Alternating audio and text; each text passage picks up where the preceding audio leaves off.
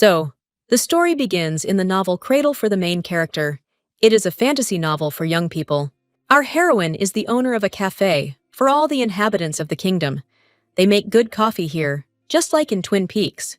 Our heroine's name is April, and she was a former noblewoman, but decided to open her own business. Her whole room is furnished with all kinds of cups, coffee, and herbs. It has a very nice atmosphere. But today, something went wrong in her cozy cafe, which haunts the heroine, and she is damn angry. In front of her is a tall man with short silver hair, icy eyes, dressed in some kind of Russian caftans. This is our main character, one of the 4 Dukes of the North. Hello, Jon Snow. Duke Clive of Winterville. His family preserves an ancient legend that all his descendants made a deal with a demon and received physical strength. Our hero became one of the knights and swordsmen in the kingdom at the age of 14. That's why he's a genius. The Duke is a bit strange. He scares even the Emperor. But today he came to the cafe, and he wants something from our April. The man addresses April in a rough, low voice.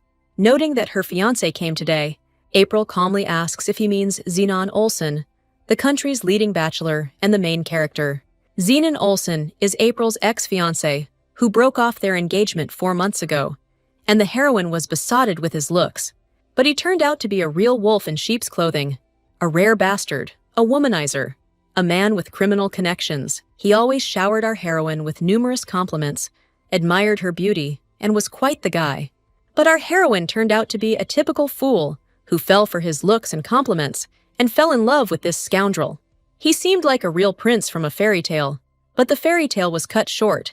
Now our heroine is in the hands of Clive because of his antics. In the end, our heroine was killed in the past, but something went wrong, and now the story has started again. The heroine is indignant. She abruptly tells Clive that he is just a customer at the cafe and a person she cannot stand. She talks about how she would have to close if she lost a client like Zeno, and she has nothing in common with Clive.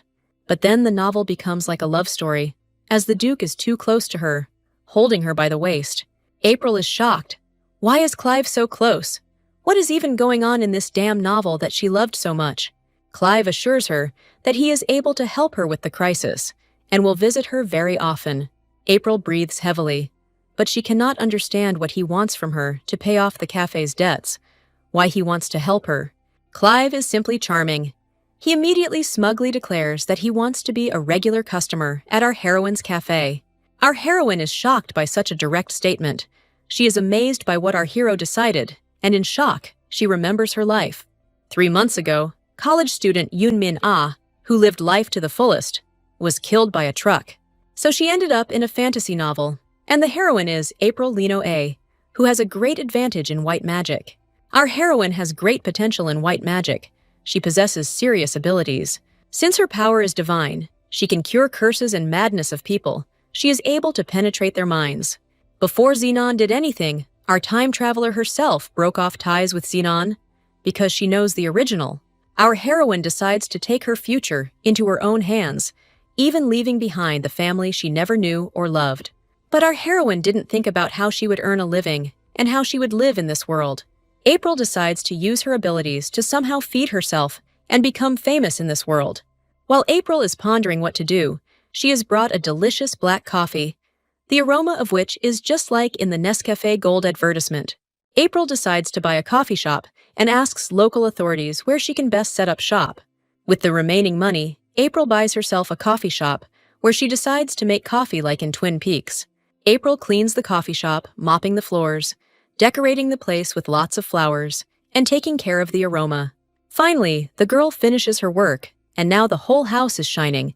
She is ready to receive the first customers of black bean coffee. April decides to become a barista, something she dreamed of in her past life when she was a cheerful and perky student in Korea. This novel became a new life for our heroine. She decides to realize her unfulfilled dreams from her past life. Yoon-min Ah worked numerous part-time jobs in her past life to pay for her expensive university education. When our heroine was preparing to open a cafe, all the residents laughed at her and thought that she was wasting her life. They even told the poor girl that coffee was for rich people and that she couldn't do anything for them. April is thinking about how she can attract clients so she can earn a lot of money and live like she's in the emperor's palace. Suddenly, April's gaze stops at the window of her coffee shop, where someone is standing and watching her, greedily licking their drool. He is a cute, silver-haired, amber-eyed boy of about 8 years old, who is looking greedily at the cakes she has made. Our heroine comes out and asks him what he wanted in her coffee shop. The boy turns around and becomes very shy. April asks him, with a sly intonation, to come inside her modest establishment, and she asks again what he wants. The boy asks our heroine if he can have some cake, because he is very hungry, but he has no money at all. He annoyedly confesses to our heroine that his pockets are empty, which means he will go home very hungry. April decides to cheer the boy up. She takes his hand in hers and declares that he doesn't have to pay today. April tells the boy that he is her first client and he can do anything today. And in the light of the neon sign, these words sounded like a password. April asks the boy if he is happy about it. He replies that he is just happy and is ready to follow her. She takes his hand and they enter a cozy cafe, similar to that nice tavern with high wooden walls. She feeds the boy a delicious pie with ketchup and bread with milk, and then invites him to eat and tell about himself. The boy greedily eats the bread and pie. He mumbles something, but they hardly understand him since he eats too much. April asks the boy to eat and not to rush, since he clearly wants to run away somewhere and decides to leave. The boy suddenly stops drinking milk and stares at our heroine. He says the milk tastes like a sweet apple he picked from her next-door neighbor.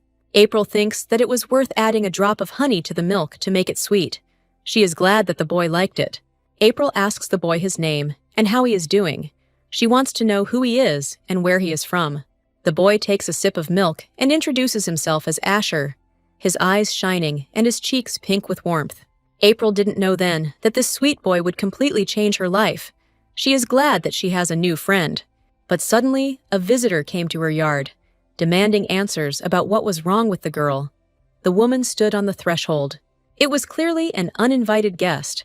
A short brunette with amber eyes, and in a Bavarian dress, she stood with her hands on her hips. The woman rudely asks our heroine what she did to her nephew. She yelled at our heroine, who no longer knows. The boy looks at our heroine in horror.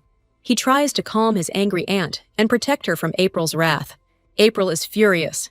She is being blamed for the boy's upset stomach. Because of her and her food, her fists clenched.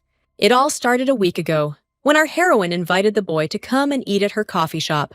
She invites the boy to bring paper flowers to decorate her cafe, since her cafe doesn't look very good.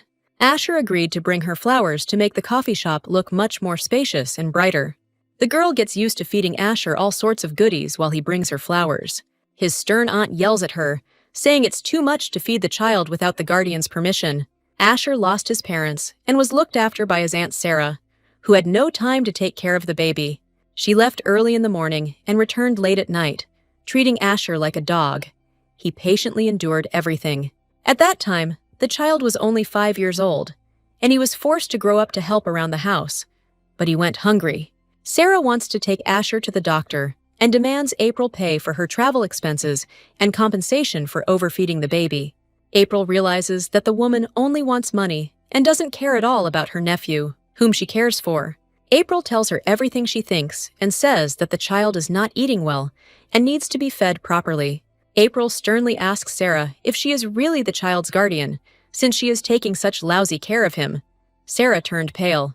Sarah sternly asks her if she really thinks so, and that she fed the baby all sorts of goodies. She tries to convince April that she fed him goodies, and the baby even left the bread without finishing it. The woman starts making a scene when April notices that Asher is wearing worn clothes and looks unwell. Many women ask her what happened and do not understand why Sarah made such a scene at some barista. April realizes that she could be in serious trouble if she doesn't overcome all these attempts to create a scandal. In this wilderness, news about her spreads very quickly, and if there is a scandal, she will have to look for a new place to live. Sarah pretends to tell the women that her nephew was poisoned in a cafe and that it was nothing serious. The women decide to tell the villagers everything, that April is such a terrible housewife and the coffee shop is a nightmare. April is furious and yells that they don't understand anything and that everything Sarah said is complete nonsense and not true about her. Asher suddenly speaks up and yells at his aunt that she is a liar and everything she said is a vile lie. She didn't do anything wrong. Asher says that he is not sick at all, that his aunt is lying, that she needs money, and he himself is walking around hungry for the umpteenth time. The women immediately change their minds and start saying that things aren't that simple, that Sarah is a real liar. April admits that she agrees with them that Sarah is a cheater and a liar, that she doesn't care about the boy. She loudly shouts that starving a child is wrong and that he needs a normal guardian. April says that of course it is wrong to feed the child without the guardian's permission, but there is nothing she can do. April thinks that a hungry baby sounds even worse than it should, and that she just had to do it. Women begin to wonder what is more realistically right for Asher, to be hungry or to be fed. Sarah is furious. She looks at Asher so that he just remains silent.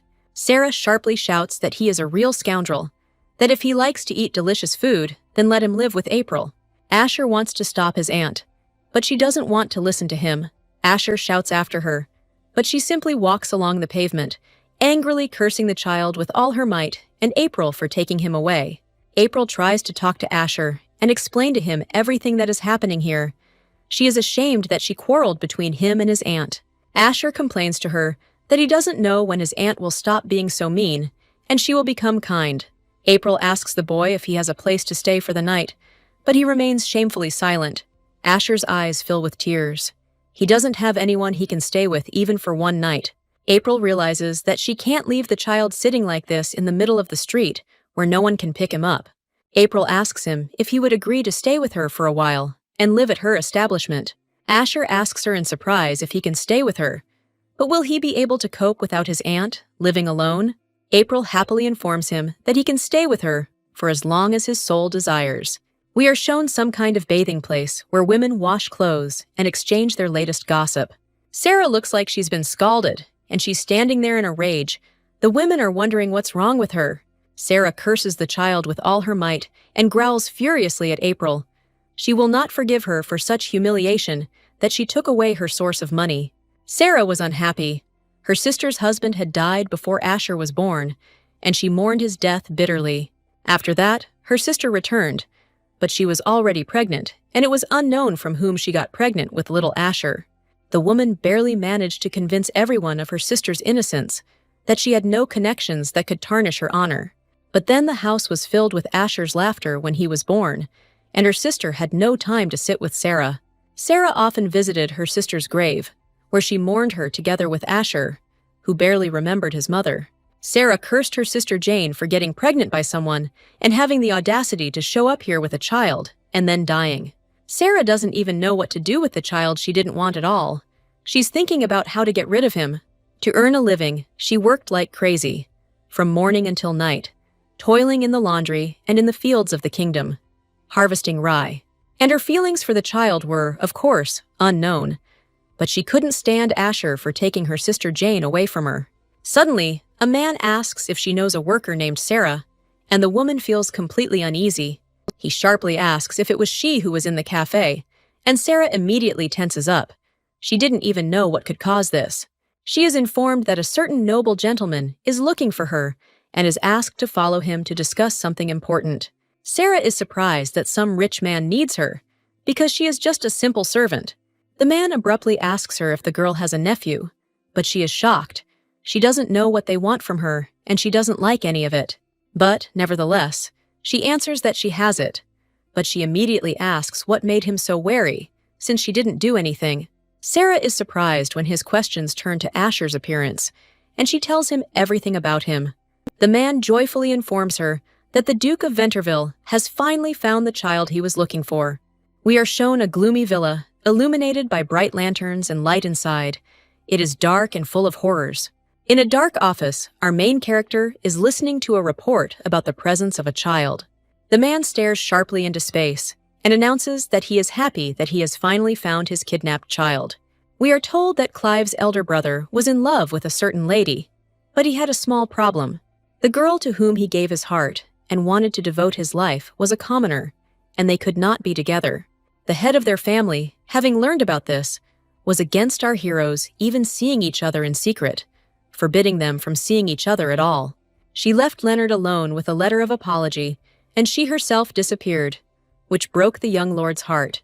Leonard fell ill with grief and ordered that his child be found at any cost, while he himself slowly and painfully faded away. Leonard passed away, and everything passed to Clive, who decided to fulfill his brother's late request. The only clue as to who the mysterious stranger was, who had stolen Leonard's heart, was her name. Exactly a year had passed since the death of Clive's brother, and he searched for the boy and woman all over the world, believing that he would fulfill his duty. But if the child is suddenly found, he will face a very difficult time, which will have the worst effect on his brilliant reputation. He is to tie the knot with an unknown lady so that she will become a mother for Asher and teach the boy. The man is simply furious that he will have to endure all this. He does not intend for his nephew to be harmed. Clive is informed that one of Clive's men is currently with the child and that he is in no danger, which reassures Clive. Clive orders for mana to be supplied to him for teleportation and puts on his black tailcoat, ready to travel. They show us a nice village where there is a coffee shop. Everything is nice and calm. You can sleep quietly. April doesn't leave Asher's side. He's feeling ill. He has a fever and needs the services of a normal doctor. The boy's fever is getting worse and worse, and she doesn't know how to help him. The boy's breathing is getting harder and harder. April thinks that all this is because the boy is getting worse and worse, all because of stress. Sarah is Asher's sole guardian. She abandoned the boy just like that, and he is simply stressed out by what happened. Asher asks April not to get depressed. He will definitely get better. He will cope with the fact that he will survive. April asks him to be okay, but she doesn't know how to help him. She thinks about calling a doctor. April is worried about Asher. He hasn't even eaten properly and is now lying on the bed, just like a corpse. Asher is getting worse and worse. He asks her for simple rice. But he is getting worse and worse. He is getting weaker. He is overcome by a fever. The girl decides that she will give Asher some hot chocolate and that he will feel better after drinking it. Asher asks the girl in surprise if he will feel better if he drinks hot chocolate, since he doesn't know what it is. April cheerfully tells him that everything is fine, that he will like her idea, and goes to the kitchen to make chocolate. April believes that the boy will like chocolate and will help him with his illness. All children love chocolate. There are no people or doctors in this village to cure the poor boy and help him with his illness. April turned to the villagers, hoping they could help heal the poor boy, but she ran into problems. The villagers didn't care about her and decided that they couldn't help her. They just laughed at the poor girl. April believes that he will be delighted with the hot chocolate, that it will make him feel better, because he has never had it. Asher drinks the chocolate and feels a little better, but he still has a sore throat and fever. Asher is delighted. He has never been given such a delicious drink. He becomes interested in what kind of drink it is. April is happy about it, after all. She can cure Asher, despite what happened. She is happy about it. Asher sees that she has put a marshmallow there, which the boy also sees for the first time, since he has lived in poverty up until now. April tells him it's time to get some sleep, to which he replies that he's really sleepy. Asher settles down to sleep. He closes his eyes and wishes the girl good night before plunging into the world of dreams. April spent the whole night next to Asher's bed. She wanted him to get well as soon as possible. Asher woke her up. Asher makes April happy by saying that he is feeling better and thanks April from the bottom of his heart for what happened. Asher happily tells her that everything is fine and he feels better about what happened. He wants to stay with her forever. April is surprised. She just gave him medicine and Asher already got better. How did this happen? April wonders. She checks Asher's temperature and asks what happened to him, how he managed to recover so quickly. April worries about Asher, wondering if he'll be okay, but he reassures her that he's feeling better.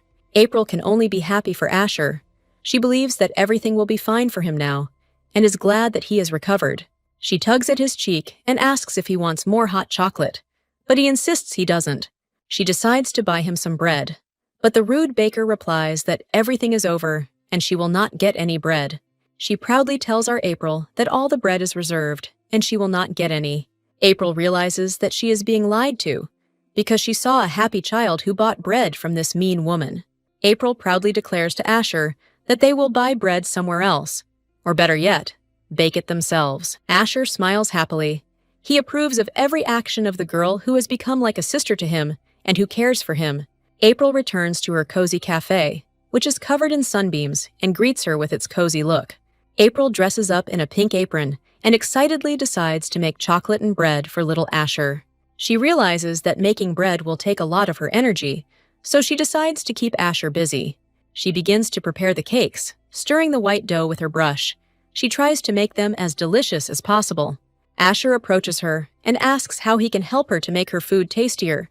She looks at the boy with a smile. April cheerfully asks him if he is ready to make his own bread, and the boy nods happily to her.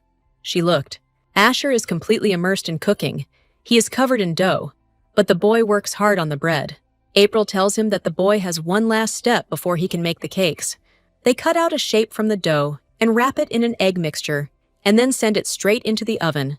As a result, hot coffee, fried eggs, bacon with a fragrant crust, and biscuits await them. Asher has never eaten so deliciously. He is ready to give his soul for such an incomparable meal and decides to eat. April tells Asher that he needs to eat, and they sit down together to enjoy their cooking. Asher is wolfing down the cakes. He looks very hungry and tired. He wants to eat more and more. Asher says the cakes are amazing, crispy and flavorful, and April can only be happy about it. April invites Asher to take a walk and eat the delicious food that is on the table in front of him. The boy has a question. April knows a great place to eat, and she's glad Asher accepts her invitation. Asher asks in surprise where he can eat, but she tells him that the place is a secret and will be a surprise for him. April smiles mysteriously and tells him that they will soon have something tasty to eat. She is glad that they are going for a walk. The woman rudely asks what the girl brought in her bag. The voice cut through the ear like a knife through glass. April is all beaming with happiness as she approaches the old woman. The old woman's wrinkled face broke into a toothless smile. April happily informs her that the girl has something to offer the mean saleswoman. April invites her to try her buns that she brought. The old woman took the bun and twirled it in her gnarled fingers. The woman claims that she won't buy anything from April, but her granddaughter, who is hungry, has a different opinion. Asher invites her to try the buns he baked, and the girl happily agrees. She doesn't mind. April notes that the girl, unlike the baker, treats Asher well and is not averse to eating delicious buns. The baker took pity and decided to eat. She wants to buy new food from April to get a profit. April happily informs her that the food is quite tasty and that anyone who eats it will enjoy it. Asher asks April why she gave the tasty buns to that mean saleswoman, and April turns around. Asher tells April that the saleswoman is quite mean, but her relative is not mean at all and treats him well. April tells him that evil will return to the saleswoman. You just need to treat everyone with kindness so that it does not touch you. Asher is surprised. Does April really treat everyone kindly? Is it really normal to forgive everyone? April says that everyone must be forgiven, while behind her 2 cats, who represent her and the citizens, are showing affection. She says that you should treat people the way you are treated, while the cat beats up her suitor. April asks him if he understood the meaning of the buns she made for the nasty saleswoman. The boy admits that he doesn't understand anything, and April can't answer his silent question. At this time, the angry saleswoman's daughter decided to eat the buns that April and Asher had treated her to. She rudely tells her daughter that she can't eat them, as if they were poisoned apples that her stepmother gave to Snow White. She thinks that April planned to poison her and Asher with disgusting buns, adding something to them. But her daughter breaks her mother's prohibition and eats the buns with pleasure. The mother closed her eyes, expecting the worst. The saleswoman is furious, but her daughter has a different opinion. She's gobbling up the bread. The saleswoman looks at the buns for a long time, as if there was some kind of poison in them. She decides to eat them and happily notes that the buns are simply amazing. She decides to eat even more. She is surprised that April decided to give her a simple gift to feed her family. She remembers the first time the girl arrived in the city. Pink hair, shiny, snow-white skin, like Snow White. April looked very much like a noblewoman. It was impossible not to be surprised by her in this village, since nobles rarely dropped by. Many townspeople were against our heroine, openly discussing her and doing nasty things to her. The woman often passed by her house and could not help but notice how she behaved with the townspeople, and also how she made coffee. April wiped tables in the cafe every morning, cleaned, cooked herself, and behaved differently from the arrogant nobles. April always smiled at the townspeople, who simply ignored her and pretended that everything was perfectly fine. Also, when Aunt Sarah abandoned Asher, she began to take care of him like a mother and gave the boy true love. The woman tells her daughter that she needs to go and apologize to April because she was wrong about her. The woman invites her daughter to go with her to eat some delicious buns, and at the same time take a walk around the city. The woman apologizes and treats April to some delicious baked goods that she made for the girl. April is surprised at how easily she managed to win the favor of the bakery owner, who also treated her. Soon, thanks to the bakery owner, people willing to sell their souls for a sip of fresh coffee began to flock to the coffee shop. She asks each customer what they want, and everyone recommends the drinks that the bakery owner drank. April asks them to wait a little. She is glad that so many people are ready to eat and enjoy coffee in her establishment. April is happy to have her own coffee machine, which she uses to make delicious black coffee. Although coffee arrived late in the capital, it was made possible by alchemy in the empire. April knows the steam engines were at their best, all thanks to the mages at the alchemy tower.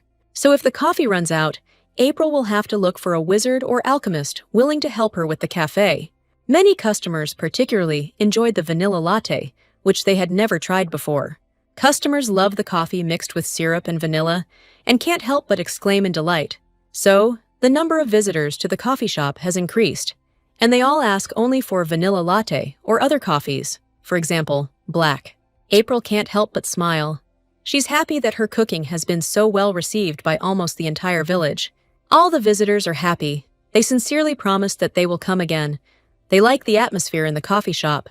April noticed that many of the visitors had become friends with Asher. Revenue tripled. This is how a new day begins in a coffee shop where a joyful atmosphere reigns. April's coffee shop is no longer just a coffee shop. April suddenly hears that all the cafe's patrons are behaving strangely, which begins to worry her. Many visitors say that the coffee helped them cope with headaches, and it heals. They ask for more and more. They all surround our heroine and demand as much coffee as possible for their tired nerves. They don't give the heroine a break. April urges them to calm down, saying that coffee won't solve all their life problems and it won't be able to help them. In any case, our heroine is so exhausted that she can barely stand on her feet. She worked all day in her establishment. Asher is worried about April. He can't understand what happened to her. Since she looks like a corpse bride, April decides to feed Asher, and she is ready to work day and night until he is fed, and she can then rest. A sudden knock on the door breaks April out of her thoughts, and she walks up to the lovely oak door to see who it is. April opens the door with a creak and asks who came to visit her at such a late hour when the coffee shop is closed. Clive and his henchmen come through the door. They are wearing hoods, and he himself looks like a guy from a Korean drama. Clive enters the coffee shop and looks around, casting his icy gaze at Asher, who is cowering behind April. April notes that Clive clearly looks like Asher, only he is more mature and manly than little Asher. April asks Asher to go to his room, and she looks at Clive, who doesn't even want to leave, looking at her. Clive leans towards her, his breath hot on the heroine, and in a cold tone, he asks what connects them both. April notes his rudeness and asks why he doesn't want to introduce himself to her. What kind of questions are these right from the start? The young man introduces himself as Clive Winterville, Lord of Winterfell, our Jon Snow from Game of Thrones. April looks at our hero in surprise. She can't believe that one of the dukes of this cold country visited them. She is completely horrified. Could this really be the same duke who, according to the original novel, was supposed to brutally kill her? April is horrified. Why did this important person come here? Is her end really near? And is she about to die in the novel that she loved? Clive asks her to come inside, and they want to talk about something important, even blocking access to the village. Asher looks at the uninvited guests in surprise. He is ready to swear that he has seen Clive somewhere before, a long time ago. So they find themselves inside the coffee shop, and Clive begins his story, believing that April will understand his situation. April, surprised, asks them what they wanted and what she did to anger the bigwigs. Clive coldly informs her that he has come to take the child. He didn't raise his voice or make any sudden movements. There is some man next to Clive who decided to explain everything to our heroine and clarify the details. Lloyd Hanger, Clive's assistant, who knows how to win people over, unlike the cold duke, decides to talk to her. April is surprised that they were looking for Asher and tries to understand why they need him. April's voice rang with tension. She knows Clive is looking for a child, but not to make him the new Duke of Winterville. April decides that Clive is simply looking for a child so that he can also get the money that Sarah wanted so much. April asks Asher to say hello to Clive after hearing the news that he has decided to become the boy's guardian. Asher is shy, and he is ready to become a new member of Clive's family, but he still reluctantly welcomes him. He feels very uncomfortable. Lloyd informs him that a test needs to be conducted to determine whether Asher is a member of Clive's family. April advises Asher to take the test, in case he gets lucky and ends up being one of the heirs to the wealthy Winterville house. People approach Asher and take blood from his finger to see if it matches the blood of their boss, Clive. Asher is initially afraid when he has to take his brother's blood again. Because he has never done this before, he is scared. Asher resolutely agrees to the second test. He is very scared, but he fights his fears. Clive orders that all the necessary things for the test be brought. He is ready to believe that in front of him is his heir. When Clive's arm is suddenly cut, April covers Asher's eyes, who is very scared. He is afraid of the sight of blood. Then, Clive's wound is finally healed, and he feels much better. He nodded awkwardly, still not looking at April. Clive orders April to get a needle as his blood flows into the thicket. He wants Asher to be bled. April is worried that the ritual requires a lot of blood, and she is concerned for Asher's health, who is clearly not feeling well. The magician cheerfully informs her that there will be little blood and not as much as needed as she expects. April decides to bleed Asher herself. He is very afraid, but they have no choice. They are worried about Clive's test. But on the second try, the blood got into the vase, and as a result, it glowed snow white, which means that Asher is the nephew. Clive is surprised by the test results. He did not expect to find his nephew in this rural wilderness. Clive breaks the news that Asher is his lost nephew, as he had a brother, Leonardo. Asher is determined. He wants to find out about his parents and meet them, but he is given a negative answer. Asher is shocked. His father died along with his mother 3 years ago, so our baby is a Kazan orphan. April is shocked. How can one casually talk about the fact that there are no relatives, that they died? Clive tells Asher that his family is now only him. The boy must obey his formidable uncle in everything. Asher is now Clive's successor. He must obey the Duke in everything, even if he is wrong. Lloyd is shocked by Clive's decision to make Asher his successor, saying there was never even a conversation about it. Lloyd reminds him that if their master decides to choose a successor, then he will face the most terrible thing: marriage. April also realizes that the Duke is getting married and doesn't know how to react to the news of Clive's wedding.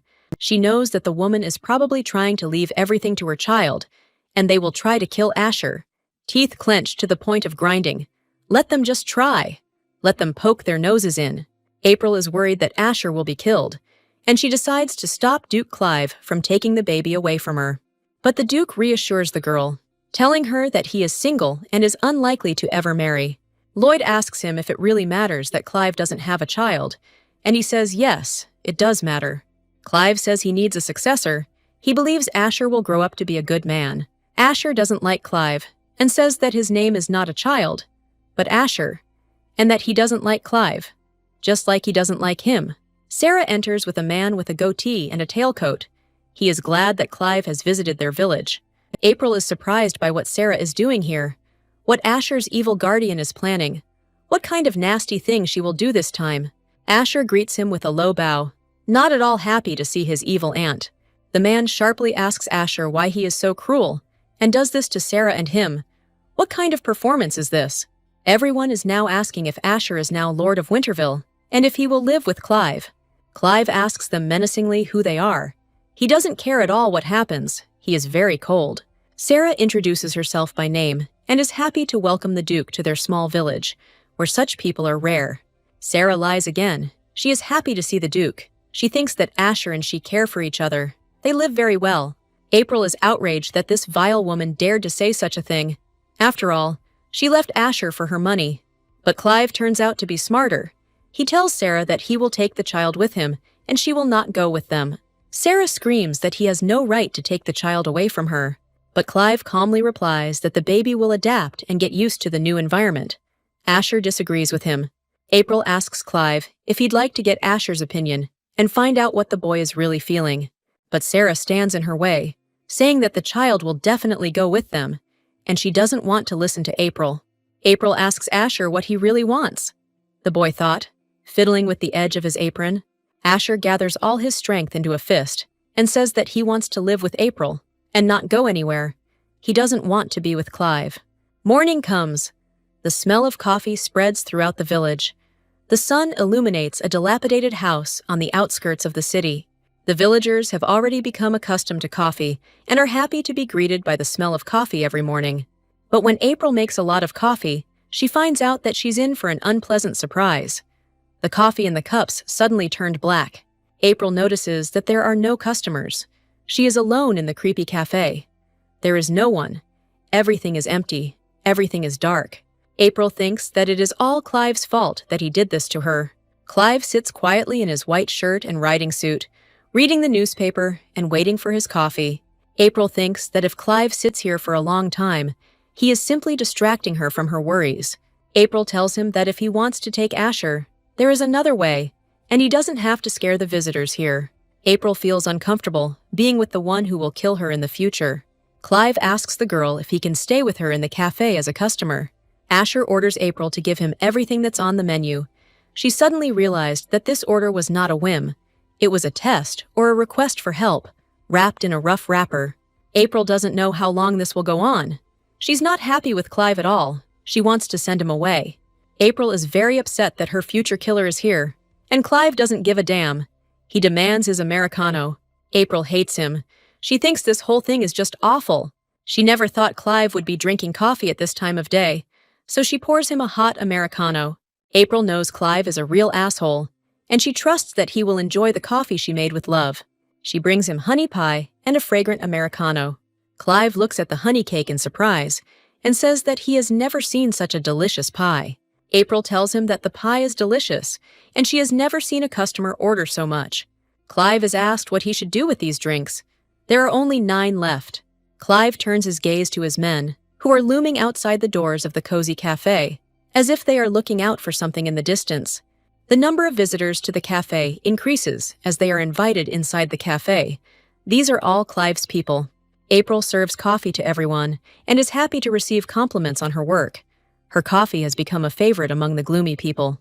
But there are only 3 cups left, and our heroine doesn't know exactly what to do with them.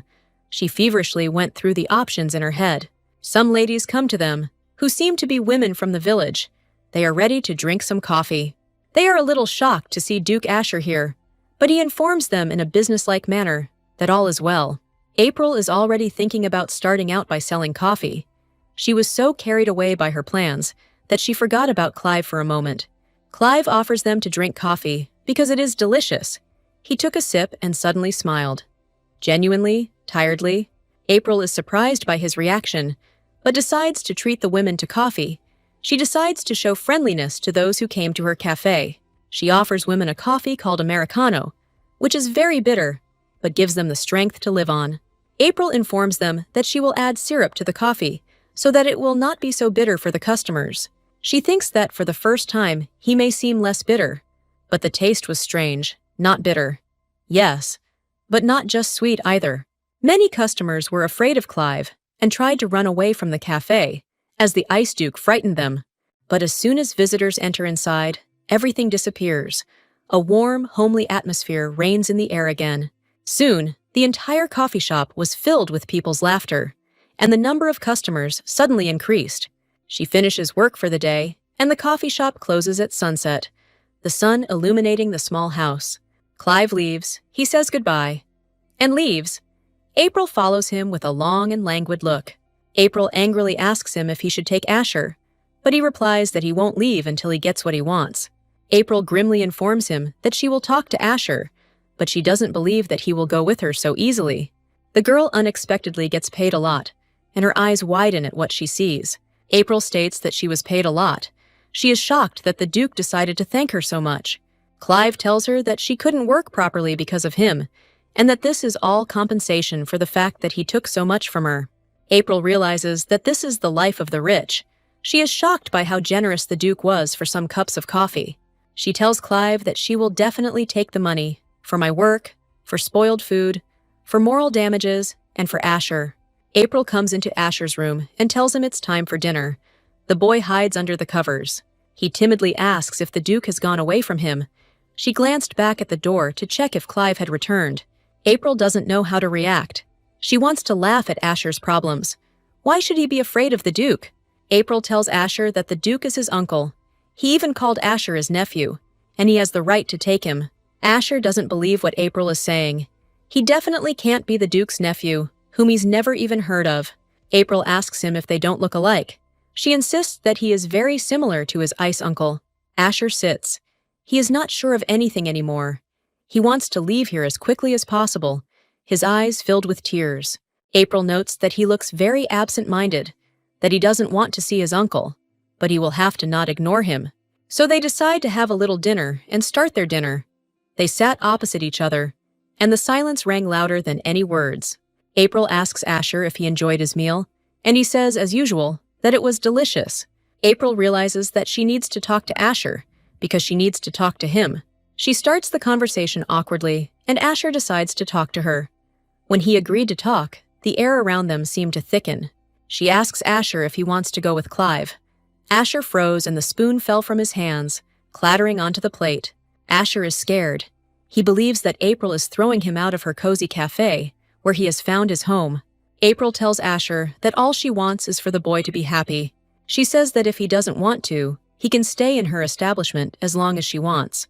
April tells him that he already pays enough for them to be fine. April reminds him that she asked for something when he moved into the cafe, so he shouldn't worry about eating for free.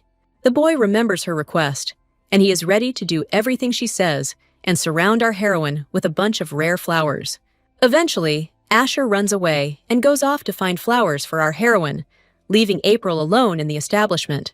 But April isn't sure she can control this whole situation for long. She remembers Duke Clive and realizes that Asher doesn't have to go away with the Ice Duke. She sees that night is coming.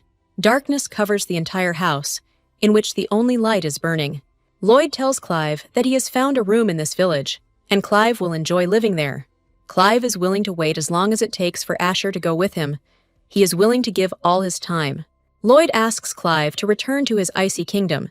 He believes that he can convince the boy himself that everything will be fine. Clive says that he can convince the boy that this is his duty, since Asher has no one left. Lately, Clive has been forced to live in the capital because Asher doesn't want to go with him to his home in the mountains. Clive often took part in campaigns against the monsters that inhabited the mountains where his house is located. Because of the raids, he knows very well that it is cold almost everywhere, and there is nowhere to stay. Everything around reminds him of monsters. Clive declares that he needs to rest and leaves, leaving Lloyd all alone.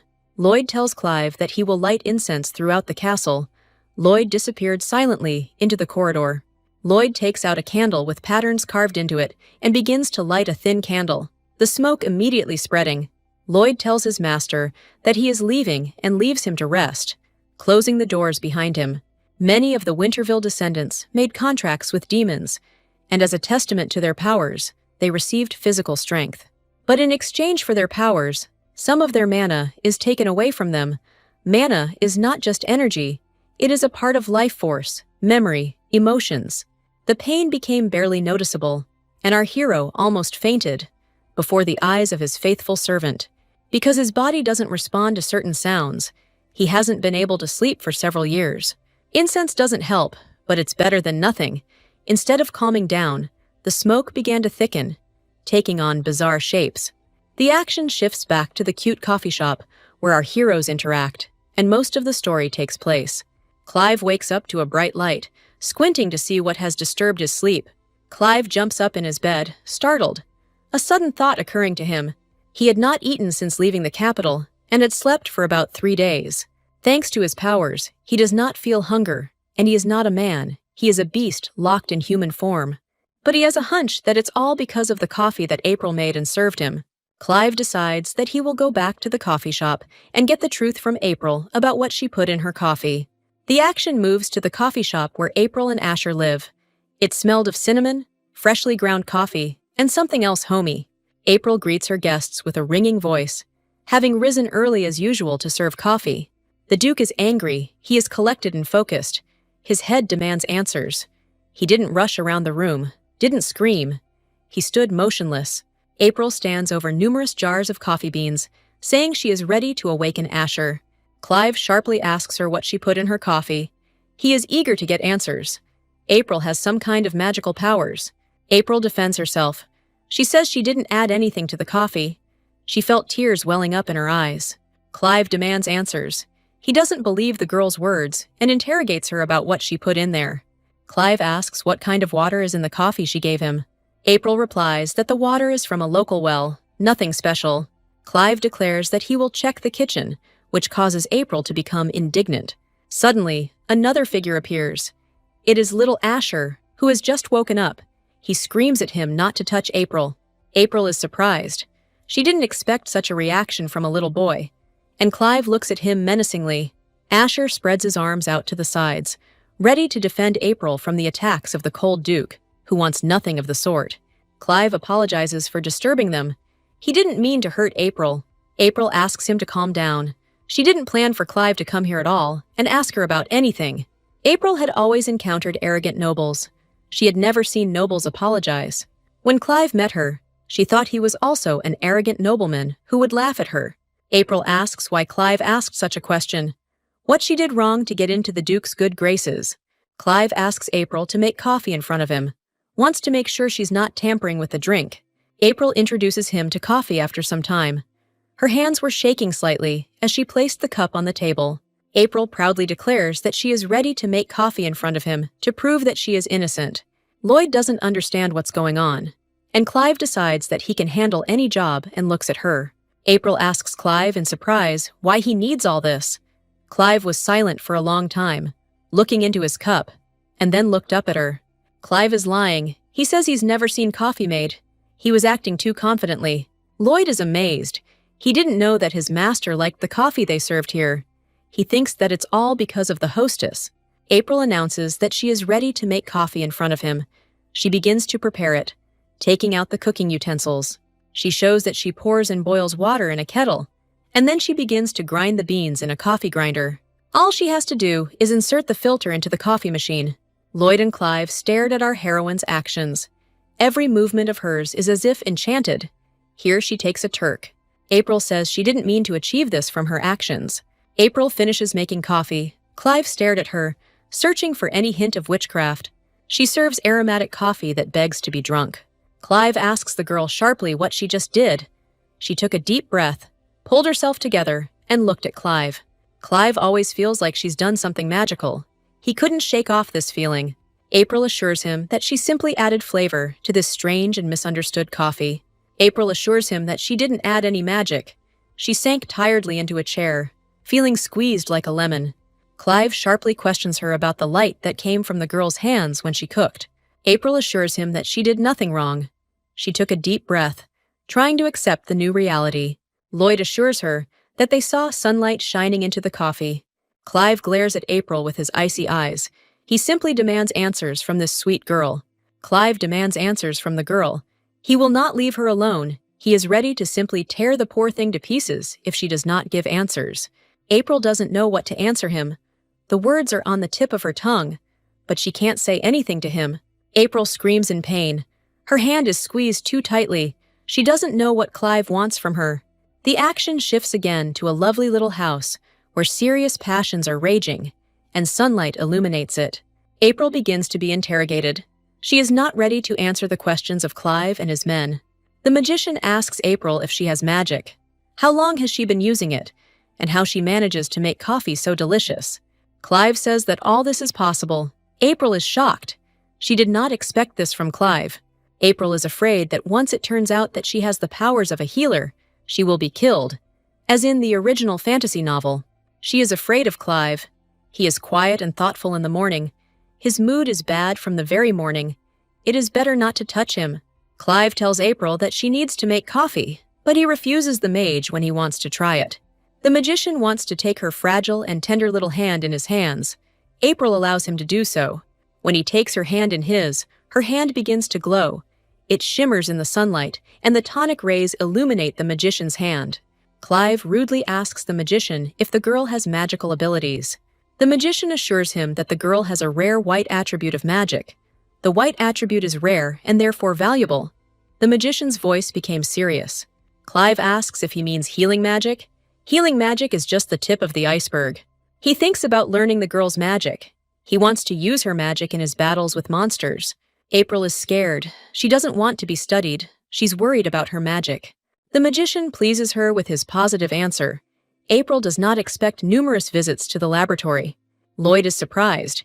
He is used to the fact that magic is necessarily studied. The magician and Clive exchanged glances. April's magical attribute is quite rare. She was born with it and can unconsciously manifest it when she enjoys life. April stops the magician's speech and asks him what his strange answer means, whether she is seriously ill. He assures her that she is not sick and that everything is fine with her, that she will get better, that she can heal with a wish. April is surprised. She didn't know her desires were so strong. She recalls how a bunch of citizens asked her to make coffee. They always surrounded her and asked her to make as much coffee as possible. She even helped Asher with his back pain, although I don't understand how you can give coffee to a child. April feels uneasy. She didn't want to use magic. She looked at her hands with horror, as if they belonged to a monster. Clive didn't make a fuss for no reason. He was always sensitive to magic, and he was worried. April realized that Clive, too, had recovered from his illness as soon as he drank the coffee. We are told that Clive's insomnia was a chronic condition caused by pent-up demonic energy. If the energy gets out of control, he will be very angry, so our hero constantly visits the priest. This means that the temple can use it by keeping it on a leash. Clive wants to escape this fate, so he decides to use our girl's powers to avoid being controlled. Clive claims the magician is a charlatan and assures him that this is not the answer. He has seen many magicians who said such things. The magician tells him in surprise that he is shocked that he is considered a charlatan, and he said that April's magic is a miracle. Clive can't believe that April has magic, and he doesn't believe in her unique abilities that can work miracles. Lloyd optimistically assures him that the girl has talent. What a talent! Lloyd was practically jumping up and down. He cheerfully asks her if she has studied magic. Lloyd rubbed his hands contentedly. He realized that there was something about the girl. He tells April that she needs to practice magic. If you give her to good hands, she will surpass all the magicians in a year. April asks him not to say such things again. She does not want to associate herself with magic. Clive notices Asher and says that all these misunderstandings need to be stopped. Asher incinerates him with a look. Asher doesn't believe in the sincerity and goodness of our hero's intentions. He's ready to deal with them. Lloyd calms her down. He tells our heroine that her abilities need to be tested and wants to talk to her. Lloyd happily informs her that he wants to hire the girl. April is shocked that she now has to make coffee every day for the cold and gloomy Duke. Lloyd assures her that everything is under his control. No one will harm her, and coffee can heal our Duke. April doesn't like all this. The novel begins to unfold as she knows the original, which she read at the university in Seoul. April gathers her courage. She is afraid that she will meet Zenon, and she will die as soon as he meets the Duke of Winterville. The Duke wants to talk to April about something, and for the first time, there was no longer the usual icy arrogance in his voice. He drinks the coffee from his miniature cup in one gulp, the coffee running down his throat in a hot stream, giving him strength. The Duke assures her that coffee has the power to heal, and he wants to be convinced of the magic of coffee. He believes that it will work in the evening. The Duke informs April that he will drink nothing but her coffee. He decides to leave the coffee shop. Lloyd leaves with him. After they left, a strange silence reigned in the coffee shop. That day, Clive detonated a time bomb and left. But they didn't leave. Clive's presence seemed to remain in the air. April spends the entire evening worrying about her abilities being confirmed. April is thinking about leaving. Even Asher is worried about her. She sat in silence for a long time, staring at one point. April realizes that Clive, like a wild animal, will hunt her down. She was afraid. Afraid of her gift. Afraid of Clive. A rainy morning comes. Gray clouds cover the sky. A carriage passes by the house and stops at the coffee shop. April hadn't slept all night, as evidenced by the dark circles under her blue eyes. Clive assures her that everything is fine. He feels invigorated. He is more cheerful than ever. April realizes that this is all because she made him coffee. She doesn't know what to say. April invites the Duke inside her establishment. There is no one around, and it is starting to rain outside the window. April proudly informs him that she refuses the Duke's offer. Clive is surprised. Even if her salary consists of 300 gold, the girl does not agree to his proposal. I don't know about this fool, but I would say yes, since 300 gold pieces is $1 million in our terms. April remembers that she had insomnia medication. The medicine was old and handmade. But, according to the fantasy novel, the Duke was cured by Irene, the main character, who solved the Duke's insomnia problem. April realizes that there is exactly 1 year left until the beginning of the original. She thinks about the Duke's proposal, and she cannot agree to such a proposal because she is a fool. Clive informs her that he will pay her an additional 200 gold coins, which is 1.5 million. April is shocked by what she heard. She is amazed that she will receive so much gold. She confidently assures him that she is full of ideas about being a barista and opening her own cafe. Clive doesn't hesitate. He offers her to open a chain of cafes in the capital, which shocks the girl, since the Duke is too generous. The Duke informs her that all she needs to do is make coffee for him to help him fight his insomnia. Clive informs her that the cafe and the profits will all be hers alone. But they tell her that everything has already been decided for her, and she understands that she has no right to refuse. April furiously agrees. She has finally decided that she will accept the Ice Duke's offer. Clive smiles slyly and informs her that he has made his decision. April asks him sharply if the Duke wants anything else. She stood in front of him, crossing her arms over her chest. April insists that he put everything in the contract between them. Unexpectedly, Asher entered and answered the girl that he also wanted to go where the girl was. Asher is determined to go with the girl, even to the ends of the earth. Clive is shocked by his determination. He thinks that Aunt Sarah will be against it. But Asher reassures him, telling him that she does not love him. Asher asks if he can go with Clive. Clive froze, clearly not expecting such a question, his gaze shifting from Asher. Clive kneels down in front of Asher and tells him that he can go. He is only too happy about it. Asher rudely tells Clive that he is not a baby and pouts in an offended manner. Clive wants to laugh at his reaction. He pats the baby on the head and tells him that he will only be glad to have his help. Then, the whole house shakes from the screams that disturb the silence of the village. Sarah is absolutely furious. She can't believe that Asher is being taken away without her knowledge, and that Clive will be his guardian. Sarah screams that she took care of Asher for 3 whole years. Her voice broke into a squeal. She fed him, dressed him, treated him. Sarah makes up a story in which she says that she couldn't even get married because of Asher and caring for him. Clive and Lloyd look at her for a long time. They answer her gloomily. They were silent for a long time. Painfully, Sarah froze under their gaze. Lloyd hands the woman a purse full of gold coins. Sarah is shocked. "You can live here without working." Clive gloomily informs her that she should never appear before Asher, and then she will get this purse. Sarah silently accepts the wallet and agrees to anything to never appear before Asher again. She turns her gaze to Asher, who at this time wants to play outside, and he stares at her. Sarah reminds him that she is ready to give up Asher, as she is only interested in money. April doesn't understand how she can be so indifferent. April looked at her with genuine bewilderment. April thinks that she only feels better about what's happening. Or maybe she was wrong. Maybe Sarah wasn't feeling any better. Sarah seems very lonely, walking silently along the low streets and clean pavement overlooking the local Thames. Asher shyly cringes and asks Clive something, who is ready to answer any of his questions. Asher wants to ask our hero something. He timidly cowers behind April's back. He asks Clive if he can call him uncle. April watches our heroes argue sweetly among themselves. Asher doesn't like being called a baby.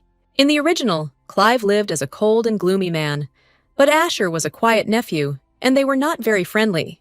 But looking at them now, she believes that they can become best friends. That night, our heroine takes something out of some small box. April pulls out a pack of fragrant butter, and Asher asks if they're leaving at dawn tomorrow. April tells him that she wants to do something for the village. Asher becomes curious about what exactly.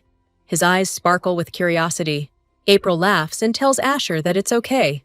Let him figure it out now. April orders Asher to shell the walnuts, because their shells are dangerous to the locals. April offers the boy some walnuts to try.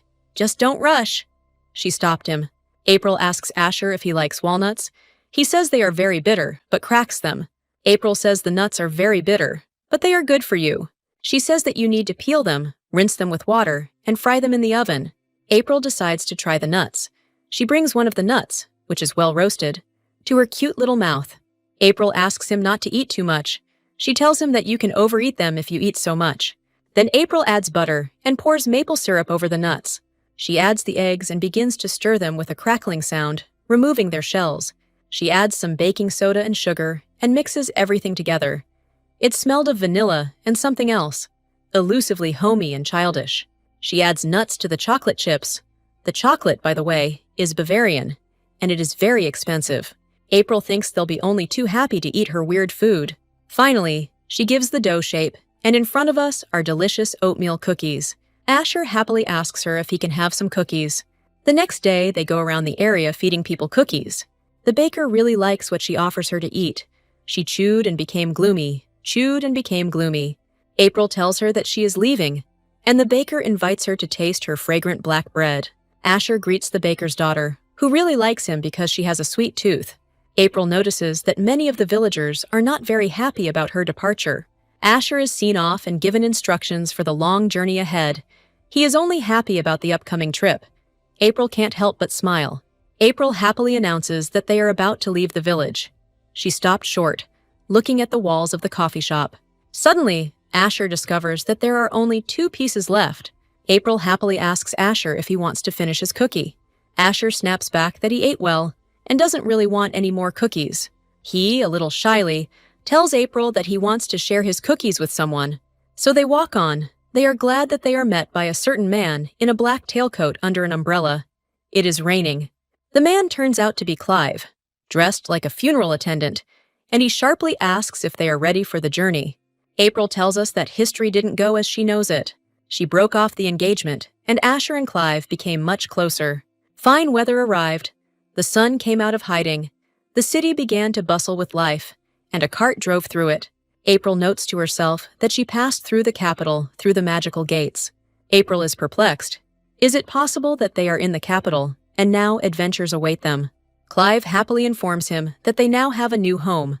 Asher's eyes lit up with such happiness that Clive's heart sank. So, they arrive at a villa that looks like a palace with lots of windows and balconies, green alleys and a park. Our heroes walk along the polished sidewalk and are greeted by a swarm of maids who are happy to see them. Asher is picked up and pulled out of the carriage. Clive apologizes. He didn't mean to scare Asher, but he politely replies that everything is fine. April is glad that our heroes got along. She gets out of the carriage. She is happy for Asher. Suddenly, she realizes that Asher is extending his hand to her, and from the outside, it looks very romantic. She is amazed that Clive has decided to take her out of the carriage and accompany her throughout this house. Our heroine recalls that she has never held anyone's hand. April can't just take Clive's hand. She feels awkward in front of him, but Clive picks her up and gently pulls the girl out of the carriage. He tells her that everything is fine. April felt shy. She had never held anyone's hand. She pulled her hand away, blushing to the roots of her hair, and hid it behind her back. The butler is in shock. His master has brought a charming lady into the house, and the maids are trying to bring him to his senses. Clive says he doesn't understand her confusion. Clive looked at her with genuine bewilderment. The butler shows signs of life. He says that he is here, and Clive turns his attention to him. All servants greet their master with a low bow and a welcoming gesture. Clive tells them that he is glad they prepared so thoroughly. At this time, Sarah walks in the rain to a small cafe. She changed her mind about giving Asher to the Duke.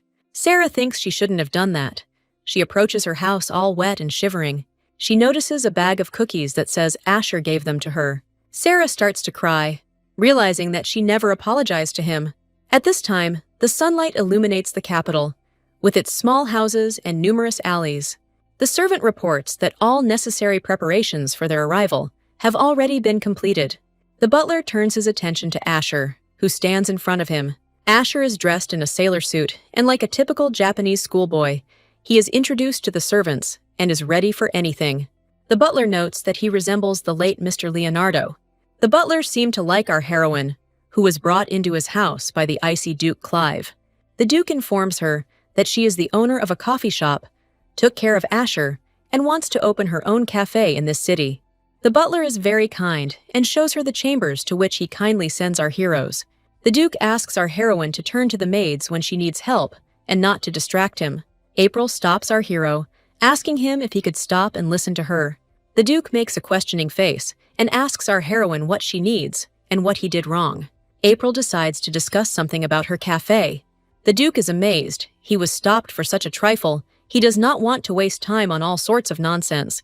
April tells him that she loves junk and needs tools for her coffee shop. Clive is surprised that he will have to make the tools himself.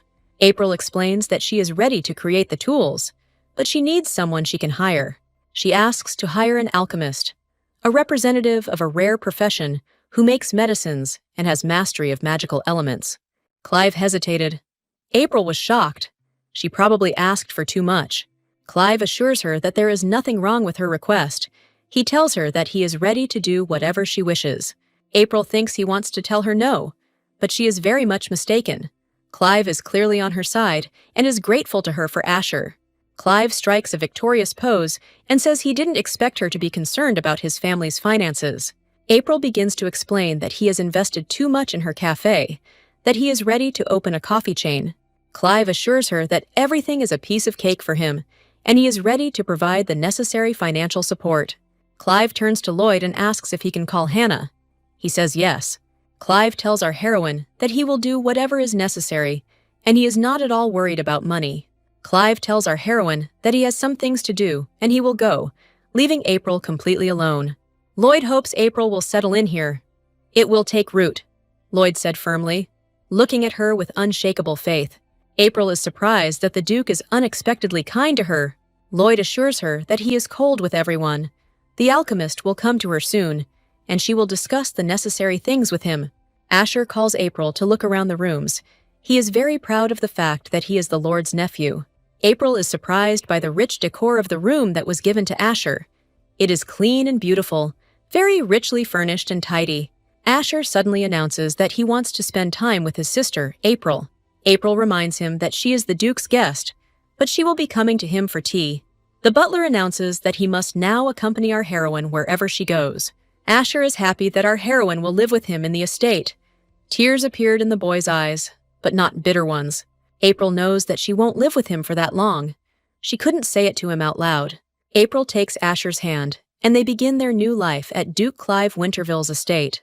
The next day, we are shown the Duke's estate where he lives. Everything here is tall and resembles skyscrapers from New York.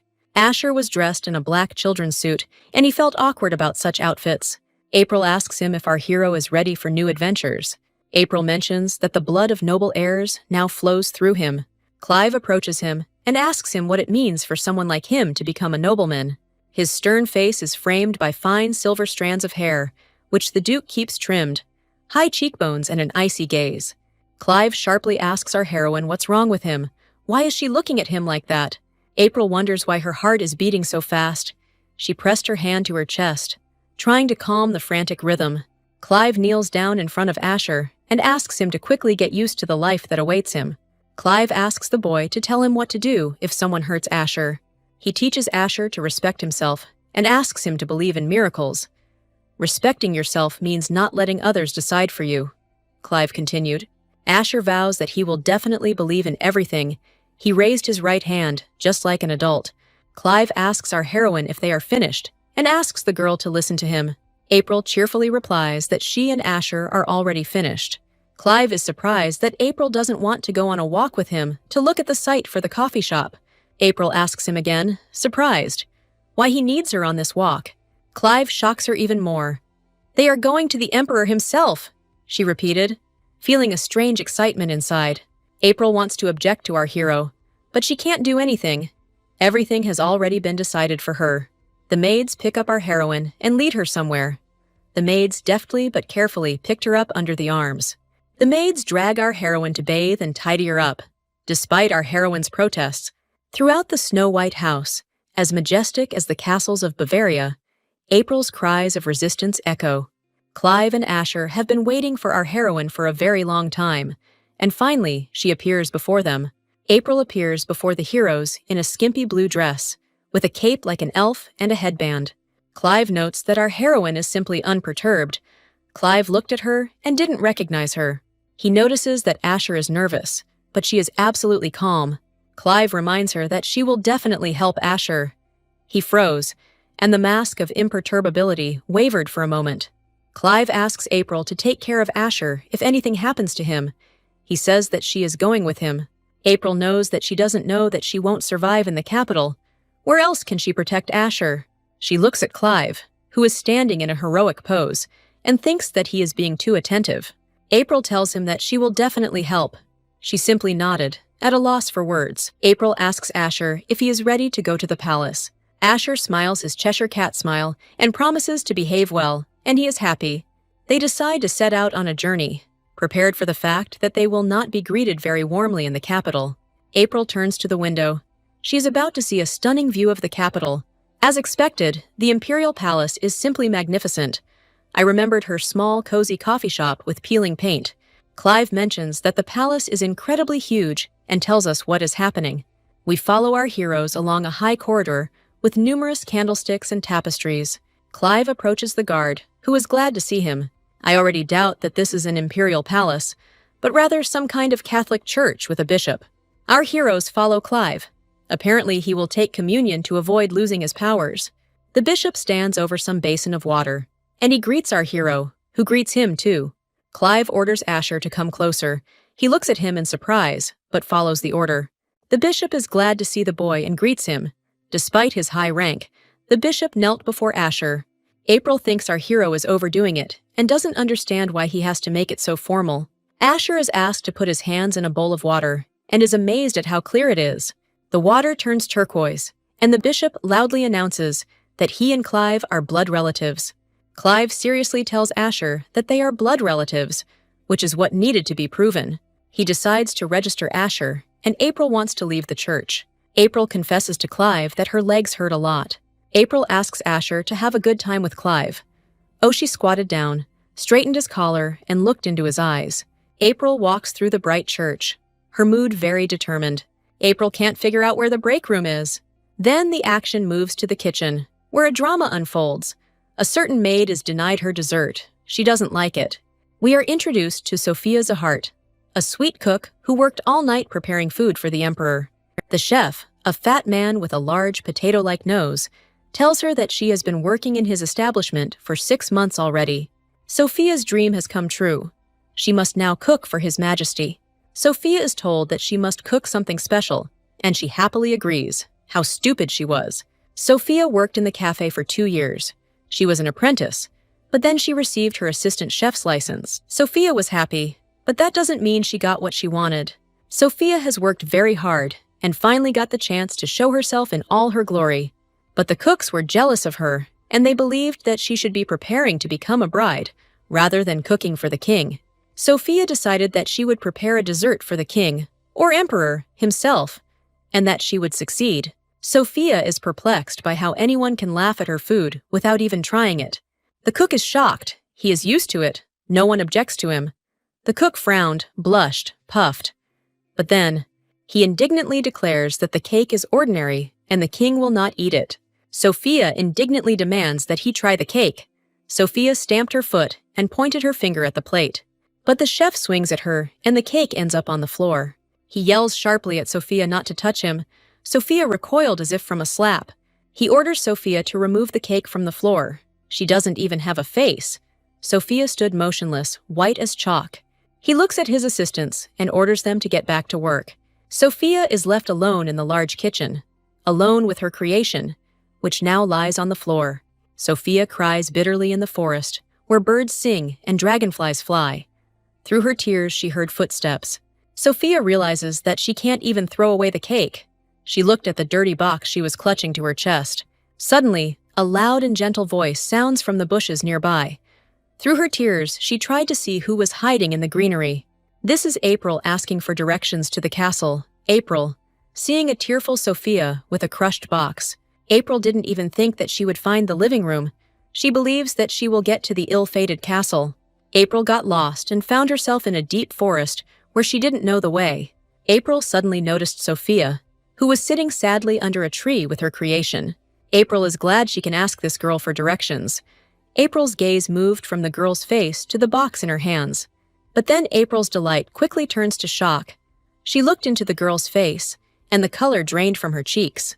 April realizes that she is no longer alone, and now our heroine is faced with a girl who is crying. April decides to introduce herself to her, and she says that her name is April. April says she's been looking for the living room for 2 hours. She's going crazy in this palace, April moaned, clutching her head.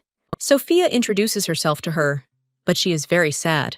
Sophia feels like she's seen this chocolate cake with cherry-shaped icing somewhere.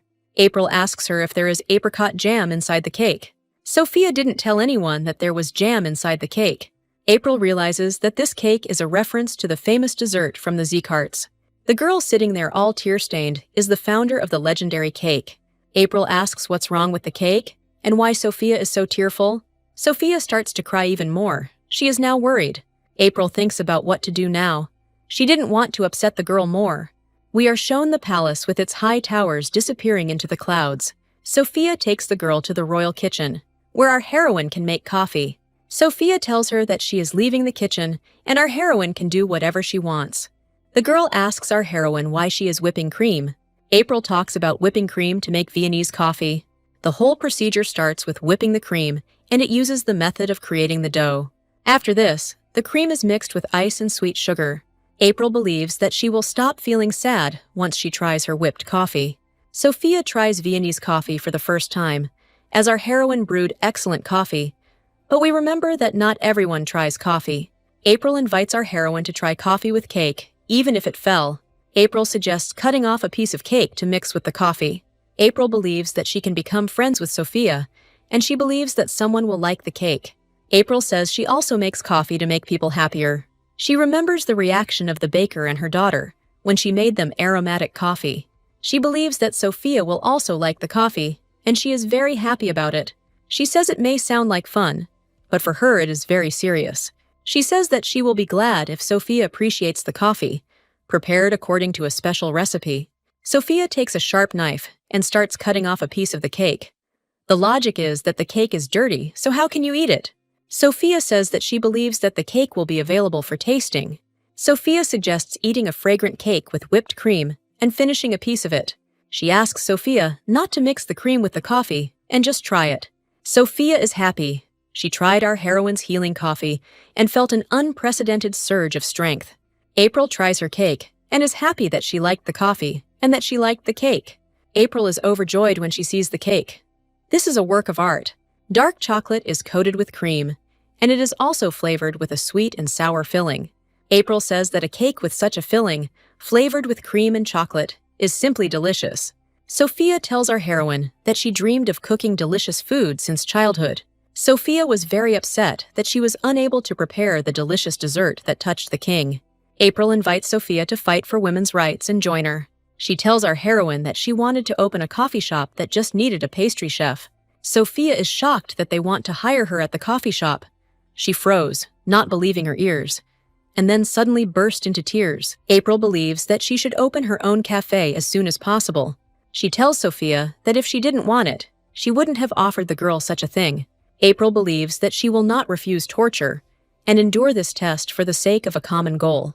April suddenly remembers that Asher is waiting for her and understands that she needs to hurry so that he doesn't worry. April says goodbye to Sophia, and she believes that she will answer her, yes, and with bated breath awaits her decision. Sophia sees April off, and she believes that everything will be fine now. April walks down the small alleys and agrees to work with Sophia.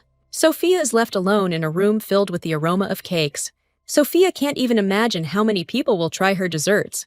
The whole party is to be sponsored by the Duke, and she will be able to meet a lot of people, nobles who want her desserts. And April looked very happy when she ate her desserts, prepared with such love and warmth. The local chef enters the room and demands that she return to work, but Sophia slowly takes off her apron and ignores the screams of the chef.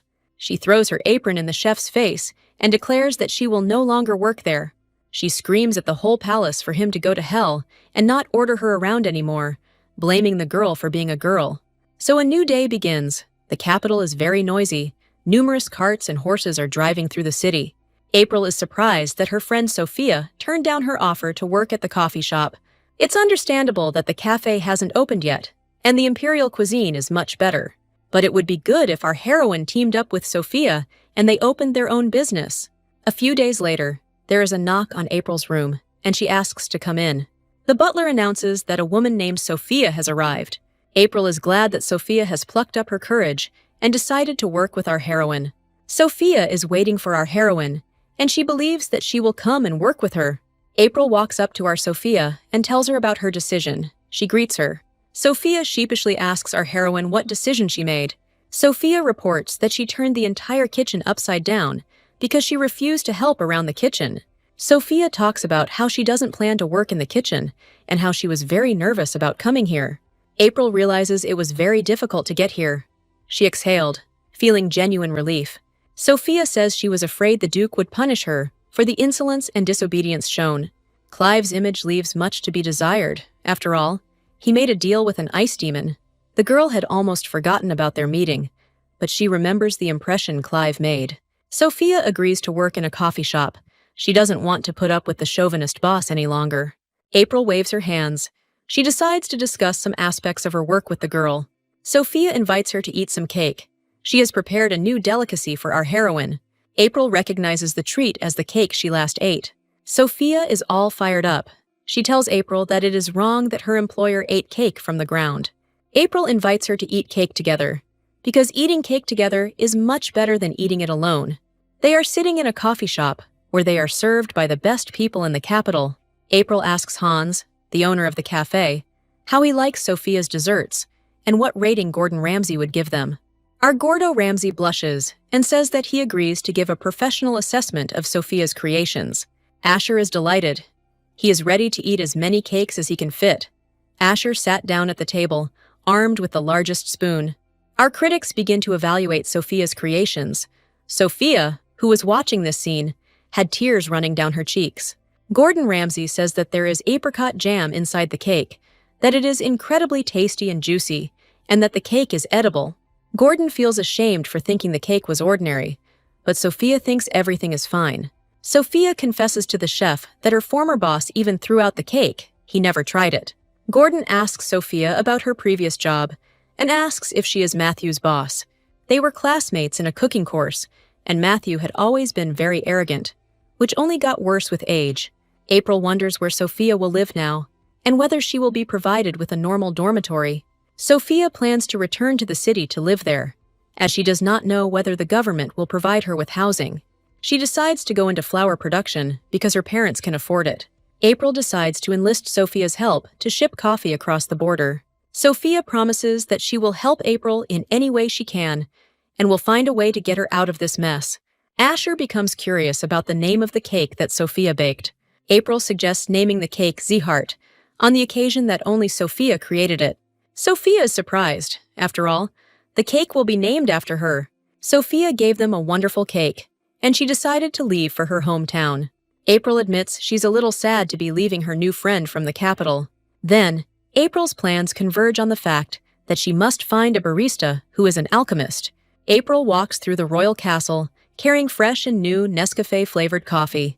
April knocks timidly on the ornately decorated doors, and Clive's dark voice commands her to enter. Clive is sitting at his paperwork, doing everything he can to make the kingdom prosper. But it's time to drink coffee. April pushes a coffee cart up to him and asks him what he's willing to do for a cup of aromatic Nescafé. Clive assures her that the girl's work is bearing fruit. April blushed, not knowing where to look. April notes that Clive is very sensitive towards her. She came closer and took his hand. Clive froze. He tells April that he is glad that she is making coffee better and better, and that there are also people willing to support her. April is surprised that Clive decided to help her in this difficult matter.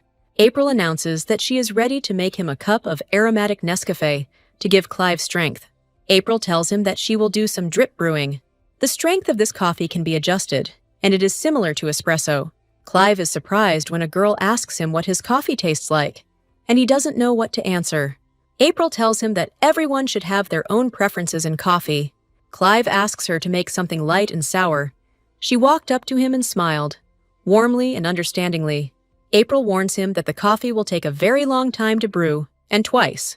You need to pour water over the coffee and grind the coffee beans before brewing the coffee. When the coffee is swelled, you need to pour in the water using circular motions. April makes coffee with love. She remembers how Nescafé is prepared in her world. All she wants is for Clive to sleep peacefully with every cup of coffee. How anyone can sleep from coffee, I can't imagine. April offers him coffee. He is ready and happy about it. The cold, arrogant Duke who had burst into her life with demands and threats had disappeared. Clive rolls up his shirt, picks up his teacup, and takes a few sips of coffee. April worries about Clive's health, and he replies that Nescafe has a delightful taste and an enticing smell. April also believes that coffee can be beneficial for health. She knows it's a bit controversial to drink coffee at night. Clive doesn't care. Clive is told a great secret. Coffee is only drunk during the day. Clive froze with the cup halfway to his mouth, and his face fell. April explains that coffee contains caffeine, which helps keep you awake at night.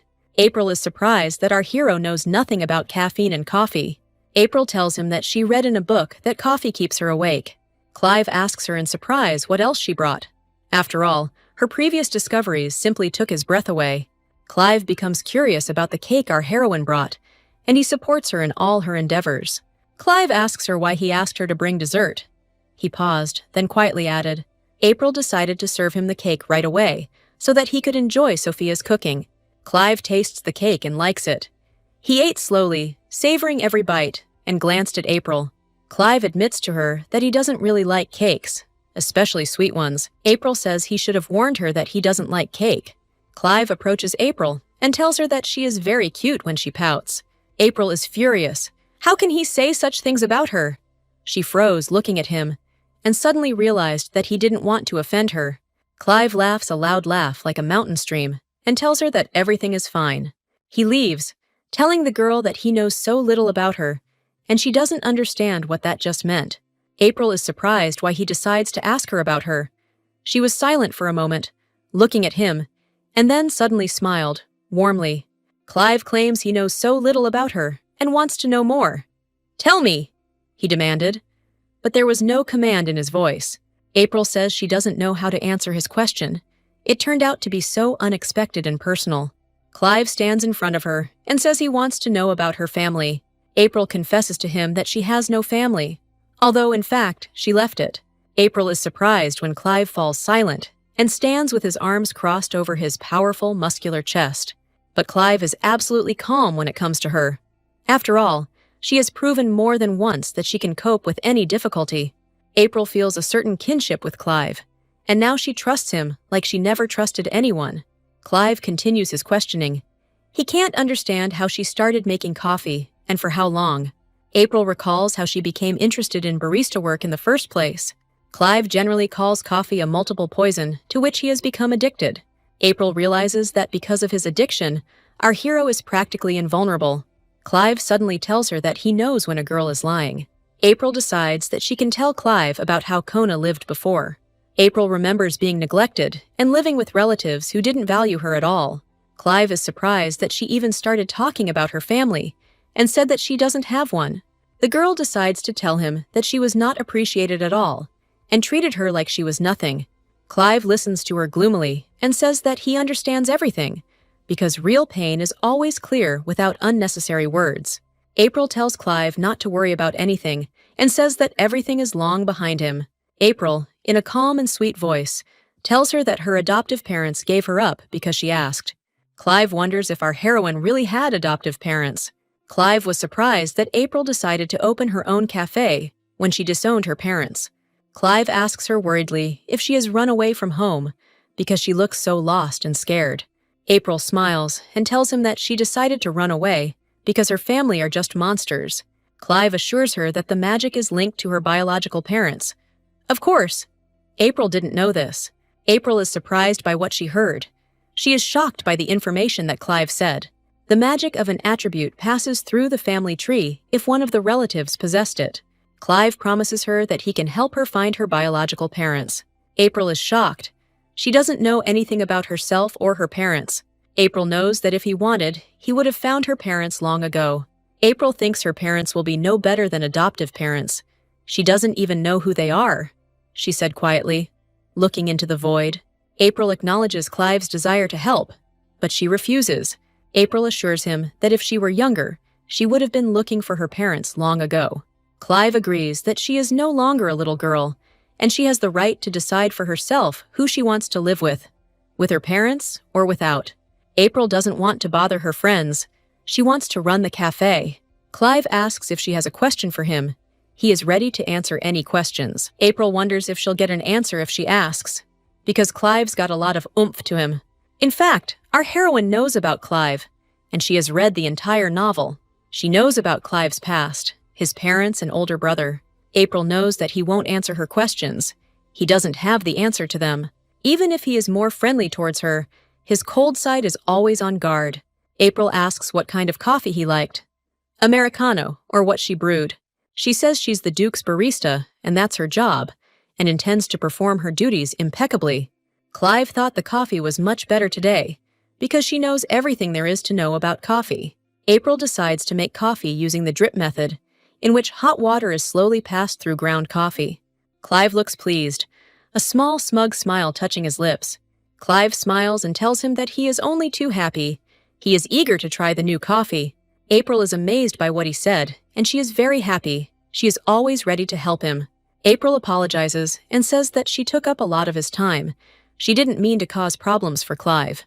April pushes a wheelbarrow with coffee and delicious desserts for the Duke through a dark corridor of the castle. April doesn't understand why her heart beats so hard when she thinks about the cold and calm Duke. April tries to put her thoughts in order, because Clive is the hero of the novel, and she is from our world. Only now, Clive looked like a living person. It felt like she was communicating with a corpse. April turns to the door, wondering if she will really remain in the world of the novel and be forced to communicate with him for a long time. Clive is left alone in the room, surrounded by moonlight, and he thinks about why April reacted so harshly and left. Clive understands that there were controversial moments in our heroine's biography that seemed dubious to him at the time.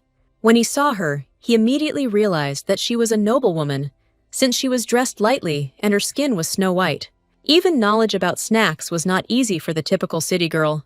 Clive decides that she is from a family of merchants, and he secretly begins searching for our heroine's family. Lloyd comes to the Duke of Severus's chambers and asks him for permission to conduct an investigation into her family. He thinks that she deliberately took Asher under her wing in order to get closer to the Duke.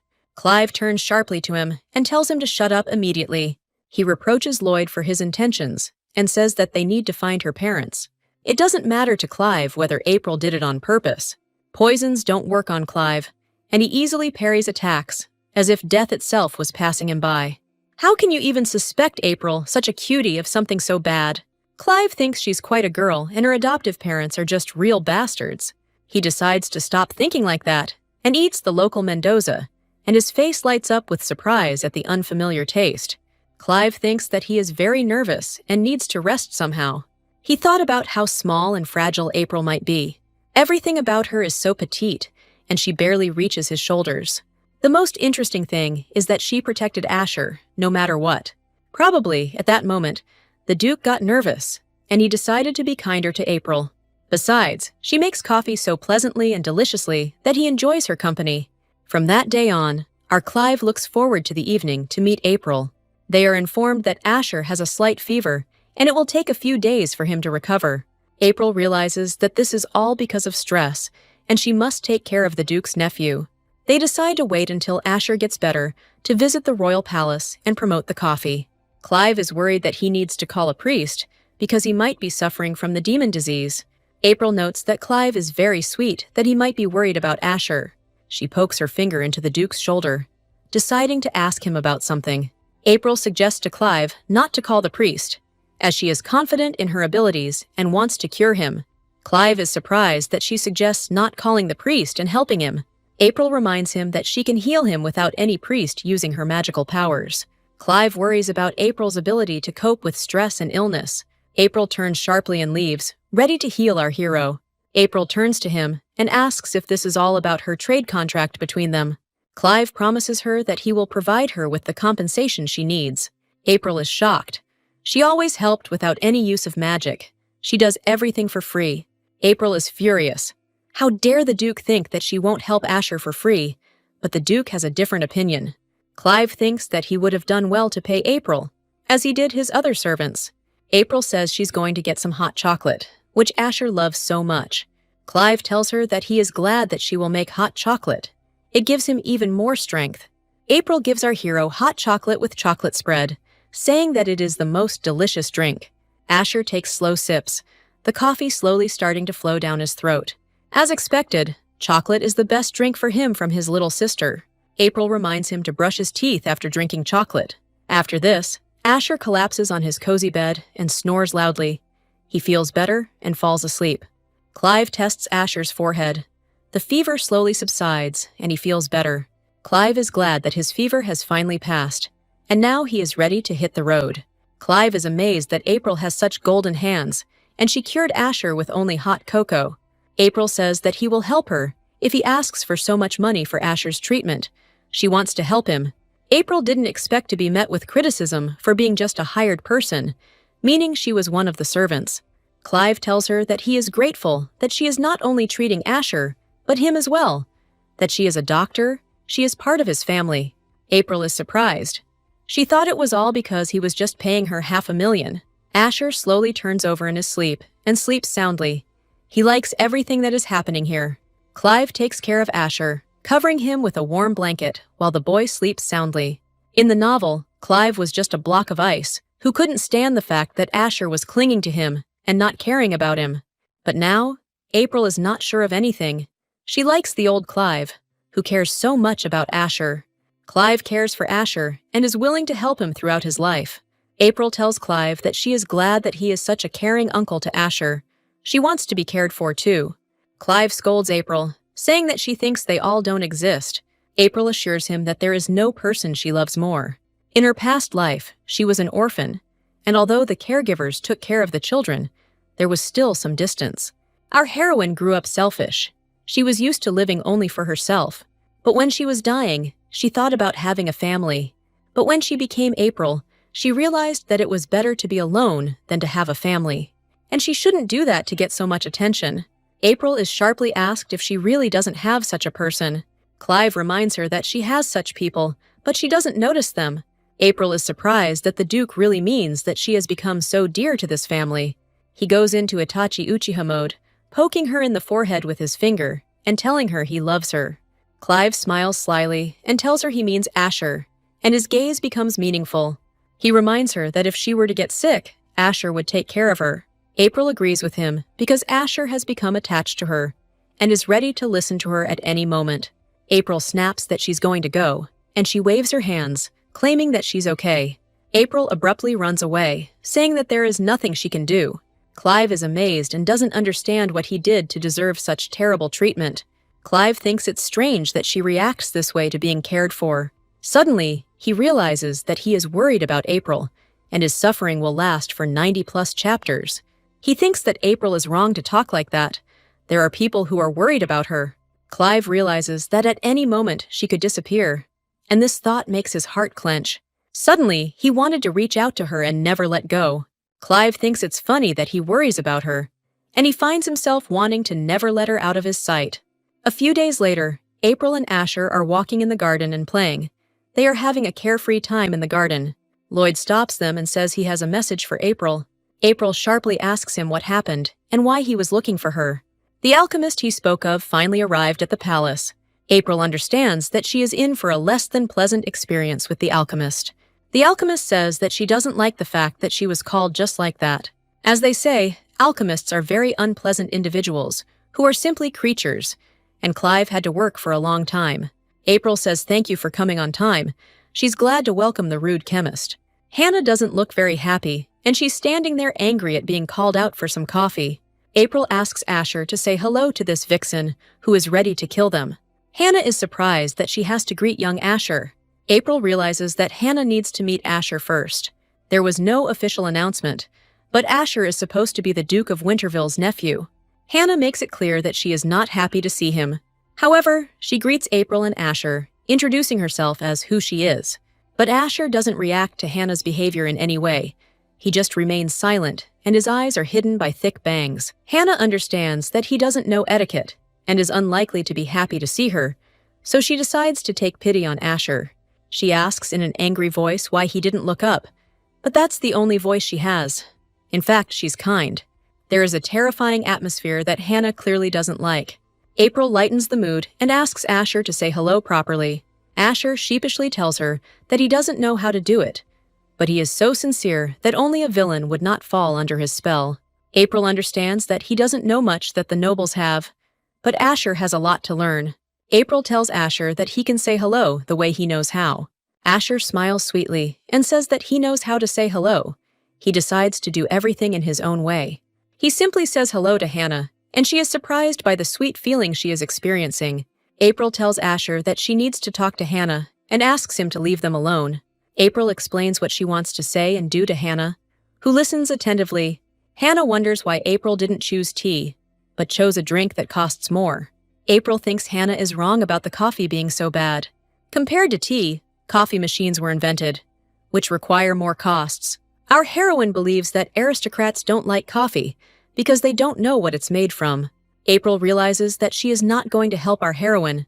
Hannah tells her that the Duke is just a sponsor, and she is not obligated to fulfill his requests. April asks her sharply if she has never tried coffee. Hannah tells her that the coffee she tried was terrible compared to the tea. April understands perfectly well that coffee cannot be gentle.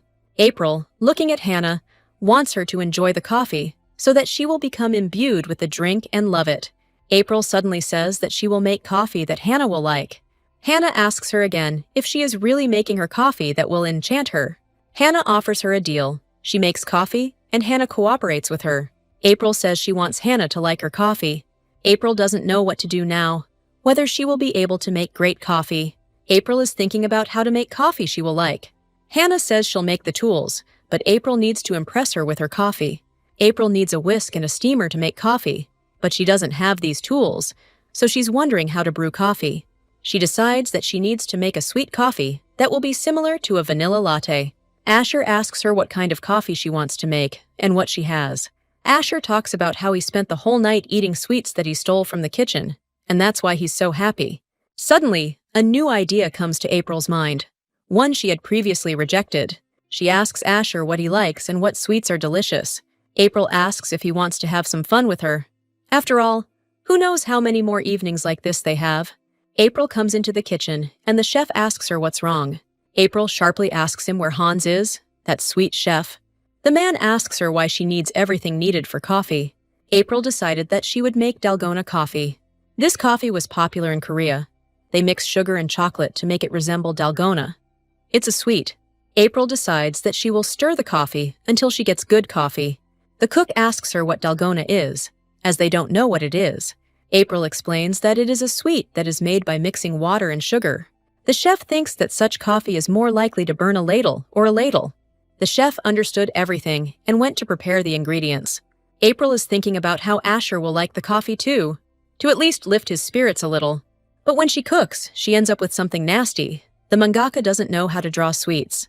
As a result, the ladle burned, and the mass turned out to be similar to feces. Personal opinion. April promises that she will compensate the chef for the ladle, who is very upset about the ladle. April decides to focus and give it another try. When the sugar begins to thicken, you need to add drinking water. We pour the whole mixture in and let it thicken while it cools. April orders a baking sheet to be given to her so she can prepare the mixture. As a result, she gets some kind of liquid that looks like someone's diarrhea. Nevertheless, she rolls out this nasty thing with a rolling pin, believing that she will succeed. Asher says this diarrhea smells so good. How can you even eat that? When it all cools down, you can eat this diarrhea. And they try this nasty thing. The chef says this disgusting thing tastes like cream soup with a creme brulee flavor. April talks about using burnt sugar to add flavor to sweets. Asher says it turned out incredibly delicious. April declares that she will try to cook something tasty. She mixes 60 grams of espresso with sugar in proportions 11:11. April is worried about the espresso raising the berzette and restore her faith in her own abilities. The chef becomes interested in what she is cooking this time. April says that she is going to continue to dalgona, and she will not give up so easily. She's cooking up this mixture again, which looks like someone's diarrhea. I'm just laughing at how the author depicted it all. April says that she doesn't need help, and that she will cook dalgona herself. Asher asks April to make more, because he likes this disgusting stuff. April states that she is preparing dalgona, and it needs to be stirred over 400 times. In the end, April was able to do what she had planned, and she was very happy with her success. The diarrhea turned out to be liquid. I'm completely shocked at how the author drew this sweetness. April knows to freeze the milk and cream and put it on top of this nastiness. As a result, she gets some kind of lemonade or champagne with ice. April believes she made delicious coffee. How can anyone drink that? April is tasting the coffee. She really likes it. "The taste is incredible. I wouldn't drink it, seriously." The chef asks if the coffee is tasty. He would like to drink this nasty stuff himself and see. April says the coffee turned out great. Let's not talk about the result. The chef thinks the coffee is so delicious it's hard to drink. April talks about how she made coffee taste like lemonade. He says there is less aromatic coffee. And apparently, I'll have to drink tea like all normal people. Dalgona and Goga. Milk is a drink for children, and decorates it with colorful sprinkles, like for a holiday. Asher is very eager to try the coffee she made. They agree that the coffee tastes like lemonade and is delicious, and this drink makes their conversation even easier and more pleasant. April tells them that she drank the drink, and it was absolutely amazing. April says she'll try the drink again, to understand if she really liked him. Coffee with liquid tastes like something nasty, and it seems the milk has gone bad. There are only 3 days left before Miss Tetyer arrives, and no one knows what to expect from her. April promises herself that she will make excellent coffee, and will start selecting the ideal grains today. Hannah arrives, and she is surprised by what awaits her. That she is met not by the stern Duke, but by the friendly April with a cup of coffee. April greets her with a drink, and she is glad that the alchemist has arrived. Hannah says she came for the new drink, not to see April. Hannah says she's not happy to see her at all. She's surprised by April and her attitude towards her.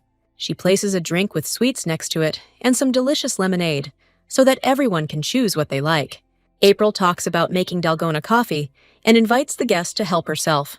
Hannah is amazed. She has never heard of such coffee at all. April explains that coffee contains espresso and sugar. Hannah says she's willing to try this new thing. She is advised to eat this droppings, then sugar and cream along with coffee, which resembles lemonade. Hannah is surprised. She didn't know that coffee could taste like lemonade. April explains that she added sugar and table water to make the coffee taste like lemonade. Hannah notes that the mud looks like a bittersweet drink. April thinks that she liked Dalgona because it is quite sweet and contains very little bitterness. Hannah takes a sip of the drink and downs it in one gulp, despite its strength. Suddenly, something is wrong, and she looks at the glass with distrust. April is surprised by this reaction and tries to understand Hannah. April asks her if she did something wrong. She understands that she will not see new tools. Hannah suddenly stands up abruptly and says something to April, but April can't hear her anymore. She's upset. April is scared. She's afraid that Hannah is angry now.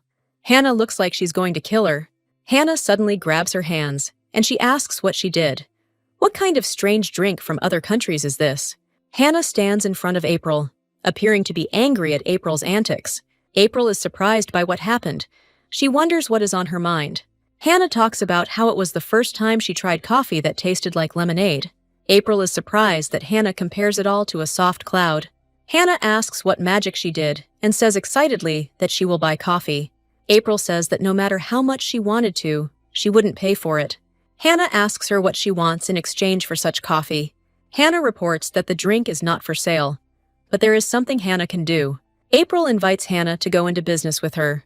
April says they're not for sale, but if Hannah runs the business, everything will be fine. April explains that this type of coffee needs to be stirred constantly. Hannah learns that to make coffee, you have to mix it with the remaining sugar for 30 minutes. April talks about how she wants to make a lot of this coffee and needs a whisk. Hannah listens attentively and agrees to make her an automatic whisk. April sees that she suddenly looks so touched.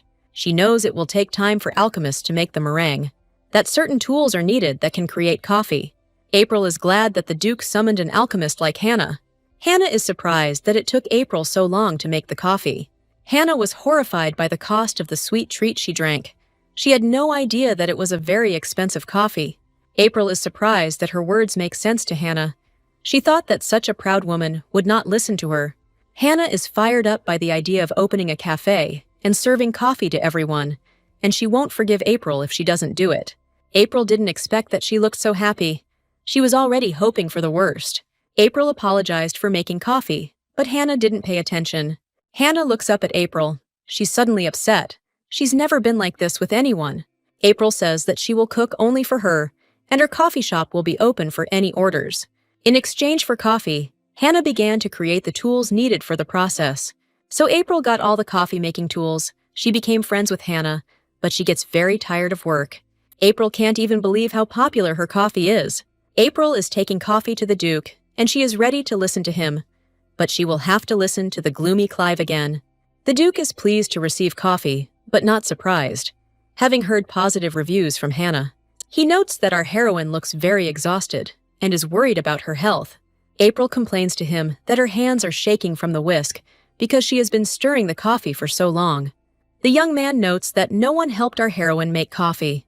The man thinks that all this is bad for her body and she needs to rest a little. April promises that she will quickly make coffee that he will like. Our hero takes a sip of coffee, one sip at a time, and it flows down his throat, refreshing him. The Duke declares that the coffee is too sweet, and this coffee is not for him. The Duke asks April to come to him for a minute, and he looks serious. April timidly approaches him and asks what he wants, why he started this whole game in the first place. The Duke takes her calloused hand and squeezes it tenderly in his own, strong and muscular one. He starts massaging her muscles and says that the massage will help her. April says she will use as much patience as possible to manage the cafe and its staff. April is shocked to be surrounded by a feeling that strangely tickles the girl inside. April doesn't understand why he decided to take care of her. He has changed. He now cares about her. Clive looks up at her with his violet eyes and asks her something. April is unexpectedly offered a cup of coffee, and she decides to try her creations too. April suddenly decides to leave the Duke because she is too much of an embarrassment to him. April closes the doors, and she walks further and further away, leaving the grim Duke behind in his office. April tries to calm her beating heart. She says she is very worried. She realizes that Clive might be worried about her, and the thought gives her butterflies. At this time, Clive is lying next to me on the bed, and he is thinking about something. Clive's thoughts turn to heartache for April, which we will skip a bit. He sees April's ghost everywhere. He is enchanted by her naivety, vulnerability, tenderness. He wants to see her again. He just can't believe April is standing like this. A gloomy silence falls over his chambers, and everything becomes dark. Morning comes to the Duke's estate. Everything is illuminated by bright sunlight. The roof rises above the entire house. Asher adapted to the Duke's estate, becoming a true nobleman while spending his time studying. Preparations at the cafe were going well, and April was buying all the desserts from Sophia, who had opened a business. Hannah gave April an automatic whisk, which she loved. Hannah tells her that making the whisk was as easy as pie. That's why she's a master alchemist. But Hannah is upset that they want to remove Dolgon from the cafe's menu. April says it's all just rumors, and she prepares dalgona in advance and adds sugar cubes to her coffee. April makes Hannah happy by saying that she added sugar cubes to make dalgona coffee taste better. April is ready to use the dalgona coffee whisk, and she will delight Hannah and other customers as before. Hannah doesn't dare answer her question. She's ready to ask something. She asks if the coffee is ready and where the girl decides to open her cafe. Hannah suggests opening a cafe in the city center to attract a large number of visitors. April doesn't look very happy, and she almost gives up the ghost.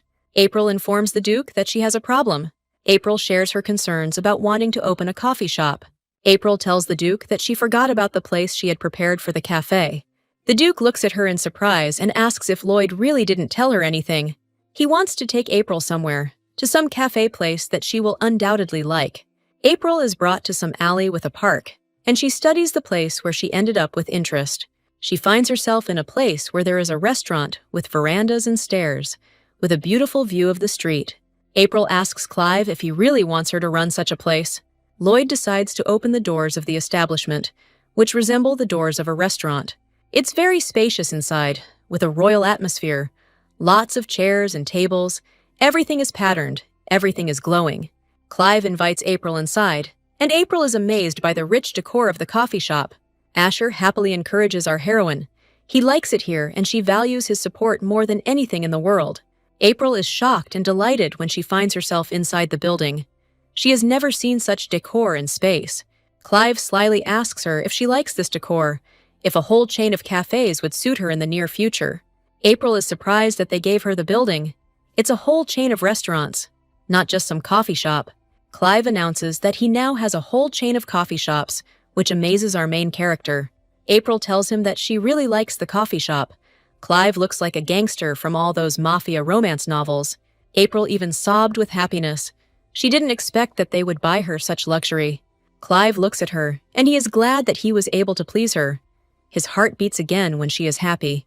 April immediately begins studying the coffee machines, checking the equipment, and inspecting the cafe. April noticed that everything here was just top-notch. She had no questions for Clive.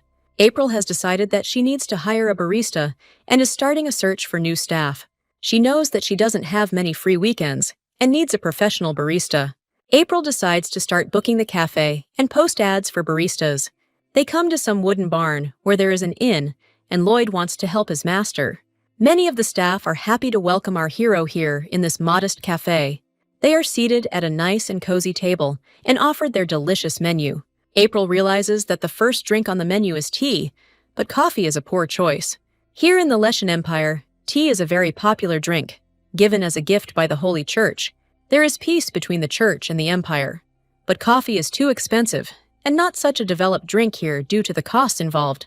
April realizes that there are different types of tea all around here. April still asks them about the coffee they serve here, and they are ready to give it to her. The mustachioed man informs her that the coffee will be served soon and is almost ready. In the end, she is served a latte with foam and a cherry, and also 2 cups of tea.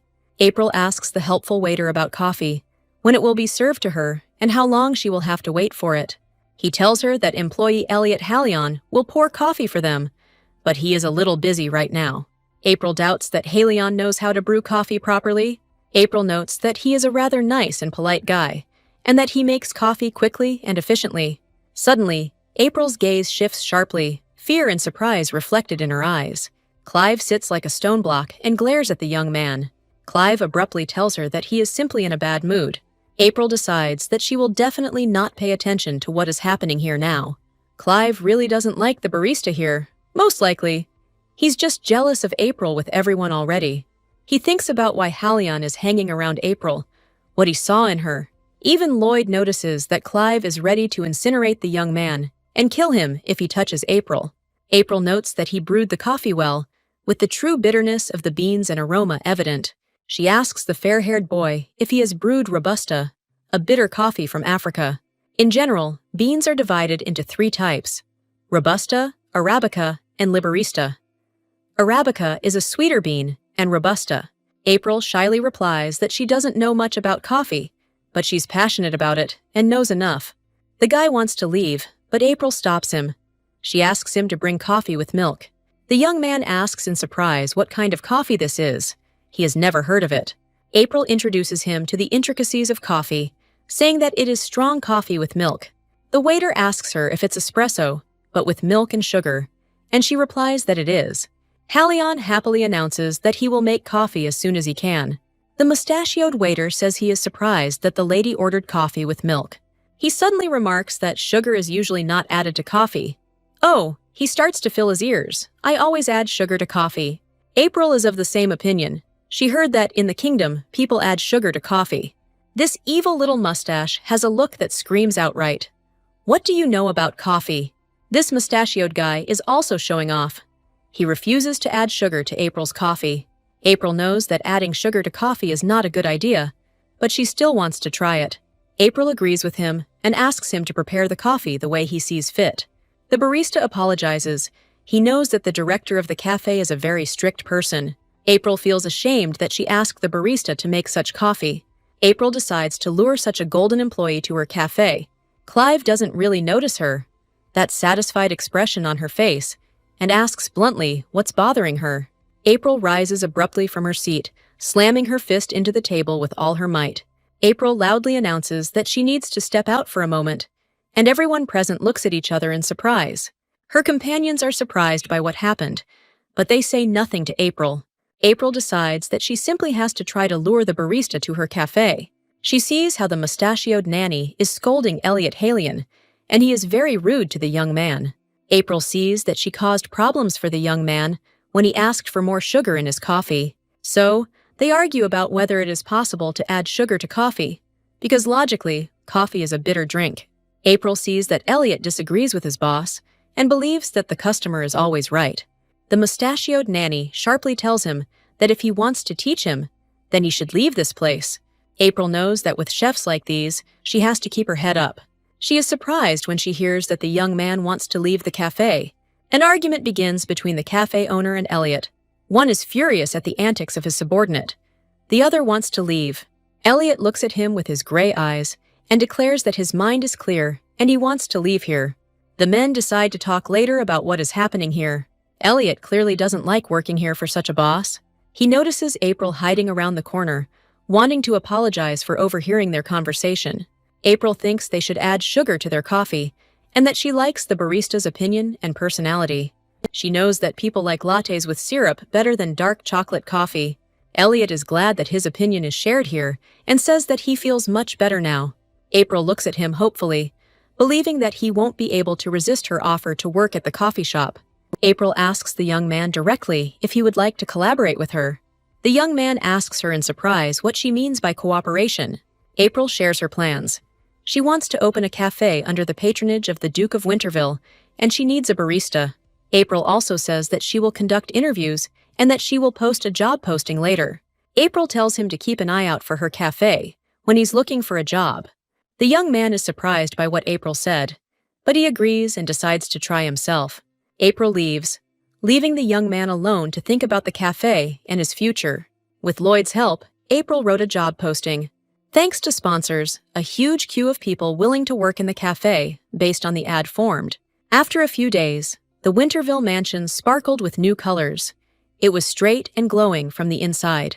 A woman with dark hair comes into the cafe. She looks like an elementary school teacher. April notes that she is unusual and decides to begin the interview. She asks this woman what the difference is between Arabica and Robusta, but she doesn't know, as she thinks they are the same coffee. Another young man is asked if he knows how to keep a glass warm, but here too we have no answer. April asks if it is necessary to extract, separate the beans when carbonating coffee. Surprisingly, the candidate answers correctly, which pleases April, as she has already listened to more than half of the city's residents. The young man with glasses tells her that he was doing a little research in the form of coffee. April asks what to do if a customer asks for sugar in their coffee. The young man replies that coffee should initially be bitter. April is tired after the interview. She interviewed half the city, but did not find a worthy candidate for the role of barista. April says that she asked everyone. The last one seemed to be okay, but their tastes didn't match. April wants to innovate in coffee because you can't tell customers to drink bitter coffee because that's what it is. It's very important to April that people share her views on coffee. Lloyd gets up from his chair and tells April that this man was the last one, and no one else will come. April also thinks it's time to call it a day, and she says it's time to go. Suddenly, Halion knocks on the door. He is dressed in a dark coat, and it was a very long way for him to walk here. He cheerfully asks them to wait, and he will answer all the interview questions. He is allowed to sit down and begin the interview, and the young man is very happy about this. April starts by asking what types of espresso he knows. She believes that Elliot will tell her a lot of interesting things. Elliot explains that there is a ristretto and a lunga. These are types of espresso, where a ristretto has more water, while a lunga has less. April asks him what he would do if he found the coffee to be very bitter. He replies that it would be a good idea to add sugar to reduce the bitterness of the coffee. April sternly asks him if he knows that coffee should always be bitter. Elliot answers that isn't the customer right. If he so wishes, the barista will do everything. April is pleased with his answer. She has finally found the perfect candidate for the role of barista. April happily tells him that she will be working with him in the future, and he passes the interview. The young man was very happy. He would now work in April's cafe and would have a good owner. April happily informs him that he has been hired for a new job and that he doesn't have to look for work in the city. April brings coffee to our grumpy Duke, who has become even grumpier without coffee and without April. April feels calmer as the cafe opens, and she shares her impressions with the Duke. April now has employees for the cafe, and it itself is open in the most famous place. Clive understands everything. He realized that our heroine opened her own cafe, and he will get a cup of coffee. April happily informs him that she has finally hired a barista. She talks about how Elliot shares her ideas about coffee. Clive's mood darkens. He definitely doesn't want to see Halion. He starts to be jealous of April towards him. April doesn't see his reaction and tells him about how Elliot makes excellent coffee. April is puzzled when he asks if she doesn't realize he's a young man. April darkens. Does the Duke really judge everyone by gender? Is he really a terrible racist and chauvinist? He gloomily replies that it doesn't seem so, but April is already wound up. She wants to know why the Duke is behaving so disgustingly. Clive tells her that the girl will be more comfortable with him than with some Elliot. April doesn't understand that our charming Duke is simply jealous and attributes everything to the master-servant relationship. She also realizes that she does not find the Duke's company repulsive and enjoys talking to him. The Duke turned out to be kinder than everyone expected. He takes such good care of little Asher. In addition, he was very attentive to April's problems and her life. April thinks that Clive is too soft with her, and she is too rude to him. She asks him if he is going to punish her for being rude, but he replies that he has no time for nonsense. April asks the Duke not to refer to people by their gender, to which he replies that he will try. April asks, confused, if everything is okay. She is worried about Clive. Clive doesn't want to answer this question. He doesn't want to tell her about his feelings either. Clive asks her when she decided to open a cafe, to which the girl replies that the cafe will open in a month and a half. Clive's expression suddenly changes, and he wishes the girl luck. Clive tells her that her birthday is coming up soon, and if the cafe opens on the same day, it would be a good present. April is in a panic. She completely forgot about Asher's birthday and grabs his head, not knowing what to do now. All the Wintervilles will gather for Asher's birthday, which means our heroine will also meet her ex-fiancé. Zenon will use April to gain power over the Wintervilles and kill them. If it is revealed that she is connected with such a dangerous type, everything will end. Clive asks the girl why she is so surprised, and in his voice, you can hear a slight smile and warmth. April lies about having to get ready for Asher's birthday. Clive stands up and says that Asher will be the Winterville heir for the first time. Clive slowly approaches the girl, and they freeze opposite each other. April is afraid to go to the meeting, because Zeno will probably be there. April abruptly tells them that she is not feeling well that day, and would rather spend it in bed. She states that she has an appointment for that day, and does not want to see Zeno under any circumstances. April lies. She says she wants to learn Mr. Hallion's recipes, but she only makes things worse. Clive immediately tenses up as he looks at her, not very happy with what he heard. He looks gloomy, an aura of darkness forms around him, which frightens and confuses April. He replies grimly that it would be a good idea, but his tone does not bode well. April is glad that Clive understood her situation, but the cunning Clive unexpectedly informs her that the party will take place this Sunday. He tells April that he feels like our heroine misunderstood him, and he repeats it again. April is in shock. He can't do this if she could tell him that she is a time traveler and will die in the near future. Clive proudly announces that he wants to present her café and desserts at Asher's birthday party. He tells her that many aristocrats will come to the party and try her desserts and coffee. Clive asks her menacingly if she wants to miss out on this opportunity. April doesn't realize that the Duke is simply jealous and clinging to any publicity opportunity. Her life is like walking a tightrope with Zeno and Clive. She is afraid that she will end up like the heroine of the novel. April is thinking about how not to die when she meets this bastard. So, April loudly announces her agreement. She doesn't want to meet Zeno, but she doesn't want to leave Asher either. Clive asks her if she has any plans for the day. April vows that she will come since it is Asher's birthday. He gently straightens her hair and is glad that she will come. The tiger has calmed down. Clive is clearly jealous. He still can't forgive April for Elliot. April leaves Clive's place exhausted. She didn't expect his jealousy. He is worried about running into Zeno if he comes to the party. She's worried that Zeno will show up at the party and reveal that he's April's ex-fiancé. Clive may get very angry and say that everything is over in his cooperation with April. April knows she can't miss Asher's party, but she doesn't know how to break the news to Asher. Asher sits at the table, and his soft palm touches April's hands. He worries about what happened to her. April doesn't want to let him in on it, so she tells him about his birthday, which is coming up soon. Asher happily informs her that his birthday is May 16th. April is very worried that Asher didn't tell her, but he didn't think that she was the last one to find out about everything. Asher says he didn't think of it as a special day. April realizes that no one has ever celebrated his birthday. His mother and father were dead. His aunt didn't care, so Asher practically never celebrated birthdays. April knows what it's like to have no one to celebrate your birthday with you. She cheerfully talks about how a birthday is a special day, the day he was born. Asher listens to her carefully, and he takes in every word April says. He asks her if she will come to his birthday. He has become very attached to her, and she is like a mother to him. April lies to him and says that of course she will come to his birthday. Asher happily tells her that he is happy that she will come to his birthday party. Asher tells her that he wants to eat chocolate cake as a gift. In the evening, Sophia arrived to visit them, having decided to stay at the Winterville residence since she could not find a home. She was immediately shown the automatic whisk that Hannah liked so much. Sophia is happy about this because she will be able to whip cream for the cake, and she has developed a new menu. April is amazed by what Sophia has invented, and she can't wait to see it all. Sophia smiles at her happily and promises that she will prepare everything for our heroine.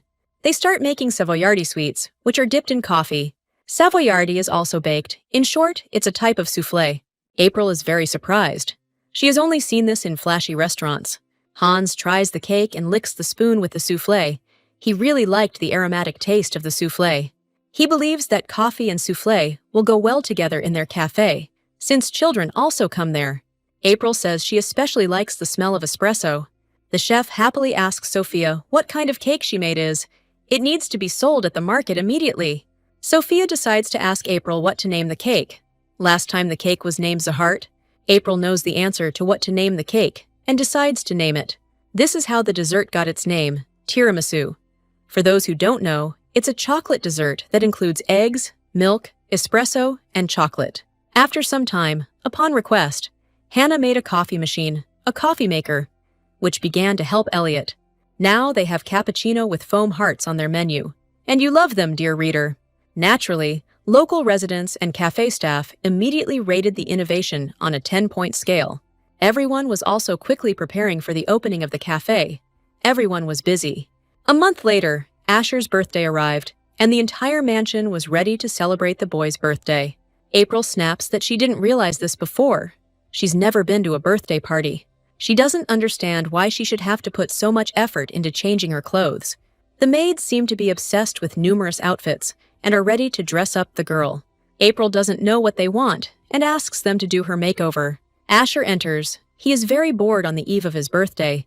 He does not see a single familiar face. Asher, who is sleek and well-groomed, looks at April in shock. He likes her outfits, but the mangaka doesn't know how to draw outfits. On April, everything looks like a pillowcase or some kind of nightgown. April is happy that Asher liked her outfit. How can he like that? The manga artist has some crazy hands. April also notes that Asher has a mafia-style haircut and looks like a little gangster. April thinks that it is immediately obvious that they are related, that he and Clive are very similar. They look very much alike. Asher, it seems to me, is Clive's child, not Leonardo's.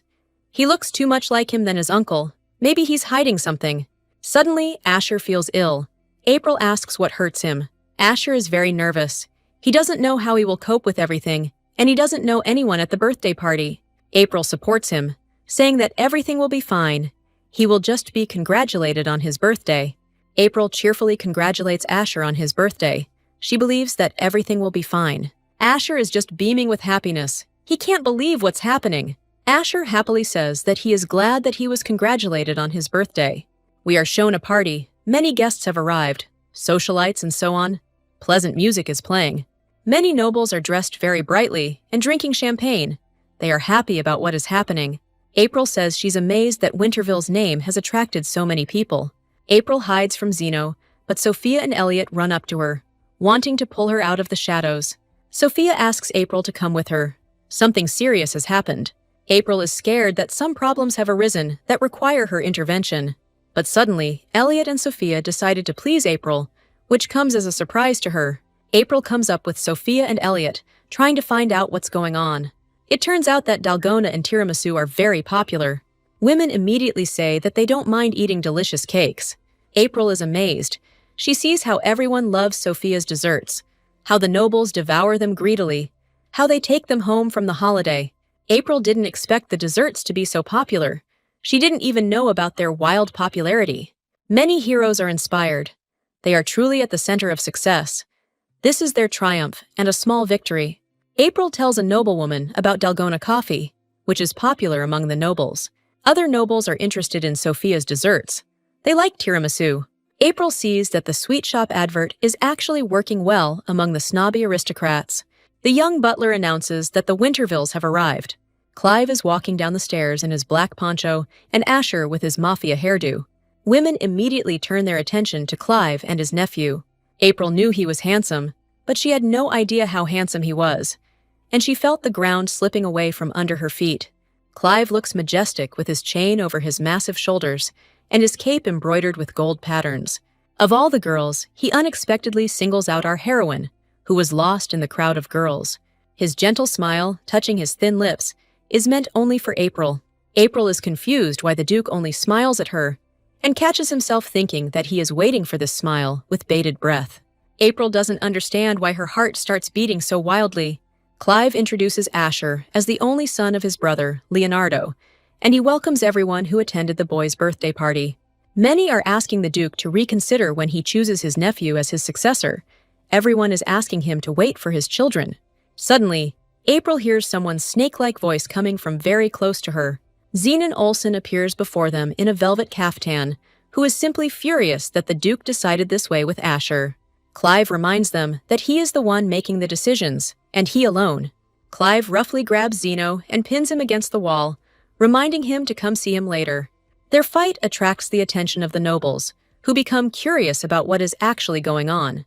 Zeno leaves in frustration and swears revenge on the Duke.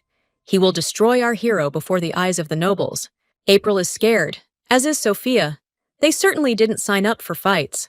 Clive proposes a toast and drinks to his nephew, who will be congratulated on his birthday. Many strangers immediately congratulate our hero on his birthday. Asher is treated to a large chocolate-colored cake, covered in icing and tied with a red ribbon.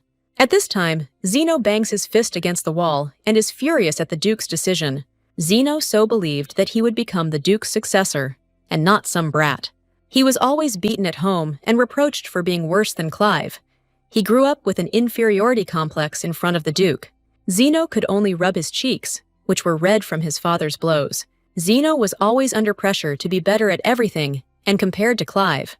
Zeno was instilled with the idea that he would become the head of the Wintervilles, that Clive was a non-entity, and that Zeno himself should be ideal in everything. Many noblewomen ask April how she manages to brew such delicious coffee. April didn't know what to call the coffee she was making. She hadn't come up with a name yet. The noblewomen stand before her, and they are very approachable. They just want to talk about everything with April. April calls her cafe April Lily and invites many people to come there. However, she gets very tired after another holiday. It exhausts her. She thinks that the name of the cafe is too childish and no one will go there. But at that moment, April couldn't think of anything better than such a childish name. Suddenly, the Duke comes up to her and asks what happened to her. Clive tells her that if she is into self-torture, she should stop. April tells him about her mistake. She doesn't know what to answer. April complains to the Duke about her stupid name for the Owl Cafe and explains how. She is shy and tells the Duke that her nickname is Lily. Clive is surprised. He says the nickname as if he likes it. April felt even more shy. Clive was saying this nickname too tenderly. Clive, so handsome and richly dressed, pronounces her name with tenderness and simplicity. April didn't know she would react like this, because it wasn't even her name. Her heart was beating in her chest. Clive gently reminds her that it's time for them to go, that Asher is waiting for them. April is happily ready to go with the Duke, even to the ends of the earth.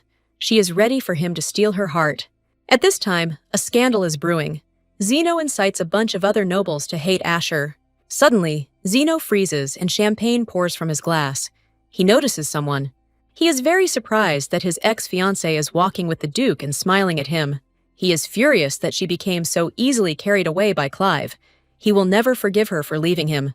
He doesn't remember his first meeting with April very well, as she was a gray mouse. The whole family could barely take care of April and provide her with some kind of dowry. April's father wanted to throw her out of the house, and she was like cattle being sold at the market. Therefore, Zeno wanted April to love him and become his timid and quiet wife. During one of these meetings, April developed an extraordinary gift. Zeno couldn't believe that April was a rare white attribute mage. He decided to get closer to April so that she would learn white magic in order to use our heroine for his own purposes. He imagined her as Clive's killer, that she would kill him, that she was a formidable assassin, that she would grind the Duke into dust. But April, having learned of his plans, renounced her family and abandoned Zeno. Zeno believed that April, who could do nothing but blink her eyes, would return to their family. However, Asher has clearly gotten close to her, and Zeno wants to use all this to his advantage. Zeno knows that April is no longer in his power, but he wants to use her feelings. He doesn't know that there is a time traveler in her body. He believes that she still loves him. At this time, the ball begins, and many nobles get into the swing of things, sipping champagne and showing off their expensive outfits. April feels uneasy about meeting Zeno, and here at that, April is wary as usual. She can't forgive Zeno for wanting to use her in the past. Zeno actually recognized our heroine, and it seems that he is unhappy about it. April knows that her signature feature is her pink hair, which makes her stand out from the crowd. April understands that the Duke will not only help her, but Zeno does not touch her because of the Duke. Clive is worried about April's well-being and is concerned about whether she is okay. April tells him that her legs are just tired and that everything is fine. Clive invites April to go to his quarters and rest there, and from surprise he blushes, not knowing what to answer. He notices that April is trying to hide something from him, that something serious has happened. April assures him that Asher will be worried if the Duke leaves his party. April assures the Duke that she will find her way back on her own, and there is no need to see her off. Clive is more determined than ever and decides to take a short break from the festivities. April decides to go away and rest. She is already uneasy about where the Duke went. But suddenly, April is caught by Zeno, who, like a snake, crept up on April. Zeno froze, watching her. She did not turn to him and did not say anything. April looks at him warily. She doesn't believe what's happening. Zeno smiles sweetly. He is confident that he can use her, but he doesn't even suspect that he is already being watched. April knows that Zeno is a snake in sheep's clothing, a real creature, and she would rather trust a stray dog than this man. In the original, April had a crush on Zeno because he was kind and considerate. April had no idea that he actually wanted to kill her, but the fact that she cried was because April's feelings remained within her. Zeno doesn't understand why she left him if she loves him, if there are still feelings between them. Our heroine abruptly tells him that she doesn't love him, that he's made up all sorts of things for himself. April is afraid that he knows why she left him. She doesn't want him to know that she is a time traveler. Zeno begins that he loves only her, and all his love belongs to her. April is surprised by what he says. She doesn't believe his words. She suddenly realizes that she has been cheated on when she is accidentally called Amelia. Zeno grabs her hands and looks straight into her eyes. He waits for an answer from her. He looks Lily seriously in the eyes and asks why she looks like that, and stopped at the Duke of Winterville. April knows she has a special relationship with Clive, but she doesn't talk about it. Zeno tells her that he heard her run away from home, which left him in shock. April says in surprise that he suddenly became kinder. He couldn't stand her. Zeno tells her that he doesn't think it's a good idea for them to break off their engagement. He tells her that if something happens, she can turn to him. She is his property. April sharply tells him that she will never come back, and especially not to him. He is a disgusting guy. Zeno tells her to never say never, that he is glad to see her at any time. April declares that she will leave and will not want to listen to him. She does not believe a single word he says. Suddenly, the voice she least wanted to hear was heard. Clive appears in front of her, catching them alone and amazed by what is happening here. Zeno starts to say something, but Clive abruptly interrupts him. He needs to know if this is serious. April yells at Zeno. She reminds him that they are no longer in a relationship. April has accidentally revealed her secret, and she looks at Clive in horror. Clive abruptly says that he doesn't care about Zeno, but about the relationship between them. April suddenly realizes that she has said too much, and she tries to justify herself. April doesn't want to be stalked and get into trouble with Zeno. April tells Clive that she has no relationship with Zeno.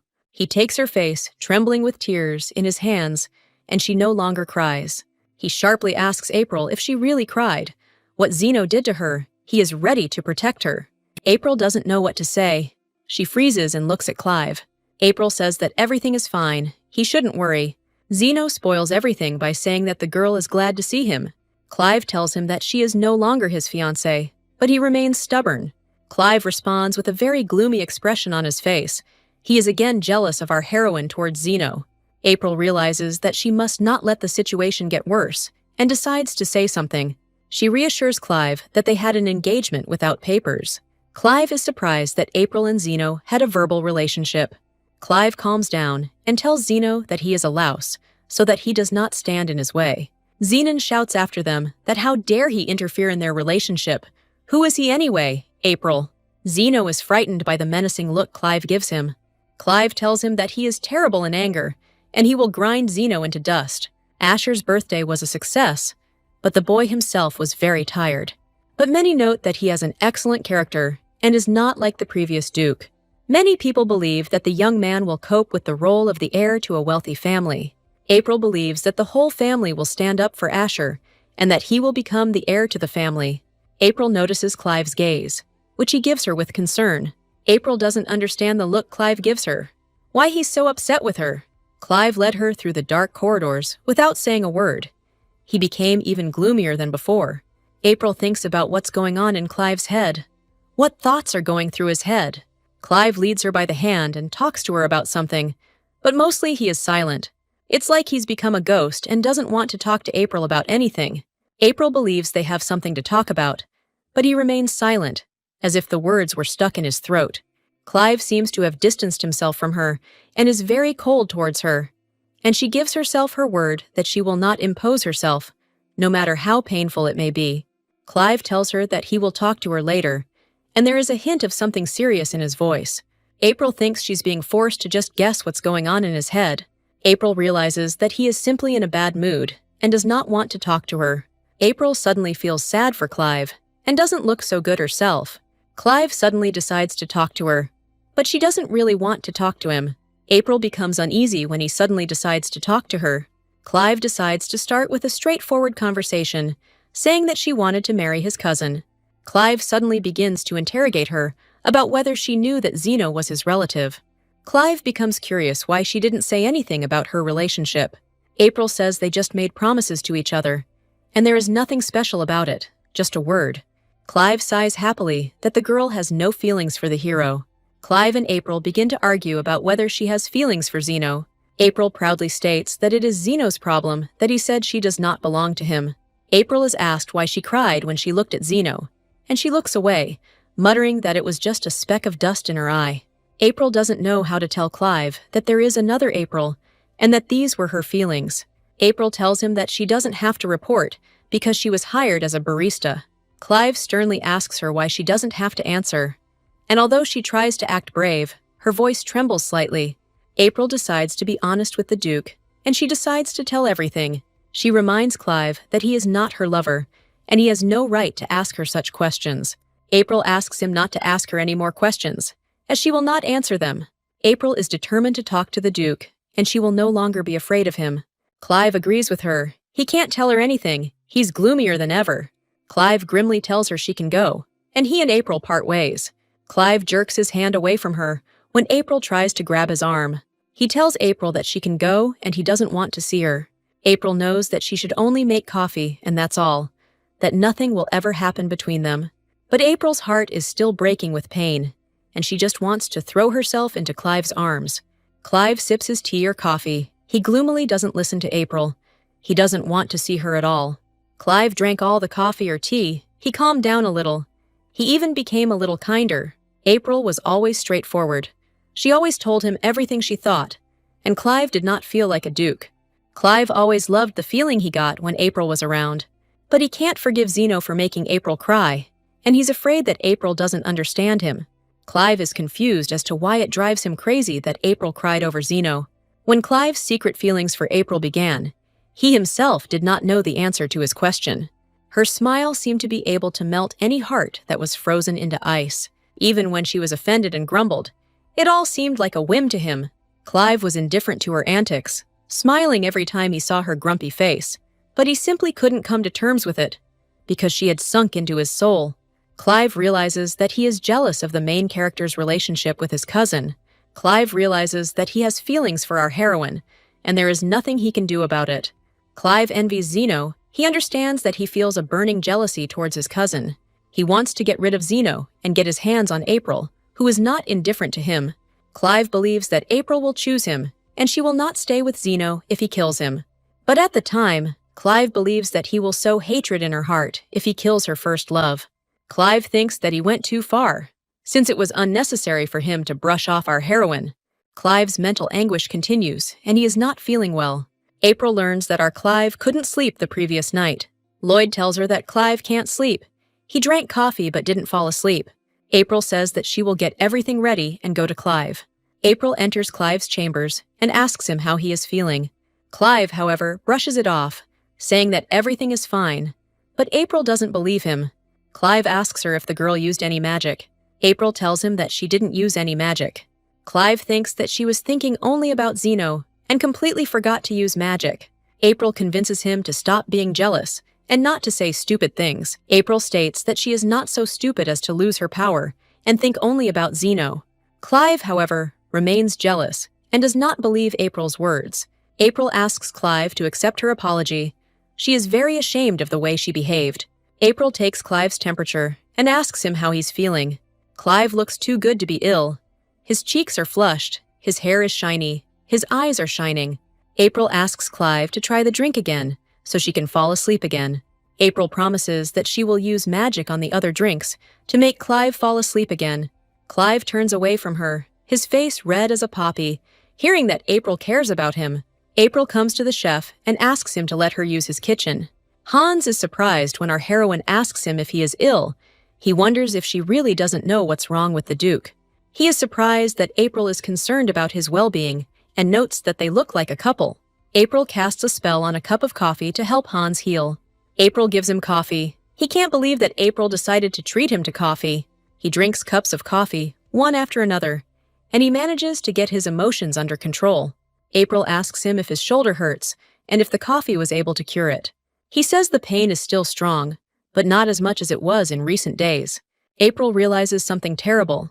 Her magic no longer works, which means our hero will no longer need it. She understands that her magic no longer works and cannot even heal Hans. She approaches two maids who look unwell, and she offers them some healing coffee. One of them hurt her finger, and the other one caught a cold, and they're complaining about it, and April's listening. April offers them coffee to heal, but is met with nothing but laughter. April believes that they will feel better after they drink coffee. The maids laugh at her. They cannot believe that they can heal from their wounds. They leave April and tell her that the coffee is simply delicious and doesn't cost anything. April is in a panic, losing the magic that kept her with the Duke. So it starts to rain, and the weather gets gloomy in the estate. Everything becomes gloomy and cold. April doesn't know what to do now. Having lost her magic, she will become useless to the Duke. April worries about what will happen to the staff if she loses her magic. Besides, this incident will make Clive doubt her abilities. April doesn't know what she'll do now. She'll have to go back to her family. April decides to confess everything to Clive. She is embarrassed, but decides to do it. April tells him that her magic isn't working, and she can't make magic coffee anymore. Clive listens to her carefully. He knows what to do in this case. He asks April why she is so upset. Does she really think he will kick her out? Clive tells her that her face looks like she's going to cry. He gently takes April's face in his hands, who is already sobbing because she will have to leave here. He stands next to her, holding her face in his hands, whispering that she will shed many tears because of magic. Clive encourages her, saying that the magic will return to her, and she needs to start searching. April is wondering where she will find her magic. She wants to know what happened to her that she lost her magic. Clive says he'll deal with it later and offers April a cup of coffee. April thinks that drinking coffee would be helpful in their case to calm them both down. Clive asks her if she will do her job even without magic, while he searches for a way to restore her magic. April vows to him that she will do her job. Clive is excited to try her coffee again. He's so used to its aroma, and it's also a chance to keep April close. April worries that her coffee won't be able to make him sleep soundly anymore. April worries about whether he will be able to sleep soundly without her magical coffee. Clive decides to ask April directly if she is worried about him. April realizes that she trembles all over when she sees Clive, that she shudders just looking at him. She says that she can't help Clive in any way, but he will have to fire her if things continue like this. April reminds her that she won't be able to go home. She doesn't know if she can come to an agreement with Edmund and Sophia, because she is practically betraying them. She's afraid that Clive will simply throw her away like a useless toy. She fears him not because he is the Duke of Winterville, but because he has learned of her relationship with Zeno and will leave. April is plagued by nightmares that the Duke will simply leave, that she will have to return to a place where she shouldn't. April was expecting the main character to appear and the plot to change, but that doesn't happen. Perhaps April became more attached to Clive than she expected. Clive tells her that he will not let our heroine go, even if she loses her power. He's worried about April getting what he got, so that she would feel on an equal footing with him. April is shocked by what is happening. She doesn't know whether to be happy or not. She is worried.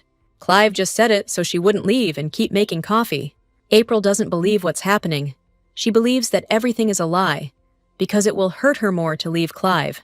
The magician asks April how long ago she stopped using magic and what happened to her. The magician asks her to show her hand and examines April.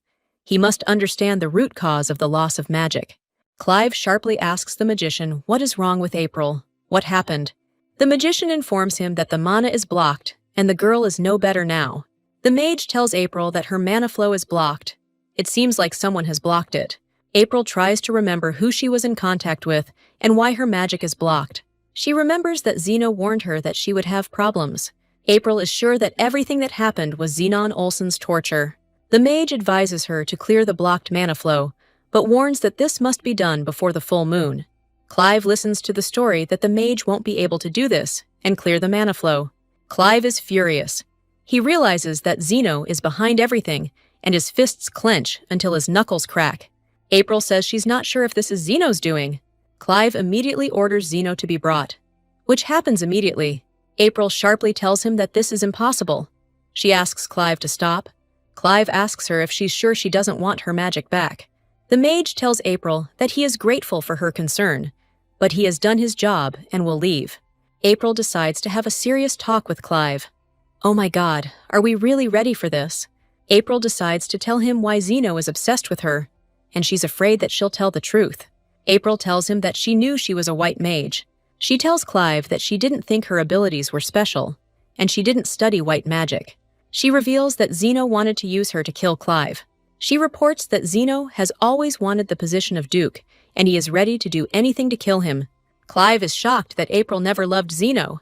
April doesn't know how to tell him that she is not the April to whom all the events of the novel belong. She lies to him, saying that these were her true feelings, because he will not believe that she is a traveler. April reveals that she was adopted by the Alino family. Zeno was the only person who treated our heroine normally. Zeno was attentive and kind, and soon our heroine fell in love with him. April talks about how things have changed between her and Clive. Clive finally stops being jealous and is ready to be friends with April again. April reminds him that Zeno is trying to harm him. Clive says that Zeno is no exception to the people who tried to kill him. As a child, Zeno was one of the children who visited the ducal house with a sense of pride. As he grew older, he became dissatisfied with his situation and did not hide his dislike for Clive and Leonard. Leonard and Clive's titles were a burden to both of them, but they couldn't just give them up. There were many greedy people around who were ready to use the title for their own insidious and vile purposes. Among them, Zeno stood out, distinguished by the fact that he was a talented sorcerer. But he did not achieve any efforts, so he failed to get the position of a sorcerer. Zeno, upset by his successes, became more dissolute and indulged in numerous debaucheries. After Leonard's death, the title of Duke passed to Clive, and he thought he had left everything behind. But he couldn't even imagine that the insidious Zeno decided to use April. Clive asks her if she can calmly watch what Zeno does. April decides to act like she usually does in order to fool Zeno into getting her magic back. Clive says that since it has taken time, he will not interfere. He promises to call a magician to find out about the side effects. He notices that April's face has turned very red and wants to know what he said wrong. The mage informs them that the side effects of unlocking mana are difficult to determine. He says that someone suffers from fever, someone from headaches. Clive decides that everything will be fine, and he tells her that she will just have some body aches. He asks if anything hurts her, and the girl says that not yet. The magician warns her that side effects may not appear immediately. April, meanwhile, is worried that Clive won't be helped by her coffee, and that she will be useless. Clive rudely forbids the use of the church's power in this, so as not to damage his reputation. The mage suggests that she learn a way to control mana in order to release her magic. The magician offers her to learn how to use magic, which she can use to heal herself. April believes that magic can help her, even if it might change her forever. April agrees to learn healing magic, to heal Clive if he gets hurt again. April is worried that she won't be able to use magic, and that Clive will only get worse. The magician tells her that they have a way out, so the girl is very worried. Clive looks at the magician seriously. Everything now depends on the sorcerer, and now their fate is in the hands of one man. The magician suggests that physical contact is necessary, which shocks Clive and April. Physical contact is the touch that is written about in every romance novel. This is a special touch that can heal the protagonist. The stronger it is, the better the effect. April is worried about having to kiss and hug the Duke, but the touch is enough for the Duke to laugh at what she has in mind. April makes excuses about how she thought physical contact was something inappropriate. Clive reassures her that it's not all she thinks, that he thinks better of her. April asks what she needs to do, and the mage says that she needs to learn mana, and then convey it to the Duke. The magician says that April should give him her hand, but things don't work out the way he wants. Clive abruptly declares that he is ready to do this, and not the magician. He is jealous of April again. Clive says that he can control mana too, and he will do everything to cure April. The magician is worried that Clive is ready to grind him into dust. Clive cheerfully asks April if she's ready, and he's amused by her reaction to him. April is very shy. She can't believe that Clive wants to help her personally. Clive takes her hand and tells her that he is ready to give her his mana. April feels the mana coursing through her veins, filling her, spreading through her like a stream, ready to burst out. April is shocked by what she felt. He can't control all this power. April becomes ill and asks Clive what happened. Clive tells April that she is rejecting magic with herself. April claims that she did nothing to make Clive feel better. Clive tells her that mana enters her like a foreign object, and he suggests that she continue training.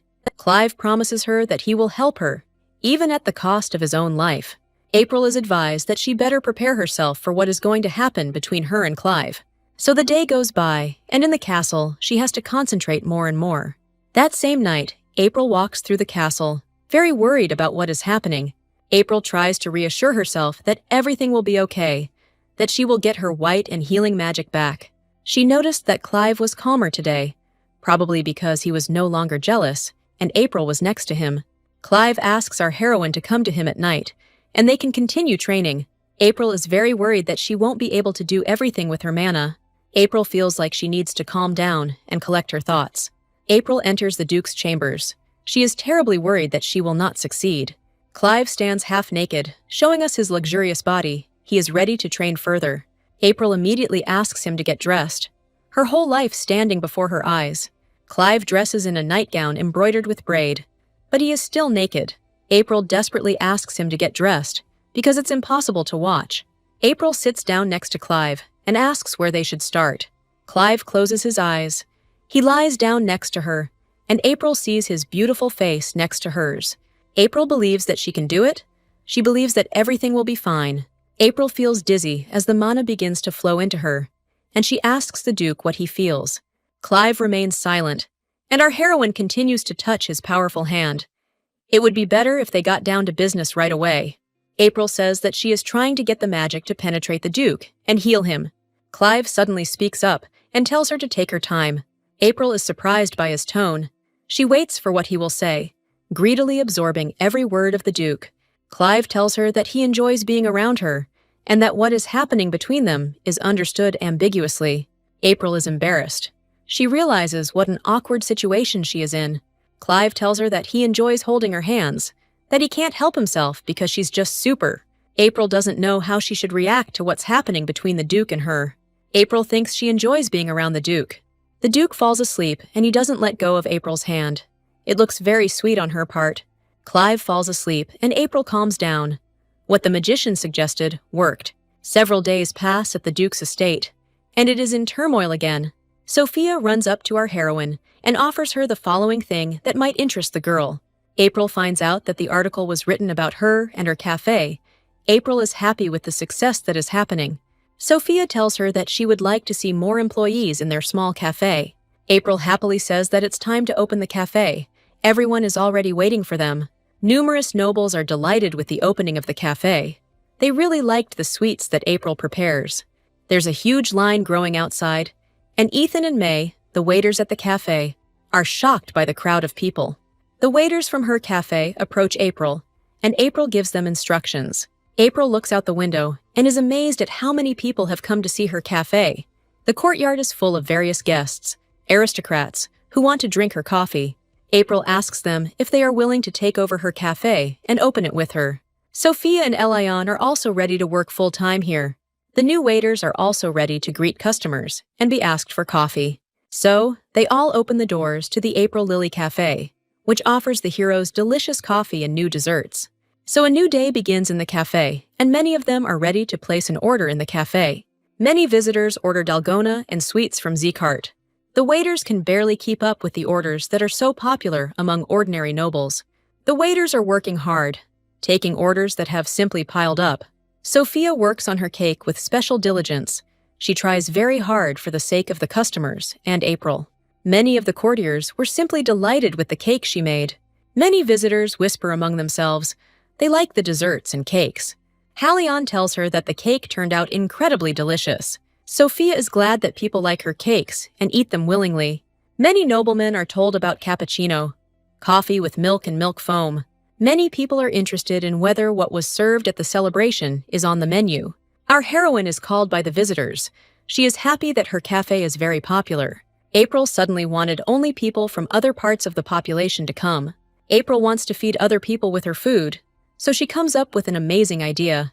All the waiters carry coffee. Its popularity is growing and growing every minute, which attracts more and more people. All waiters are ready to serve coffee and fulfill the people's will. They are ready to take new orders. Ethan is very nervous, but he is ready to show people his coffee, as he is confident that people will appreciate it. Ethan and May begin to advertise Dalgona and Sophia's cake to the common people. Many farmers are shocked. Will they really have to go to a cafe and see how delicious the food is? April notes that people are finally starting to pay attention. The peasants didn't spend time drinking coffee before, but now they enjoy it. Many farmers are simply shocked. They have never tried coffee. Many farmers come in to enjoy the coziness of the cafe and the new drink. Elliot says it's not bad for her. She managed to attract people to her cafe. April is happy with what's happening and wants it to continue. And so the whole cafe soon fills up with new people who keep coming and coming. The peasants come out very happy and are glad that they drank excellent coffee. Sophia can finally relax, and the rest of the people are no less happy. Sophia tells April that she has come up with something. April decides to add new coffee and sweet recipes to the menu. Sophia says that Dalgona is still enough, but we need to think of something else. Sophia says that her chef has arrived, and he doesn't like anything. April sees that the chef has arrived, a chef who is very much disliked. They recognize the chef as the person who ruined Sophia's cake. When Sophia approaches the chef, he immediately tenses up. He remembers Sophia very well. He starts laughing at Sophia, saying that she only works here as a waiter. Sophia abruptly tells him that she is not a waitress and wishes him a delicious meal. He says that he has seen this chocolate cake somewhere before. Sophia says that she made this cake. She is shocked that the chef is so cruel to her again. The chef suddenly changes his tune and says he wouldn't mind eating. Sophia says that the cake in this case is the highlight of the cafe, and it is incredibly delicious. The chef notes that the cake is simply unrealistically wonderful and begins to flatter. The chef is surprised by everything and says that it is impossible to consider such a cake luxurious. He shouts that the employees and customers have lousy taste if they love such a cake. Many nobles and villagers simply cannot listen to all this. They look at the chief with distrust. Many people like this cake, and they eat it, and they just can't listen to insults towards Sophia. April understands that her cafe customers like cake, and it's unpleasant to hear this. Sophia is hinting that he is too rude, and she will not allow him to be rude. The chef says that eating cake is too much, and that she will make him one. Suddenly, Clive appears and says that the chef himself is quite a man. All the people stand and look at this scene. They don't know whether to interfere or not. Many nobles and peasants were wary. After all, their duke had invested in the cafe. The chef is in shock. He didn't know that this disgusting cafe was the work of the Duke of Winterville. Clive asks if he really thinks that all the customers in this cafe have no taste. Clive asks him sharply if he likes it here and what complaints he has. He runs away abruptly, seeing Clive's serious intentions to kill him. He becomes scared and does not want problems with Clive. Ethan and April watch as he runs away, leaving him to his fate. Clive thinks that he is a coward. He does not believe him. He is ready to protect April and Sophia. Sophia is glad that Clive stood up for her. She sees him in a different light, that he is now kind. Sophia apologizes for making such a noise in the cafe. She didn't mean to cause such problems. Sophia hears Clive's soothing voice telling her that everything is okay. Clive says that it's all the chef's fault, not Sophia's. It's not her fault that he's such a jerk. Clive believes that insulting customers is the worst thing, and insulting employees is no less. Clive asks the girl what is bothering her, and what is she so scared of. Clive says he saw the chef insult them all. The cafe patrons stand up for Sophia, saying that the chef is a snob and that he would be better off trying the dessert. Sophia is glad that Clive thinks that it's all because she's not to blame. Sophia says she is glad that they want to protect her and the chef. Everyone hates the cook. Ethan tells April that he is glad that the visitors were not upset. April thinks things have gotten worse, and she's worried about how this will affect the cafe's reputation. Clive doesn't know if he can cope with what happened. The trouble with the chef reached the ears of the nobility. Sophia decided to give away free desserts to keep customers happy. Many customers come because they are happy with the cafe, and they decide to come. And Sophia apologized for the commotion that arose because of her. She does not want to create problems. April decides to take measures to ensure that this does not happen to Sophia again. After this, Sophia felt better and didn't cry anymore. She was glad that April showed kindness to her. April comforted Sophia, who burst into tears in her arms because she didn't know what to say. In the evening, Clive orders her in, and she asks what's going on. April apologizes for visiting so late and enters Clive's room. Clive asks April what's going on, and she says everything is fine at the cafe. April reveals that she practiced mana creation to cure Clive's insomnia. Clive calls April by name in a gentle voice, asking her not to leave him. Clive asks April what happened and why she is so sad. April says everything is fine, and she doesn't understand what you're talking about. Clive brings his face close to hers and says that she keeps looking away. April says that she is completely embarrassed by all of this. She doesn't know how to feel about Clive now. Clive asks her why she is embarrassed and acting like that. They are just friends, not lovers. April says that she doesn't know how to run a cafe, that she's talentless, and that she won't succeed. April thanks Clive for getting her through everything and for being there for her the whole time. April and Clive are chatting carefree. They feel very good. April says that she feels so pathetic, that she can't do anything without him and the guys. Clive suddenly hugs April and talks about different things. He admires her, and he values her very much. Clive asks April to tell him everything. She is not alone anymore. He says that April has been a great help to him, and now it's his time to help her. April looks into his eyes, and she is surprised by what he says. She does not recognize the cold Duke in this nice man. Clive says that April helps him a lot, that he appreciates her support, that she will always be there for him. So they freeze opposite each other. They look into each other's eyes. April smiles sweetly at him. She believes that everything is fine. She feels that with the Duke, she is protected. April thanks the Duke with all her heart. She swears her allegiance to him and that she will always be there. Clive received a report on what was going on with the chef, and he was not happy about anything. Lloyd asks him directly what it means and what is happening. Clive decides to report everything to his superiors. He decides that the king will be interested in hearing everything. Clive believes that the king will listen to him, since he is his loyal vassal. A few days later, unpleasant news about the chef began to spread. The chef was accused of treason and was arrested for all his debts. He also faced accusations from a lot of people and customers of his cafe who were unhappy with him. The emperor issued a decree on his death, which they immediately decided to put into effect. Sophia heard this news. Her reaction shocked our heroine. She did not cry at all and did not care about the future. April is surprised that she is too calm when her former chef is about to be killed. April is amazed that the chef finally got his punishment. Sophia says that she actually feels sorry for the chef, since it so happened that she became imbued with him. April is surprised by what she hears from Sophia. She is shocked by her reaction. Sophia says she feels very well, and April is happy with what's happening. April, on the contrary, is glad that Sophia has been avenged, and the chef will be punished accordingly. Sophia says that she will also be creating desserts. She is happy with what happened, and is in a good mood. April suddenly sees Duke and Asher entering their cafe. Asher and Clive approach her, dressed even richer today than before.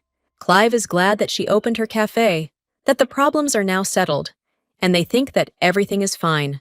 April happily decides to support Clive and Asher. She is happy with what happened. Many notice the Duke of Winterville, and Asher asks for Dalgona with milk, as it is his favorite drink. Many nobles are whispering that Clive and April have a relationship that goes beyond what is permitted. Many of them note that April, Clive, and Asher look like a typical noble family. Clive and Asher drink coffee. Asher really likes Dalgona coffee, but Clive just likes lattes. But many nobles are wary of what is happening between our heroes. However, many have not recovered from the fact that such things are happening in cafes, so they watch with caution. Clive decided that he had to show that his connection with April was more or less special. April gives him coffee. She thinks that Clive will like the coffee she made especially for him.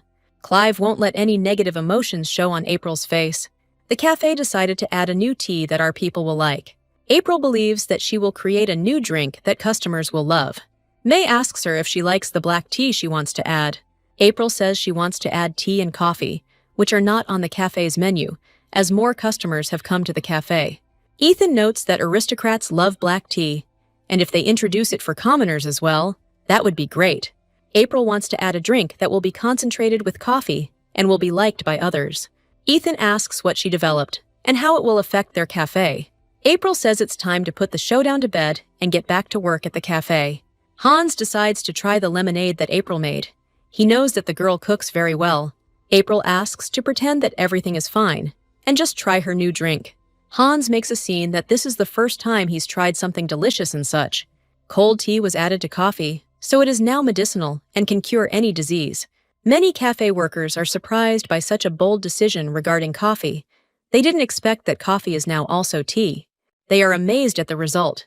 It tastes like tea, but smells like coffee and looks like coffee. April asks everyone else to try this coffee as soon as possible. Ethan asks May if he can try the coffee. He is worried that the customers will not like it. April says she has prepared something edible that the cafe's customers might enjoy. Elliot decides that he will be the first to try the coffee, which is a new type on the menu. Elliot believes that the coffee is simply excellent and will appeal to those who want to heal. April is happy with the result. She didn't expect customers to like the coffee so much. Many people think it's very tasty, and they ask Elliot to be precise and tell the truth.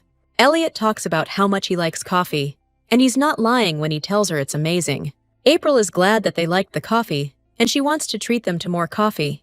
April asks if they are ready to include this coffee on the menu, but then April's expression changes to one of frustration and confusion in the face of difficulties. She doesn't understand why the nobles don't order her new drink. Elliot explains that coffee is just like tea, and the new coffee is very strange. April decides to use a new method of attracting coffee, which she quietly informs her employees about. May uses coffee to attract new customers. She begins advertising it. Many nobles note with surprise that black tea with espresso is something unusual. April realizes that pushing the new coffee was a bad idea. Unexpectedly, the nobles decide to try the coffee and they like it. Many nobles begin to try coffee. They drink it in ever greater conditions.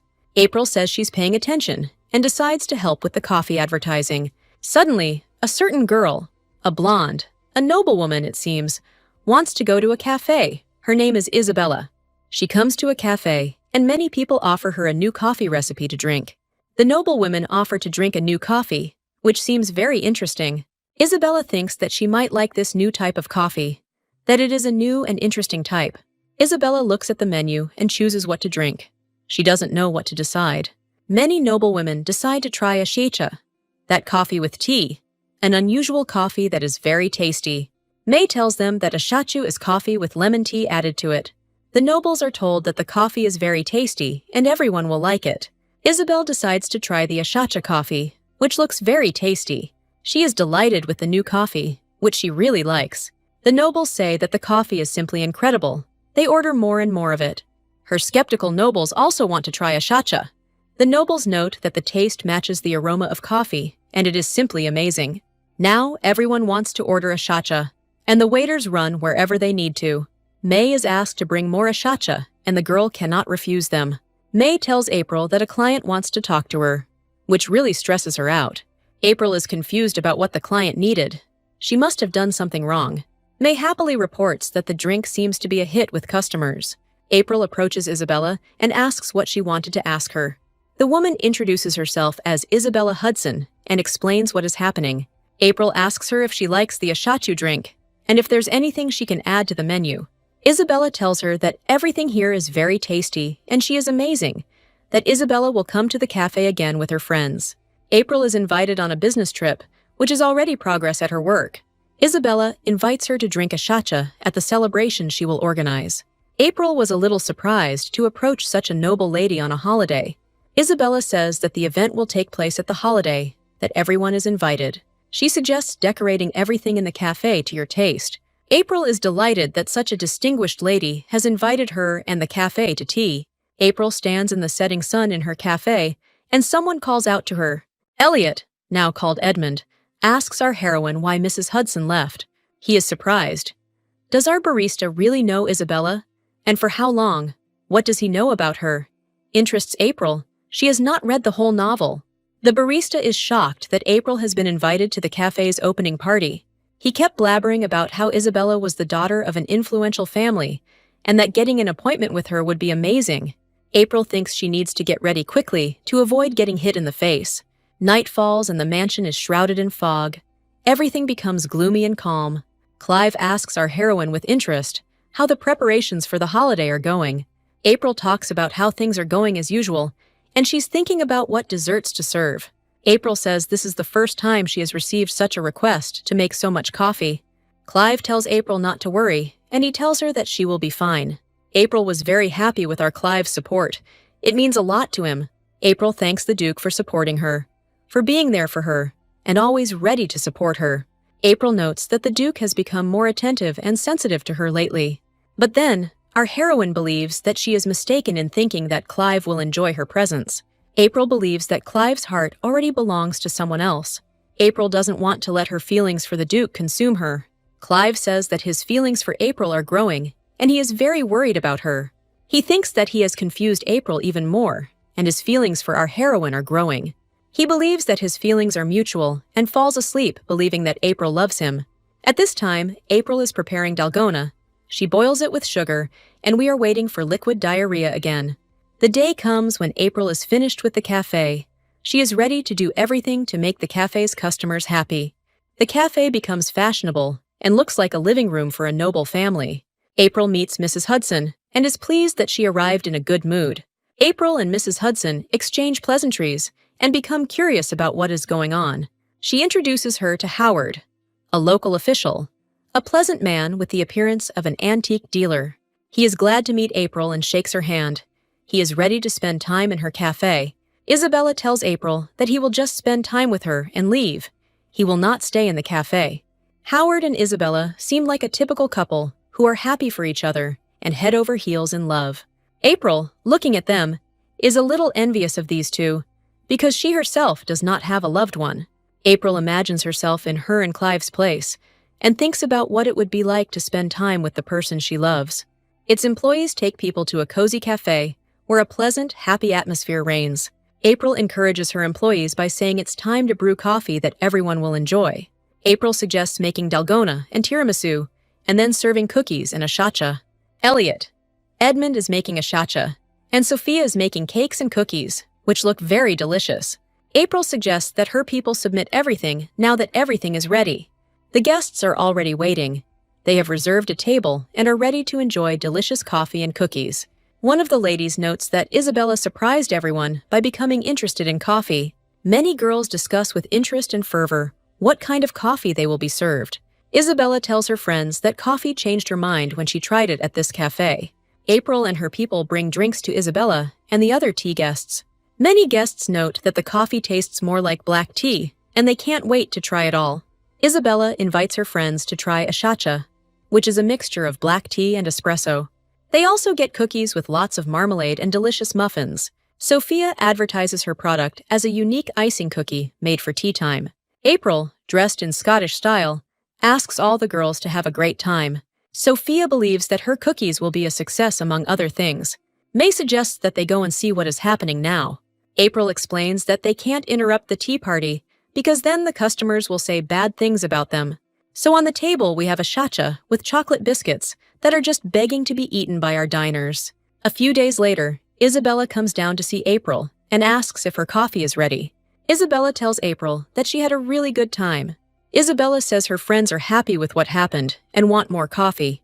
Many girls want to have more tea parties. They are ready to visit the coffee shop many times. April says she would be honored if they visited her coffee shop. After this, the girls go to escort April to her house, and, hugging each other goodbye, they go home. Isabella says goodbye to April and tells her that she will stop by again. Isabella takes out the letter and tells April that she has something for her. April is invited to Isabella's next birthday party, and deep down, he hopes that Clive will be there too. April is amazed that she is being invited to the party, and the first thing she thinks about is that Clive will be there. April says she is amazed that she is being invited by nobles. Isabella tells her that she doesn't see anything surprising in this, and asks her not to worry and just enjoy herself. Isabella tells her that she wants to be friends with our April. April says that she is glad to be friends with Isabella, and is happy that she was invited to the birthday party. Isabella is glad that she met April. In a world where everyone around is playing a role, she is real. Isabella and April have become friends and are ready to continue communicating. After Isabella's tea party, the popularity of ashacha and tiramisu grew. Many nobles spend huge sums of money to buy a few cookies. But then something happens, and April gets sick and gets worse. April asks Asher to go outside. She is afraid that he will get sick. Asher tells her that Clive has entrusted him to take care of her while she is ill. April is glad that they take care of her. When she is sick, she cannot express her feelings properly. Since the cafe opened, April had been working non-stop and fell ill. Clive comes into her room and asks him how she is feeling. April says she is feeling well and is on the mend, thanks to Asher's care. Clive asks her not to get up and tells her that she needs to get better. Asher tells him that he wants to play with April so that she doesn't get bored at home alone. Clive tells him that he will babysit April while she is sick. April jumps out of bed in fear and asks what he was planning to do by deciding to treat her. April worries that Clive is completely supportive and wants to take care of her while she is sick. Asher decides to leave and Clive takes over, which frightens April. April says that he will be misunderstood when he is seen. She doesn't want to cause problems for Clive. The Duke is surprised, and April tries to explain what is going on. Clive approaches her, and April doesn't try to be happy about anything because she's shy. Clive tells her that he cares about her, that she is important to him, and that she is no longer a barista. He asks her to lie down and says that he will sit next to her while she recovers. April sits and looks at him. She simply fell onto the bed from exhaustion and lies there with a compress. This is the first time someone has sat with her while she is sick. Clive is worried about her. In her past life, no one cared about our heroine, and she felt very bad. April says that she is getting better and better. She is worried that Clive is being too protective of her. She tells Clive that at first she thought he was scary, but he turned out to be a kind-hearted man. April tells him that she feels very worried about the situation. Clive tells her that he is worried about her, but he cannot say a word. April says she can't believe Clive cares about her and Asher. Clive tells her that he hasn't been sick since he was 8 years old. And when he fell ill, Leonardo took care of him, reading to him every day. Leonardo took care of him, supported him, and read books. He was always ready to support him. Clive asks her not to hold back, and if she is sick, to tell him everything. April is amazed by what Clive has done for her, and she can trust him. She speaks weakly to Clive, who seems surprised. April asks him in a weakening voice to hold her hand. She wants him to be next to her, to support her. April says that she will be willful, and asks the Duke to support her by the hand. Clive smirks at her reaction, but he has no choice. He can't refuse a cutie like April. Clive holds her hand, believing that feelings have blossomed between them. Clive asks her not to give her hand to strangers, but only to him. He is jealous of everyone she meets. April asks him if Clive is a stranger to her, and who she is to him now. Clive tells her that he holds her hand every day when she suffers from insomnia. Clive tells her it's time to go to bed and goes to his quarters, leaving April alone with her thoughts. But April brings him back and asks him to stay with her while she sleeps. She wants him to be with her always. She tells him that she likes having him around, that she can't believe that he is ready to leave her. Clive is shocked that she asks him not to leave her. She hated him as much as he hated her. So they spend the night together, and Clive holds her hand the whole time, not leaving. Clive held her hand until she fell asleep, and now it was time for him to go. He thought caring for those who were sick was exhausting, But with April, he discovers a whole range of emotions. Clive holds her hand. He is getting better and better. He believes that she will recover. He gently touches her fingers and continues to squeeze her hand as he sits next to her. Day breaks at the Duke's estate, sunlight streaming through the small windows. April wakes up, worried about what's going on around her. She doesn't want to get up because she knows what she did yesterday. She's afraid that Clive will see her so vulnerable. April feels like she just can't look Clive in the eye. The voice asks April for permission to enter. She wakes up, she allows him to enter. Clive tells her that he brought her something to eat since she is so hungry. He genuinely cares about her. April is perplexed. Why did he bring her food personally? Why didn't he ask the servants? April is in shock, and Clive is ready to feed her fresh pancakes that he baked himself in the kitchen. He states that if she continues to resist, he will have to spoon-feed her. April is shy. She doesn't know what to do in her situation. She is alone for the first time with the guy who has prepared everything for her. They begin to eat breakfast. Clive reading the newspaper and she eating what is in front of her. Clive mentions seeing the invitation on her desk and asks if everything is okay. He remembers that it was given to her by Isabella, one of the noblewomen. April shares with Clive that she has never taken part in tea parties.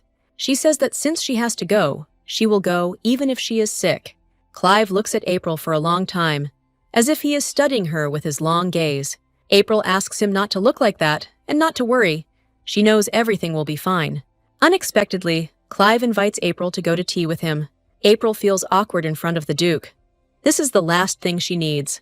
Clive smiles slyly and tells her that he knows everything. April is embarrassed.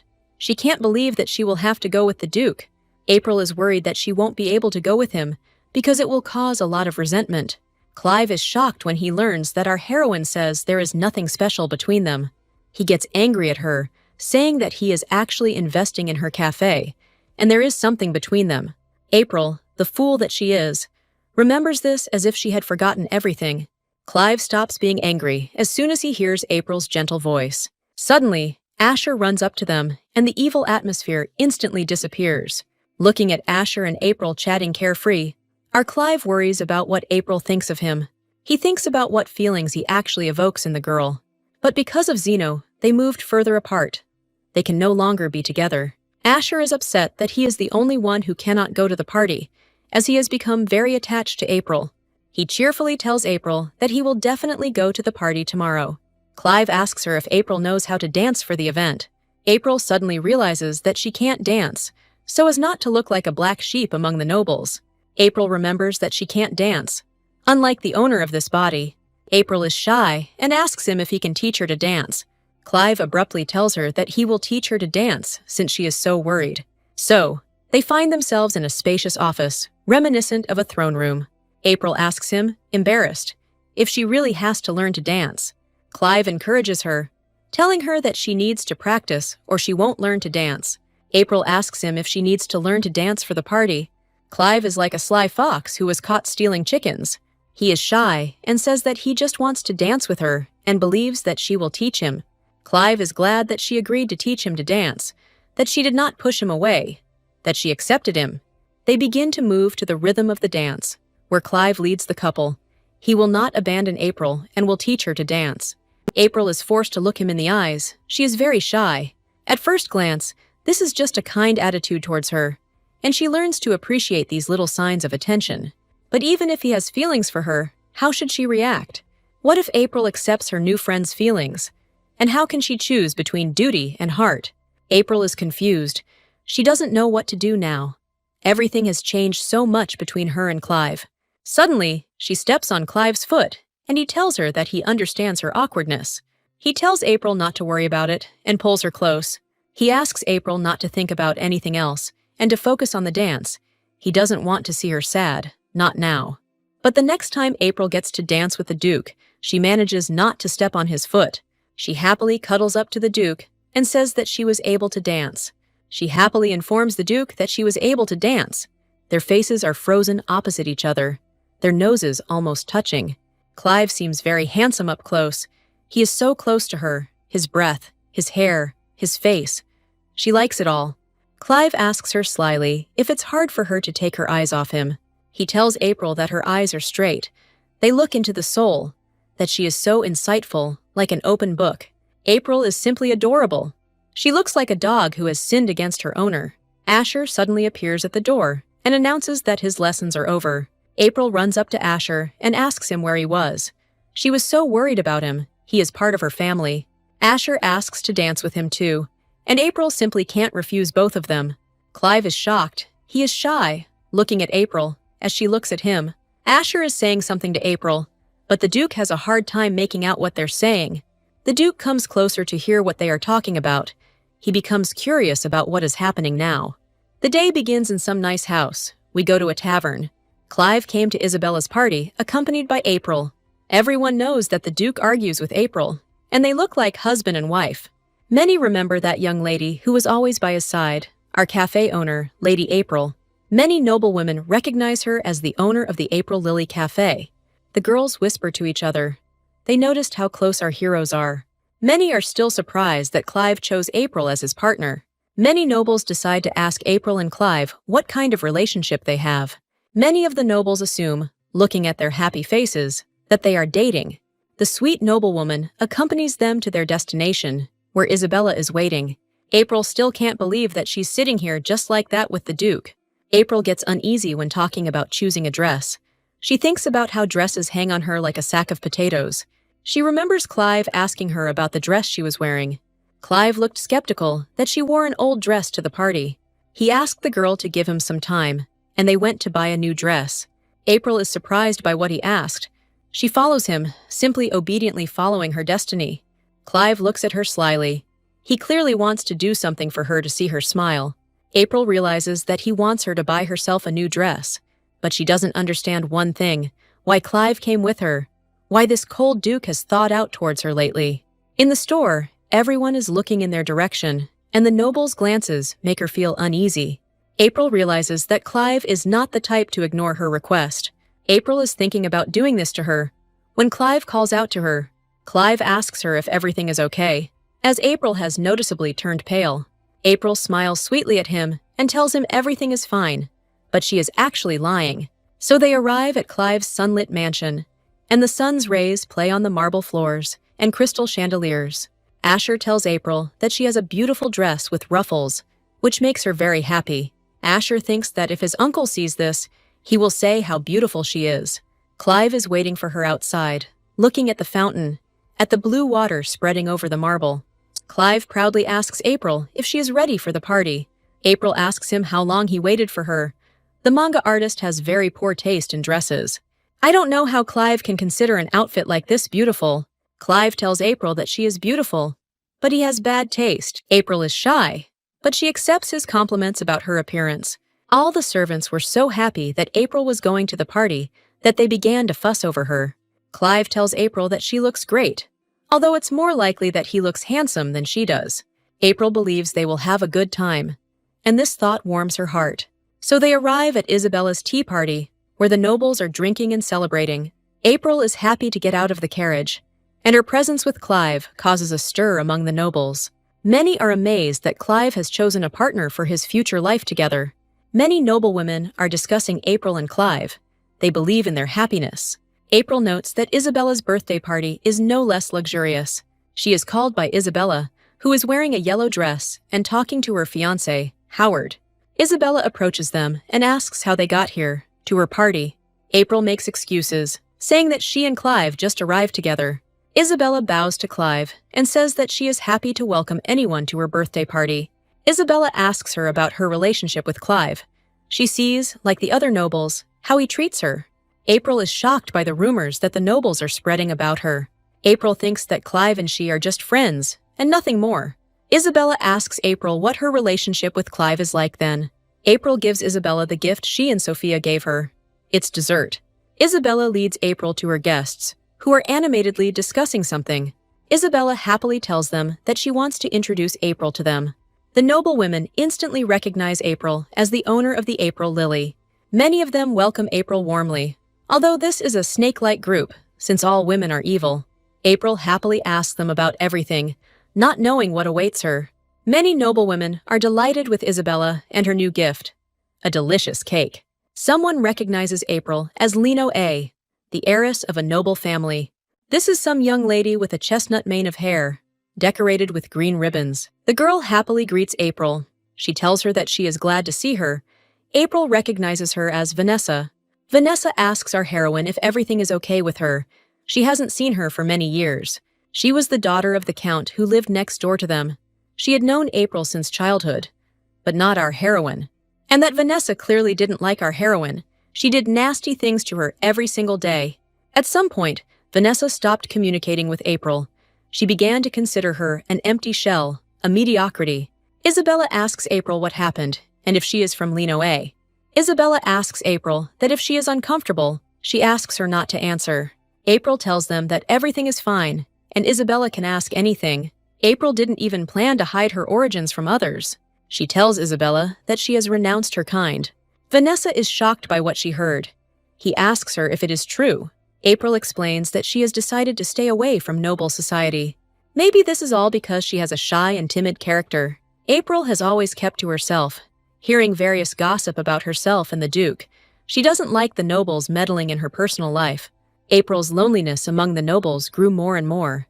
April tells them that she has decided to be independent from her family, that she does not want to be with the nobles.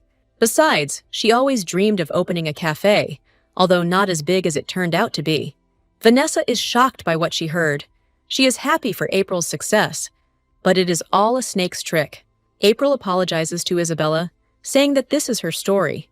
Vanessa thinks that whoever raised April must be upset. April proudly tells her that the Count is unlikely to be very upset. She knows that the Duke will not be upset by such a trifle. She believes that everyone, on the contrary, is happy about her independence, and getting rid of her is the greatest joy for them. April talks about how she has discovered the Duke's support, that he is her angel, her protector. Vanessa believes that April has fallen in love with the Duke of Winterville. She spends too much time with him. April tells the annoying girl that even if such rumors are circulating, she has nothing to do with them. There is an awkward pause between the girls. Vanessa realizes that she was treated rudely. She tells April that everything is fine, and the rumors are unfounded.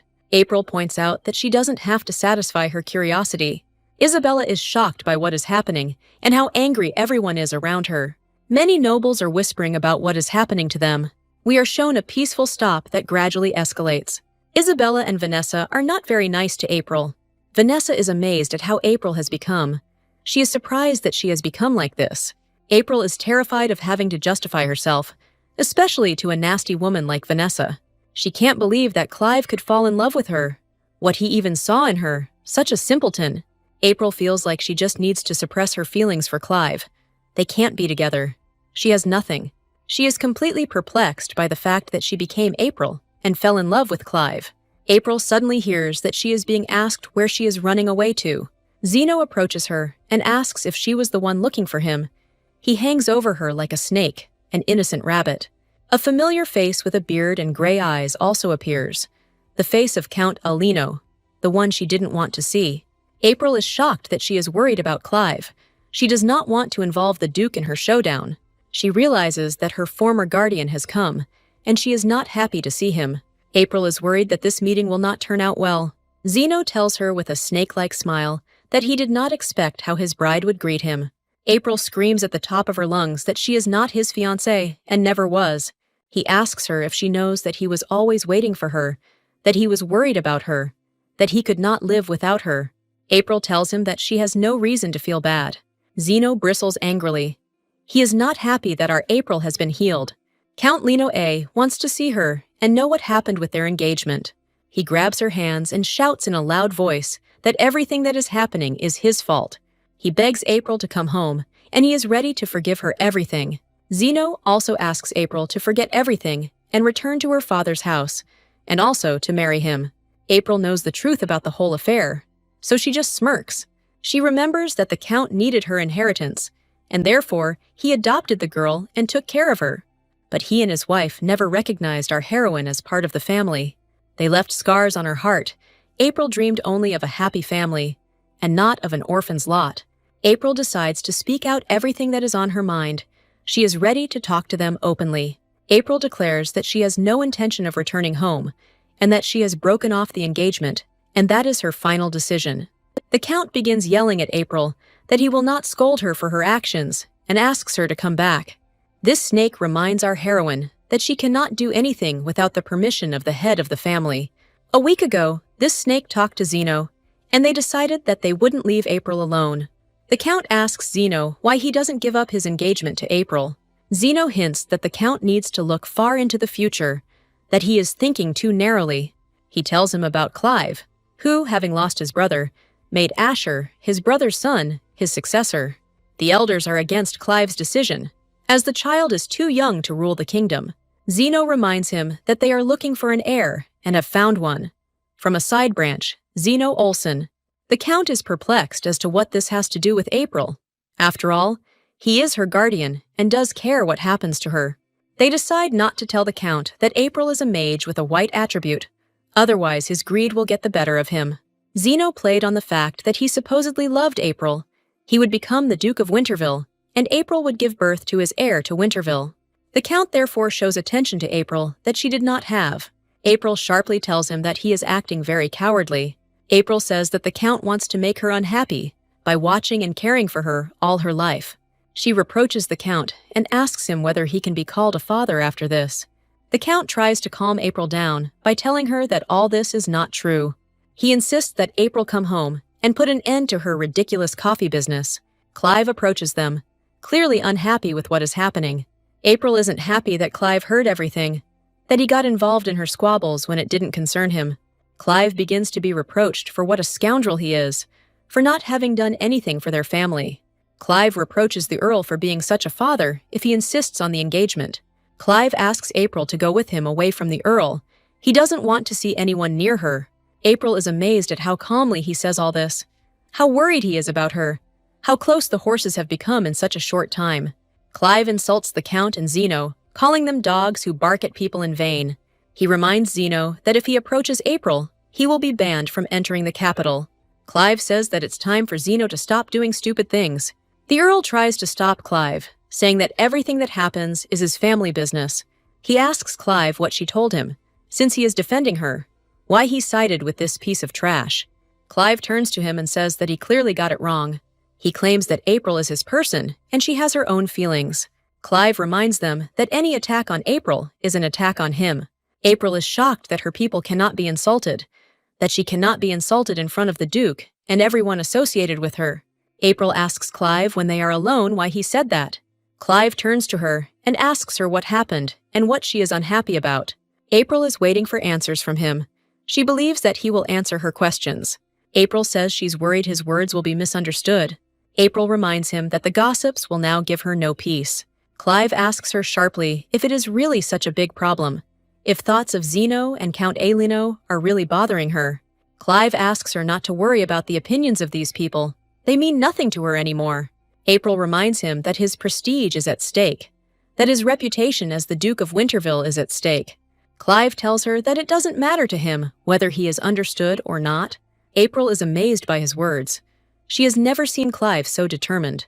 Clive tells her that he watches her very often. He talks about how he cares about what April and Asher think of him. Clive finally says the cherished words of love. A question for the mangaka. Could the manhwa have been shortened somehow? April was simply stunned. Not every guy confesses his love to her. Clive doesn't believe that his words will reach her heart, and that she loves him at all. He tells April that he loves her for who she is, that he likes her sincerity, that he likes her carefree nature. He notes that he is a very boring person, and is unlikely to interest someone like April. He asks April if she will let him get close to her, if she will let him become her mate. Clive promises her that even though he is clumsy, he will work on himself. April asks him to give her a minute to think. April is shocked that Clive likes her. She doesn't believe it's real. April tells herself to stay calm so that she doesn't fall under Clive's spell. April knows that if she gives an answer, it will continue like this. She is perfectly aware that she is not the real April, but from our world, and all of this is the action of a novel. She is not sure that she can accept his feelings. She understands perfectly well that they are from different worlds. April is still silent, and Clive is eager to hear her answer. He wants them to be together, not apart. April thinks that this whole situation is foggy, and that none of this will help her. She thinks about what will happen if the main character appears, because she steals everything from her. She doesn't even know why she came into this world, and suddenly Clive leaves her. She was brought into this world when she was hit by a truck. She is not sure that everything will work out. Clive grabs her by the shoulders and asks why she is crying, what he did wrong, how he offended the one who became the lady of his heart. April is crying, and she can't tell Clive anything, that she is a traveler, that she loves him very much. She confesses to Clive that she wants to let him in, but she's not sure about anything. Clive and April stand there facing each other, not knowing what to say. Clive finally breaks the silence, and April listens to him. He is worried about April, about her condition. Clive was prepared for April to reject him, for her to say that her heart was given to Zeno. He takes her hand and tells her that he will wait until she makes a choice. Clive tells April that everything will be okay, that now he will always protect her. Meanwhile, Vanessa overhears the nobles discussing Clive, discussing April and their relationship. Vanessa is surprised by rumors that he is protecting some cafe owner. Vanessa asks the gossipy girls to come to her and tell her everything they know. She asks them to tell her what they discussed about April. She really wants to do something nasty to April. The girls tell her everything that happened to April, how Zeno and the Count threatened her, and Clive told them to get away. They all come to the conclusion that our heroine is special to Clive. Vanessa sees something that is causing the nobles to crowd around and asks them to disperse. She sees April and Clive standing in the center of the building, hugging each other, basking in each other's arms. Vanessa wants to call out to April, but something stops her, asking her not to do it. Clive hugs April, and they both look at each other with loving eyes. We are shown the gloomy estate of Count Lino A, surrounded by the sunset light. Zeno is simply furious. He slowly takes off his clothes and trembles with anger. His face is simply distorted with rage. He cannot forgive himself for such humiliation from Clive in front of the nobles. Count Lino A discusses with everyone how he was disgraced by Clive. He will never forgive Clive for this humiliation. Zeno asks him to calm down, but he simply cannot pull himself together. The Count mentions that he is calm, but his face speaks for itself. He remembers what happened in front of all the nobles when Clive declared that he loved April. Zeno tells him that everything that happened to April is his fault. The Count understands that he cannot trust Zeno. Now he is in an unpleasant situation. He remembers the determination with which Clive declared to everyone that April was his alone. He immediately realizes that Clive and April do not have a business relationship, and this is beneficial to him. He understands that if everything works out, he will make April and Clive's child his heir and rise to power. Zeno tells him that he will take care of April and asks to give him a second chance. But unexpectedly, the Count decides to break off his daughter's engagement. He believes that this will teach the obstinate April some sense. He tells Zeno that his daughter has long wanted an engagement, but he has found a bigger fish to fry than Zeno. He asks Zeno to stop and tells him that the engagement was just an agreement. Zeno thinks he can change Clive's mind about April. Zeno is in despair. He is thinking about what to do since the Count has changed his mind. Zeno is approached by his angry father, who is simply trembling with rage. He starts yelling at his son, saying that he is a worthless creature, since even the Duke turned away from him. Zeno justifies himself. He says that April was the one who started it all. A newspaper piece flies at Zeno, and he dodges it. A new one flies at him, and it hurts him. His father says that he was looking for other white magicians to marry his son, and asks to kidnap Asher. He reminds his son that he relies on him too much. Zeno is furious with Clive, and wonders how he dared to disgrace him like that. He finds some bright girl, and thinks that April will regret leaving him.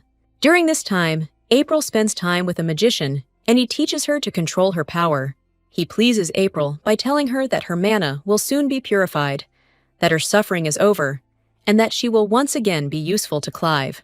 April was worried that her magic would never return, and that she would have to close her coffee shop. April says that she is currently going through a very difficult time because of the rumors that numerous nobles are spreading about her. But April has a reason that makes everything difficult, and it's the reason she can't even concentrate on coffee.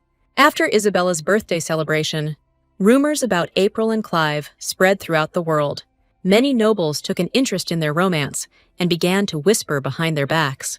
There were many rumors about the Café and April, but due to fear of Clive, they never grew. But many employees welcomed the news with joy and warmth. April realizes that her relationship with Clive is the main problem.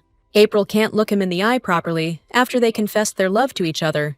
She still remembers his confession and plays it all over in her head. Suddenly, Clive comes in and asks if they have finished inspecting the cafe. The magician rises from his seat and greets Clive. He is glad to see the Duke of Winterville. The magician talks about Clive taking part in fencing. Clive talks about how he can show a different side of himself. April asks him who the old raccoons are, and Clive tells him not to worry. April is told that she must decide whether she is for Zeno or Clive. Clive asks her in surprise if there is something she didn't know. He is amazed that she knows so little about the world. Last year, April's half-brother won the tournament. We are shown Lino A's bright mansion, where the heroine's brother has arrived. He is greeted by his mother, who scolds her son for not even sending a message. His father is glad that his son visited them, reminding him that he just graduated from the academy. The young man remained as straightforward as he was. He never changed to the sadness of his parents. The blonde directly asks his parents where his sister, April, is, and he calls her this child. The count clears his throat and tells him that the girl is not here now. The boy becomes curious about where she is and why her parents don't care. His father tells him that she now lives in the house of the Duke of Winterville. April is learning to sew, but she's pricked her finger more than once and can't seem to get the hang of the needle. She doesn't understand at all why she decided to sew a scarf for the Duke, why she is now wasting her time on embroidery. A few days ago, Clive asks her if she can sew. The tournament is approaching, and he wants to get a gift from April. April is surprised when he asks her to learn embroidery. Clive reminds her that there is a fencing tournament coming up soon, and that he is eager to receive a gift from his lady love. She understands that the tradition of giving handkerchiefs at the tournament is still in effect. For lovers, giving a scarf is very important. It is a sign of attention. Clive tells April that he wants a handkerchief from her. April is taken aback by his reaction, but she agrees to it. She understands that she shouldn't fall into the trap of Clive's beauty. She promises that she will definitely give him a handkerchief so that he does not forget her at the tournament and wins in her honor. Clive laughs at her. He and she are so cute in this manhwa. However, April later realizes that she was wrong to agree to sew a handkerchief for the Duke. Isabella tells April that embroidery is very difficult and that she is a great girl. Isabella asks her if she wants to continue practicing. April is grateful to Isabella for teaching her to sew, for whom it is a piece of cake. Isabella tells her that she thought she would never contact her. Isabella reminds her that she was rude to April, that she felt the same way the nobles felt about April. She remembers what April said to Vanessa. She believes that April told her the right thing. Isabella also asked what kind of relationship April and Clive had. Isabella shouldn't have asked that, and she continued to worry. Isabella decides to apologize to April officially. She decides not to quarrel with April anymore. April says that there is no need for this, and everything is fine, that all the grievances are behind us. April tells her that it was Vanessa who irritated her, because she was meddling in other people's business. April is glad that Isabella apologized so profusely, and that their relationship is now stronger and better. Isabella tells her that she should be grateful that she apologized to her, and that the Duke has fallen in love with her. April heard that Isabella's fiancé was also participating in the tournament. April believes that her stepbrother is to blame for everything, taking away victories for himself. Isabella asks her about her half-brother. She is interested in what kind of person he is. April tells her that she wasn't close enough to him to know everything about him. Isabella understands, but she's still curious about what kind of person he is. She's curious about April's cold and calm brother. April has very unpleasant memories of Carter Alino just standing there and looking at her.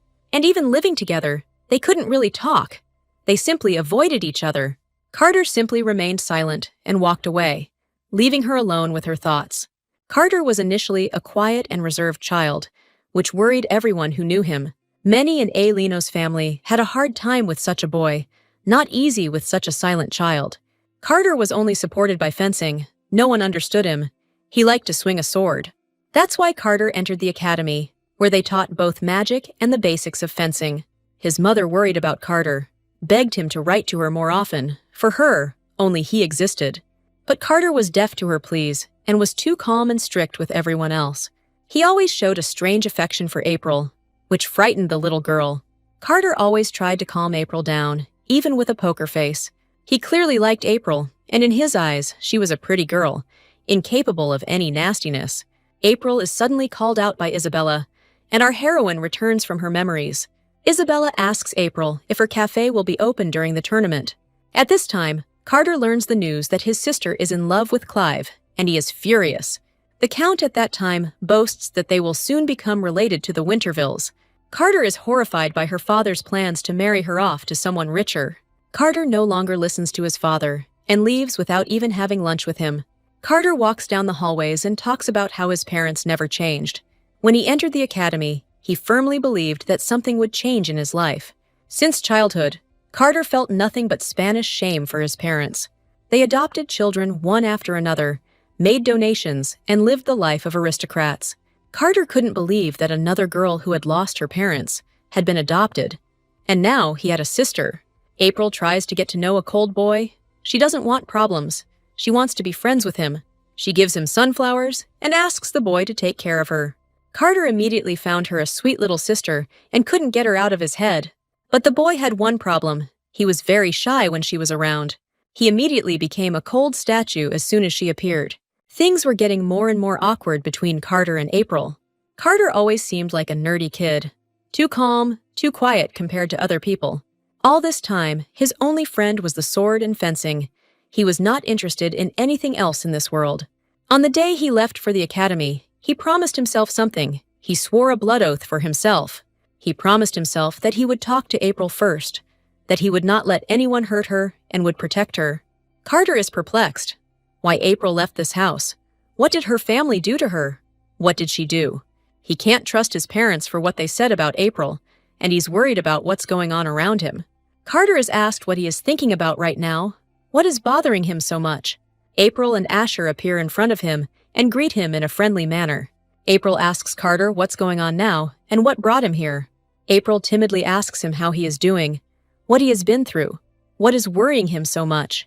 Carter tells her that they haven't seen each other for a very long time, that a lot of time has passed, and they were kids the last time they saw each other. Asher asks her what's going on and who this guy is. He doesn't like Carter with his cold face. April decides to introduce Asher and Carter to each other and prays that the acquaintance goes smoothly. Carter greets Asher and says it's nice to meet him. Clive sharply reminds Carter that April has abandoned her family and is no longer his sister. Carter tells him that she is part of his family, and he is obliged to take care of her as if she were his own. Hostility immediately flares up between the young people. At first sight, at the first spoken word, Clive rudely reminds Carter that he abandoned his family and April too. April realizes that Clive is protecting her and believes that he is supporting the Earl's plot. April reminds him that the tournament is coming soon, and his eyes light up with a passionate fire. April wishes Carter and Clive luck at the tournament and hopes that the strongest will win. But then Clive moves further and further away from April, and this path into the distance becomes for them a path to each other. Carter realizes that an affair has begun between them, which worries him more and more. Clive sternly asks April where this guy is from and if he is her brother. April admits that he is simply a wonderful brother who is always ready to protect her. Clive chides April for treating people like Carter like family. Clive listens carefully to what April tells him about her brother. She talks about how they grew up together and suffered from abusive parents. April asks Clive to be gentler with him and say hello, not to be jealous of her, at least towards her brother. April asks Clive if he is jealous of her brother, if he sees all men as rivals. April playfully tells Clive that she worked on the scarf, but maybe she should give it to someone else. Clive is amazed that April embroidered a scarf, and for him at that. April shows him her wounded fingers, saying that she even got hurt. Clive takes the handkerchief and asks her if it hurts, pointing to her mangled fingers. Clive tells April that she is very hurt and is worried about her. April tells Clive that she worked very hard to make it. Clive asks her if she will take 500 gold pieces for the handkerchief, but he is of course joking. He accepts the handkerchief, and April can only laugh at his strange humor. April realizes that everything that was done was a joke on Clive's part, that he had no serious intentions. Clive accepts her handkerchief and tells her that it will give her victory. April asks him to make sure he wins the tournament so that her efforts are not in vain. Meanwhile, Asher is eating a sandwich, and he believes that everything will be fine. April and Asher enjoy delicious sandwiches. They eat them with anticipation. They come to the Colosseum where sword fights are to take place. Asher recognizes one of the fencers as April's brother. Carter enters the arena dressed as an officer, ready to win. Carter is confident that he will win, and he fully expects his victory. April knows he's been serious about fencing since he was a kid.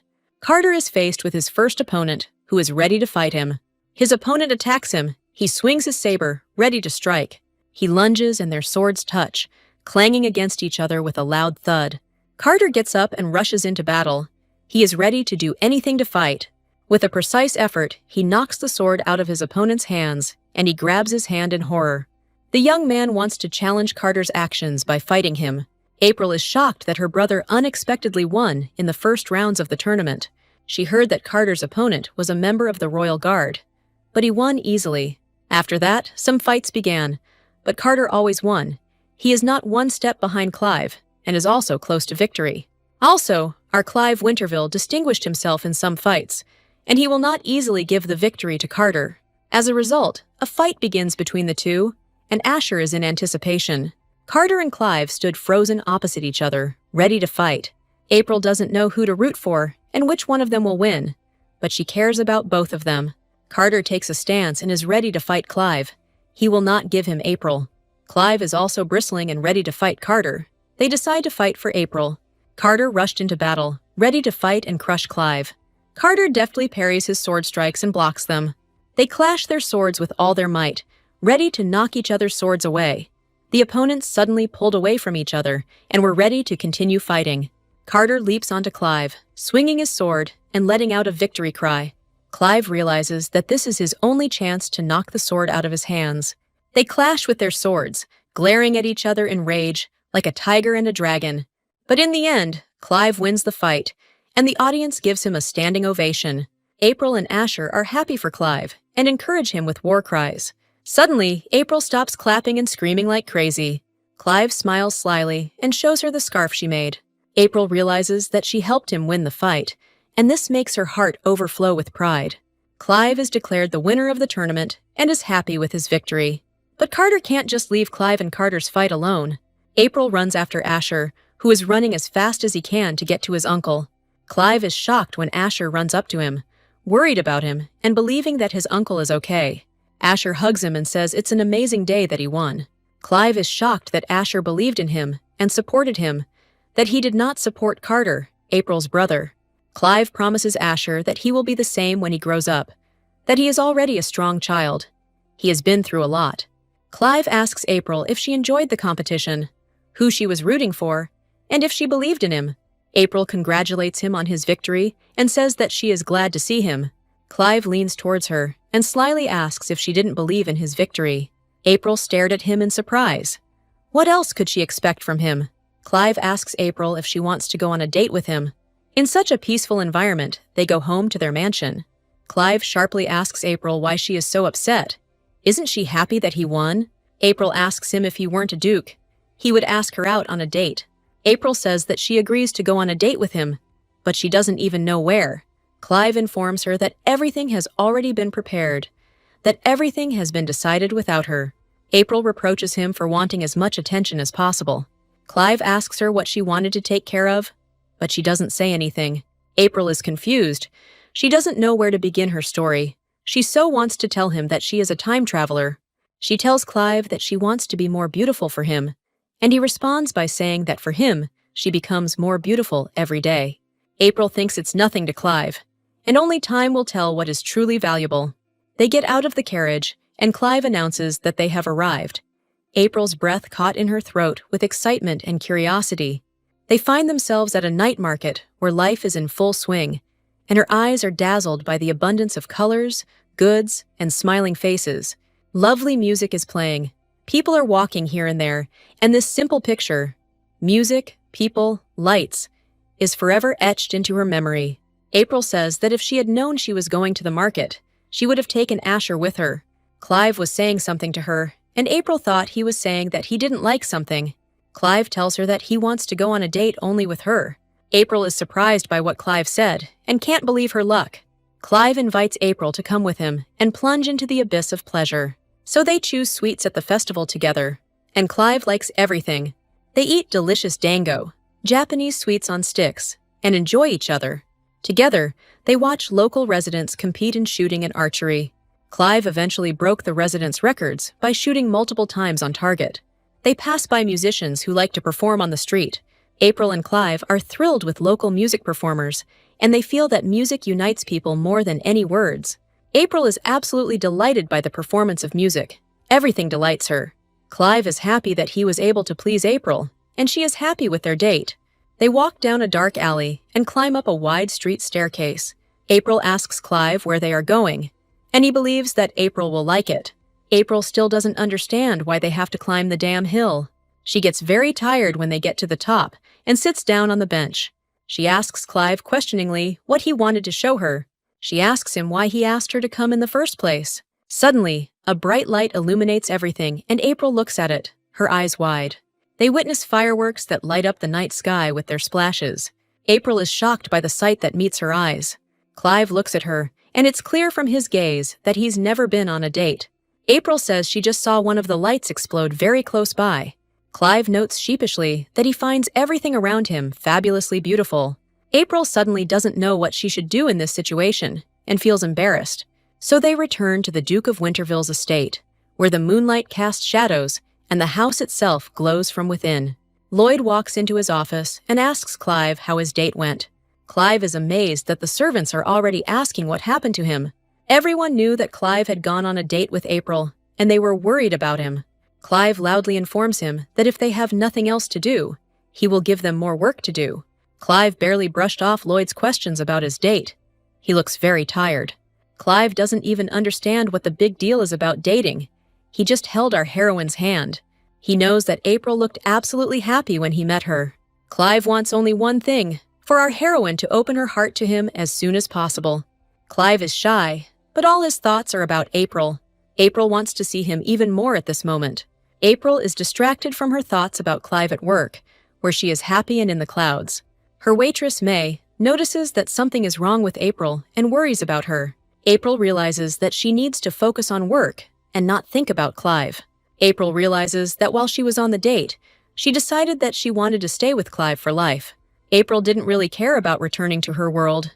But now, April thinks about what will happen to her and Clive in the future. She cannot imagine her life without this man in the future. April thinks about giving her heart to Clive, which belongs to her. May runs up to her and shouts that a client is looking for the girl.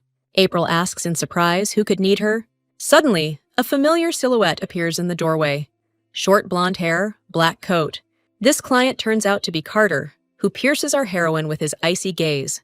April serves coffee and asks Carter what he's doing here, and they both laugh at this joke.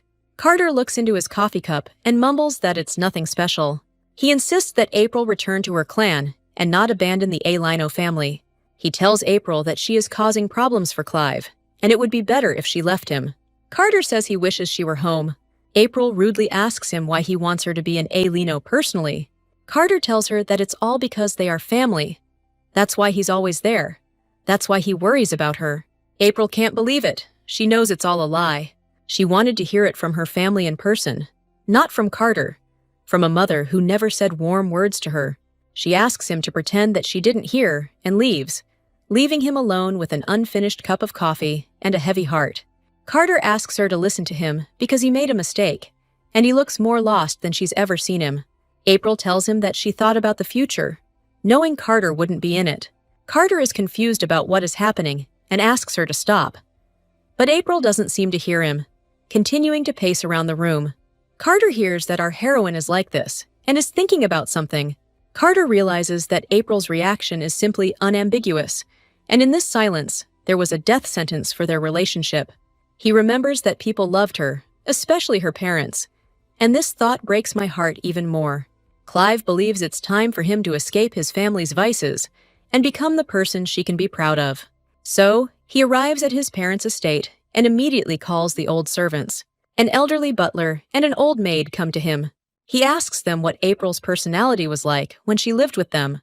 The servants begin to talk about what is happening, what happened in the absence of the young master. The butler says that April was a very smart child.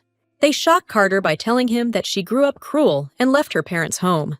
The woman says that she only understood the count, that she offended her parents and did not obey them. Carter sternly asks the servants how they dare lie to him. Let them tell him the truth. Carter orders them to tell only the truth, otherwise he will throw them out of the house. The Countess and Count neglected our heroine when Carter left. Unlike before, they stopped eating together, walking together, and generally forgot about her. And gradually, they became completely distant from April. Sometimes the Count and Countess took the girl with them to receptions, and then only for beauty and to show how good they were. That's why April tried to get closer to them, but all her attempts were in vain. There came a time when she became very ill, and no one could cure her, not even the court physician. Unfortunately, her parents were busy, but her condition was noticed by the maid. At the time, the doctor said there was a risk of high fever, and that she might not survive the nightmare night. April was getting worse and worse. She became completely ill, felt terrible, and couldn't get out of bed. But the Count and Countess did not come to her aid. They were too absorbed in each other. They said that she only caused them trouble, and that with their second child there were no such problems. Then, her adoptive parents left altogether, leaving their daughter, sick and unwanted, in the care of servants. April cried alone. She felt so bad. She felt so lonely. Years later, she grew up into a beautiful girl, living without her parents. April remembers with horror what is happening. She does not want to return to her parents' house. April remembers how her parents lived without her, that they were good together until she came along. However, April is considering whether to return to her family. The Duke's mansion is covered in darkness, and everything becomes dark and gloomy. Lloyd tells the Duke what happened, and that our heroine was being pursued by Carter. Clive thinks about what Carter told her, and why she's acting like this. April enters the new room with refreshing coffee for the Duke. She says that she brought cold coffee because it is warm outside. Clive looks up and asks our heroine what happened. He wonders why April looks like she's about to cry. April talks about how she thinks her brother is the only one who thinks she belongs in the Alino family. Clive understands that she is being deceived, and they just want to bring her home. April cries and says that she always wanted to hear why she was hated in her own family, that she was something. Clive reassures April, telling her that everything is fine, that she is not stupid and pathetic. He hugs April and tells her that everything is fine, that the situation is turning out for the best. He gently tells April that her family is already here. In short, he proposes to her. April doesn't understand what he means by we. There is no we, there is only her, and that's it. Clive hints to her that he and Asher are already her family, that he will not leave her alone again. They eat every day, share their worries, and take care of each other. Moreover, in a family they take care when someone is sick. Isn't that so important? Isn't that a family? Clive looks tenderly at April, and it seems like he is about to kiss her. April smiles and says that she is glad that she now has a family. Clive asks April not to cry anymore because of ungrateful people. The next day, the Duke's estate is all sparkling and gleaming after the night's rain. April invites everyone to her cafe. She is very happy that there are so many customers at one time. Sophia and May are whispering to each other. They look like everything is fine. April asks customers to hurry and order new coffee. She will not wait for them forever. April feels calm. She looks at what is happening and believes that everything is fine. All she can think about is Clive, who seems to love her very much and invites her into his family. Ethan tells her that the customer is looking for something on the menu when it is not there. April is surprised that he is looking for something in the cafe that is not actually there.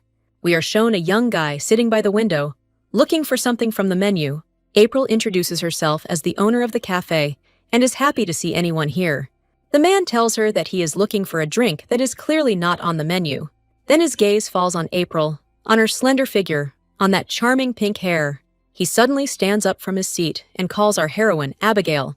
Tears stream down the man's cheeks. He can't believe his luck. He has met his beloved, whom he lost many years ago. April is surprised why the man is suddenly crying here, what she did wrong, how she offended him. He cries and says that he hasn't seen Abigail in person for a long time. April has no idea who Abigail is. April addresses the client with the words, "Dear client," and insists that he explain everything to her.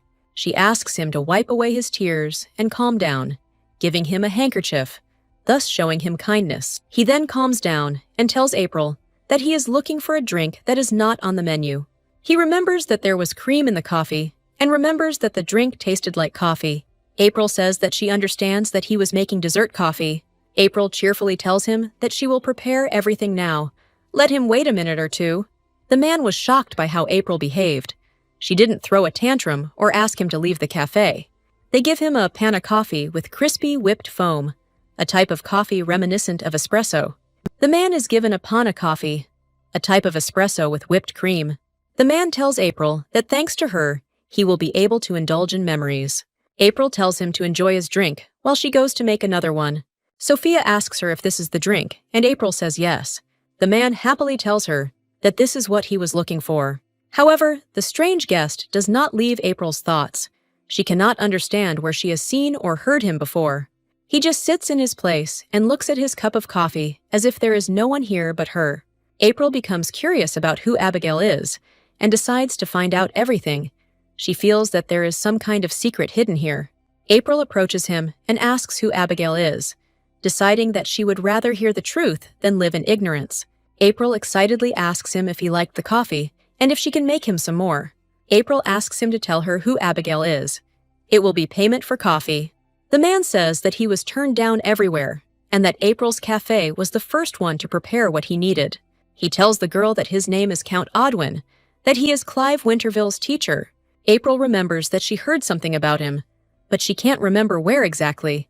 This is Count Odwin, one of the Winterville supporters, a master of the sword. Clive listens to April in the evening, and he cannot believe his ears that his teacher came.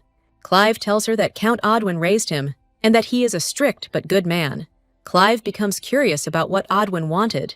He rarely looks into this part of the kingdom. He asks April about what happened, whether anyone offended her and Sophia too. She asks Clive if he knows Abigail, and he falls silent. April tells him that Count Odwin named her Abigail. Clive's face changes, and he doesn't know how to tell her the truth. He tells April that Abigail is Odwin's wife, and that she died many years ago.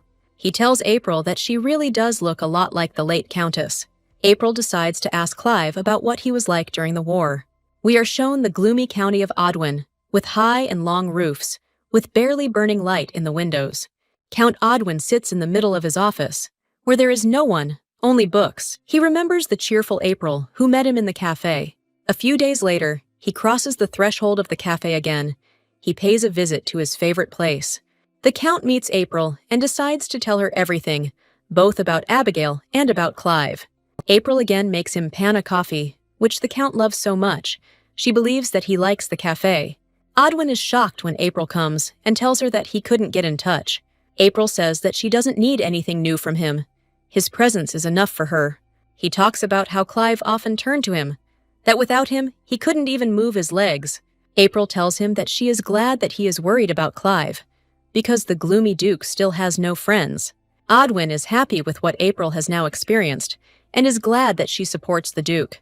After that, Odwin visited the cafe every day and came to chat with April. Odwin comes into the cafe and asks if everything is okay.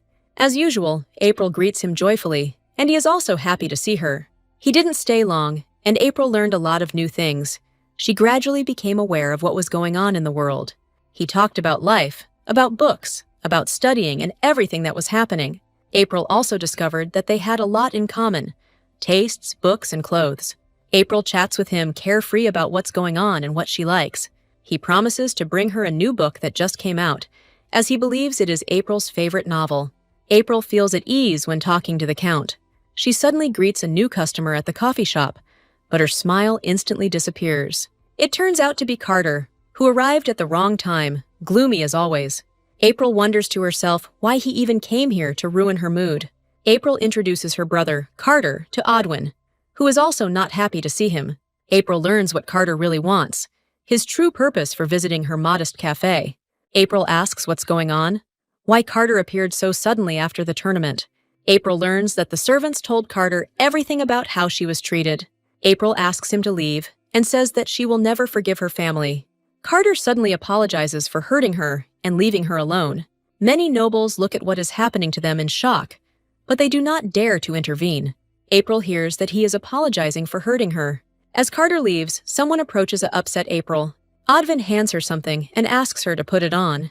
He hopes that this will support the girl. Odwin says that he doesn't know how to support people, but he believes that now he will succeed. April finds it funny that he is encouraging her. She feels his concern and smiles at him. Odwin asks April what happened and why she is so upset. April decides to trust the Count and tell him everything about her family, about her meeting with Clive, and about what happened before that. April talks about how she left home and has no contact with her family. Odwin listens attentively to April's sad story. He simply remains silent and does not take his gaze off her. April talks about how she knows her family is using her and won't just give her up. April says that she believes that her brother is innocent. Odwin suddenly stops April's monologues about the family she hates so much. Odwin wants to invite her to this evening. He wants her to come to his house. April is surprised by what is happening. She is glad that the Count invites her to his place. Clive is surprised that April was invited to his teacher, who is the same unsociable type as the Duke. April tells him that she agreed to meet him. Despite Clive's obvious objection, Clive is amazed that April has so easily won his teacher's trust. Clive tells her that he also wants to greet the teacher and will go with her. Clive tells her that he doesn't want to let her go alone. He is jealous of her again, now towards Odwin. April happily agrees to go with him, and she invites Clive to come with her and visit Odwin. We are shown the county seat of Odwin, which rises above the other houses. April and Clive go to visit Odwin and are amazed by the splendor of the county. Odwin greets them, telling them what is happening at his estate. He is very surprised that Clive, who is as wary as always, came with her. Clive greets him unexpectedly, and they are not very happy to see each other. April asks the Duke why he treats Odwin like this, why he is so cold and arrogant with him. April hands him the flowers she found and bought at the florist. Odwin looks at the flowers with pleasure. These are his favorite flowers, peonies. They enter luxurious chambers with high walls and red carpets and are escorted to the throne room. Clive sharply asks Odwin what he's up to, why he's visiting the cafe, and what he wants from April. Clive finds it strange that Odwin invited the woman who treated him to coffee. Odwin is surprised by what is happening. He does not see anything bad in it. Clive begins to question him about why he is so interested in April, and he admits that this child is important. April looks at them in surprise. She doesn't understand what's happening. It's immediately obvious that they are not on very good terms. Later, the heroes sit down at a luxurious table to dine, and Count Odwin begins the meal. Odwin asks a question. He's interested in how Clive and April met. Clive doesn't hide anything from the teacher and tells him how he met April. He talks about how he never thought he would like April. Odwin decides to show them the mansion after they have finished eating. He takes our heroes around the mansion and shows them everything: the lush columns, the bright tapestries, and the furniture. April, despite Clive's objections, wants to see everything. Odwin invites our heroine to look at the mansion, despite Clive's mood. Odwin shows her the library, furnished with a pile of books, and gives her a newly published novel. April is very happy. She looks at Odwin and listens to him. She feels like she has found a new friend.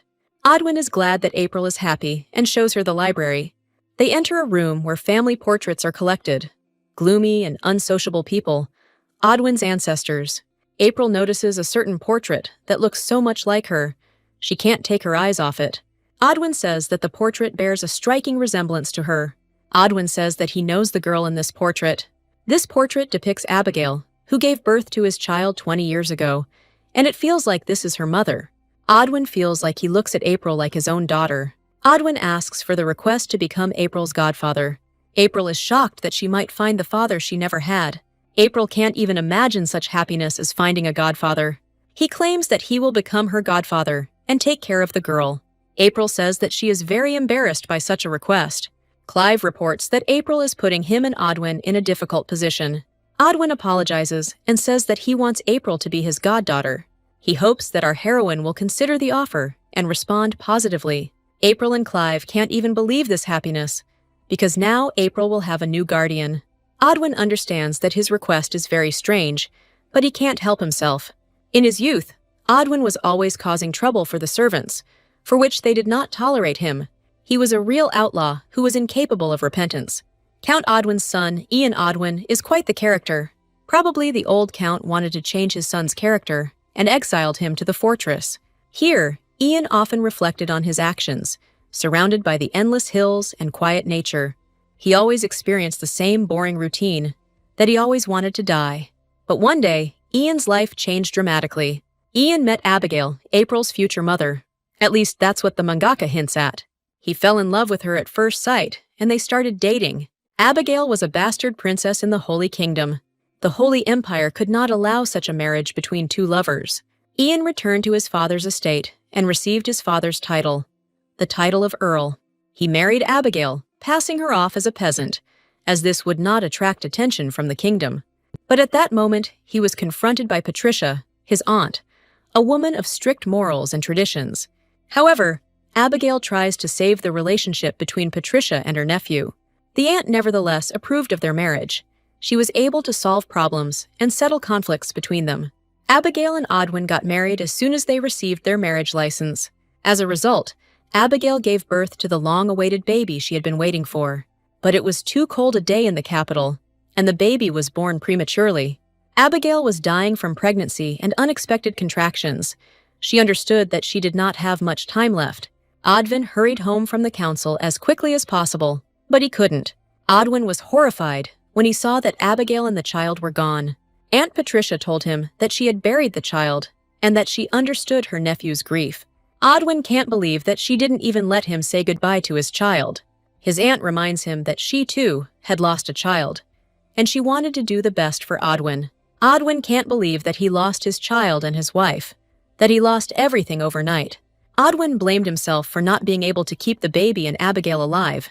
After this, he lived alone on his estate, did not make acquaintances with anyone, and avoided women. Patricia asked him if he didn't want to marry another, since it was his duty. She reminds him that he must think about a successor, otherwise his family will die out. Odwin decides to find a child from the sideline and pass the inheritance on to him. Patricia is horrified. She can't believe what's happening, how her nephew could do this. But Odwin's relatives continued to insist on the marriage. So, Odwin fled to the capital, away from his family, because he was tired of listening to them. Who would have thought that Odwin would meet a child like Abigail?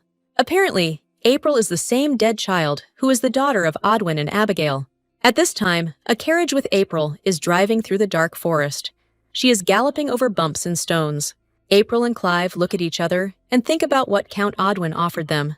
Clive asks April not to think about what is happening, and he will refuse Odwin's offer. April says that the offer is good, and she will accept it. April decides to return to her family. She wants to stay with Odwin and Clive. Clive is amazed that April would say that, because he couldn't even imagine how she felt. April tells him that she and Odwin don't know each other very well. However, April feels that Odwin can replace her biological father. Clive agrees to our heroine's strange request. He will approve of any decision she makes. April is shocked that Clive approves of her decision. The Duke usually disagreed with anyone. Clive suggests that April step out of the carriage carefully. He is afraid that she will stumble. April asks him what he wanted to say, and she silently looks into his eyes.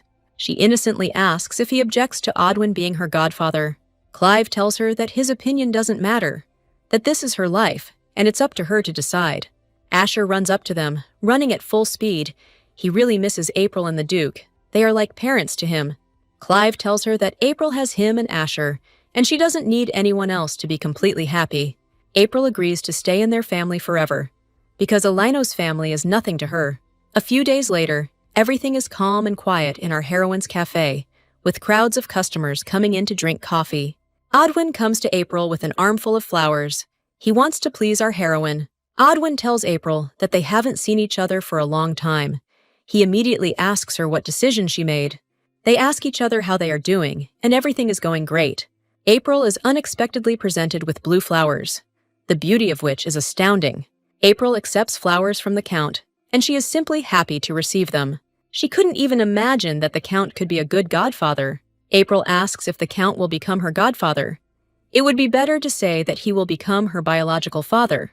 The Count thanks April for her willingness to fulfill his request. Odwin asks April to take care of him in the future. He believes that she will become a good daughter to him. April asks him to also support her in the future, because she has so much to do in these lands. Suddenly, someone who heard their conversation approaches them. April is surprised by who approached them. She didn't expect to see him here. Carter, who has been annoying everyone, comes to their cafe again.